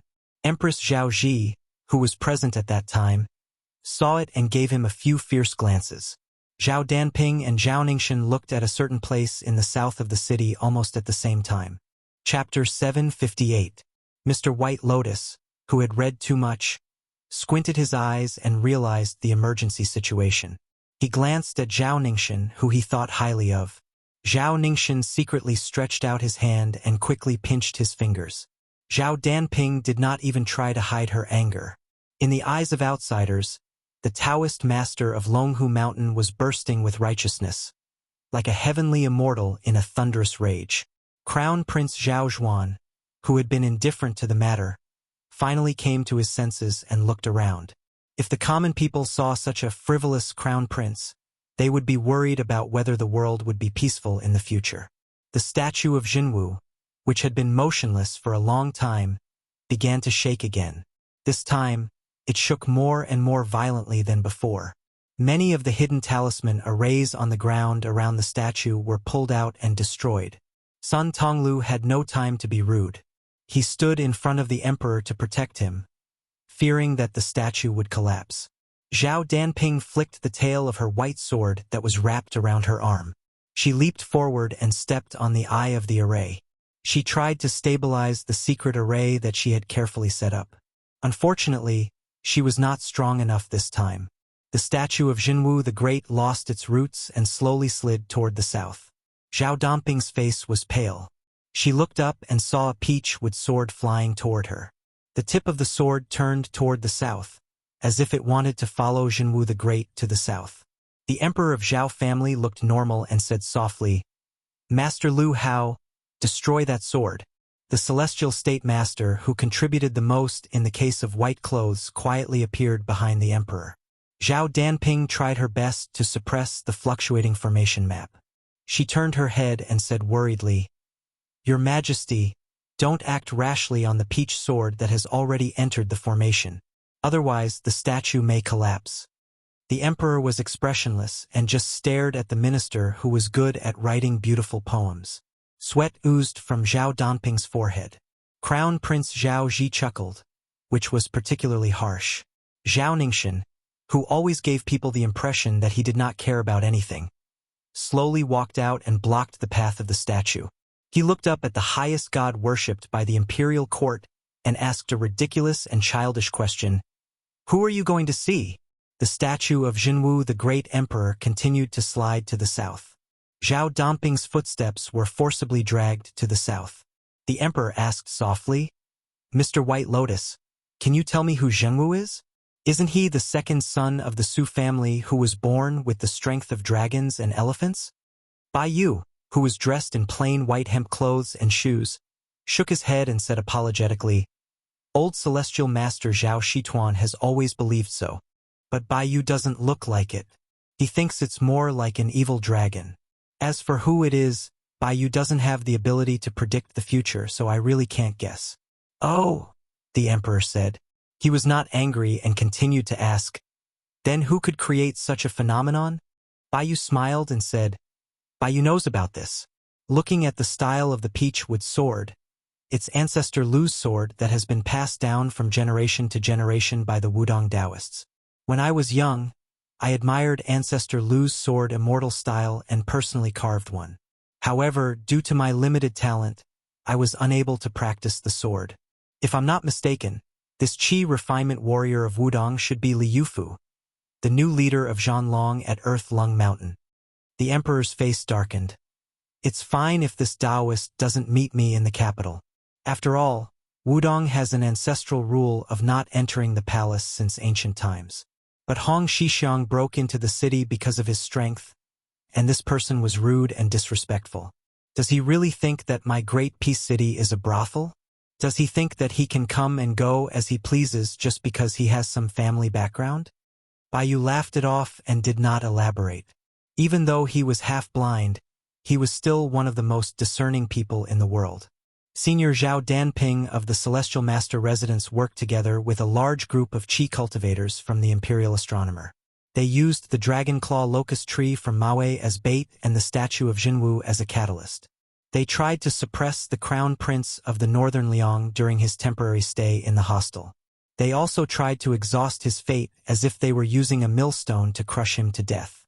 Bai Yu did not dislike this kind of emperor's hegemony, but he did not admire it either. He wanted to stay out of it. The art of war advocated the balance between the strange and the proper. This was the first strange, which was relatively hidden and obscure. The remaining one was obvious at a glance. Between the relationship between Wudong Mountain and Beiliang, if Wudong was tactful and took the opportunity to curry favor with the imperial court, then Beiliang, which was already revered as a Buddha, would completely lose the support of Taoism and become more isolated and helpless. The imperial court made an exception to promote the people who betrayed Beiliang in order to make the Su family a loner. As long as Su Shao died, Su Fengyan, who had inherited the title of King of Beiliang, could only use 300,000 cavalry to fill the hole in the northwest gate. He could not do anything else. Bai Yu sighed. It was a pity that Wudong Mountain was still stubborn and did not want to do any superficial work. It was no wonder that they had declined to this extent and could not compete with the rising Longhu Mountain. First, it was the battle between two Zen temples and Longhu Mountain. Wudong Mountain fought Longhu Mountain. This was the battle for the ancestral court of Taoism. Even if they won this battle, they would lose the entire temple. Wudong Mountain would lose too much if they won. Bai Yu shouted to Zhao Ningxin, Ningxin, come back. Zhao Ningxin hesitated for a moment and finally walked sideways to the south route of the statue of Jinwu Great Emperor. While speaking, Bai Yu quietly waved his hand. Most of the others were paying attention to Zhao Ningxin's actions, but only Zhao Danping noticed Bai Yu's gesture. He gritted his teeth and removed the defense of the array. Outside the Maui post house, Su Fengyan asked with a smile, Someone did something to the dragon-clawed locust tree. Do they have bad intentions against me? Li Yufu nodded with a dignified expression. Su Fengyan asked, Is it related to fate? Li Yufu still nodded. Su Fengyan, whose fortune was as white as a piece of paper, almost burst into laughter. He held back his laughter and said, All right, don't piss off those Zhao family people. Just focus on your 100,000 miles journey. You don't need to care about these dirty things. Take back the peachwood sword and leave the capital. Li Yufu blushed and said, The peachwood sword is in the array. It's hard to take it back. At the end of the long street outside the post house, a middle-aged swordsman in a green robe appeared. He carried a sword on his back. Walking slowly, his face was simple like an ancient necromancer. He bowed to the new chief of Wudong Mountain. Li Yufu hurriedly returned the bow and said respectfully, "Greetings, Uncle Wang." Wang Xiaoping, who had been cultivating his sword for 20 years. Wang Xiaoping was unhappy. Obviously, he was not happy that the young chief was involved in the battle of the dynasty. Li Yufu was simple, but he was not stupid. He was embarrassed at the moment. Su Fengyan did not expect Wang Xiaoping, the best swordsman of Wudong Mountain, to appear in the Maui post. Li Yufu explained, "Uncle Wang left his last words. When your highness enters the capital, Brother Wang will enter the world." Wang Xiaoping took off the talisman sword Shinshu and threw it to Su Fengyan. He said in a hoarse voice, "Both brother and brother have said that they will see you in the capital." Su Fengyan took the famous sword. He did not have time to guess why Wang Xiaoping was willing to speak. He asked in surprise, "What can I do with the Shinshu?" Since Wang Xiaoping spoke, did it mean that his swordsmanship had reached the Deshang level? But the most famous mute in Jianghu was a man of few words and did not speak anymore. Li Yufu scratched his head and said, "Uncle Wang once said that I can see Jinwu, and Jinwu can see me." Su Fengyan was even more confused. Suddenly, the Shinshu in his hand trembled, like Jinwu the Great Emperor's urgent order. For some reason, Su Fengyan turned his head and looked to the north. He said softly, "Sword, come." Li Yufu's peach-wood sword flew to the south and returned to the scabbard. Su Fengyan said in his heart, "Sword, go." The Shinshu flew to the north and returned to the hand of the statue of Jinwu the Great Emperor. Wang Xiaoping, who was conceited as a genius in swordsmanship, bowed respectfully to the white-haired young man. Even Li Yufu, who was talented, had tears in his eyes at this time. Jinwu had not been seen on Wudong Mountain for 800 years. "Jinwu finally saw me today,"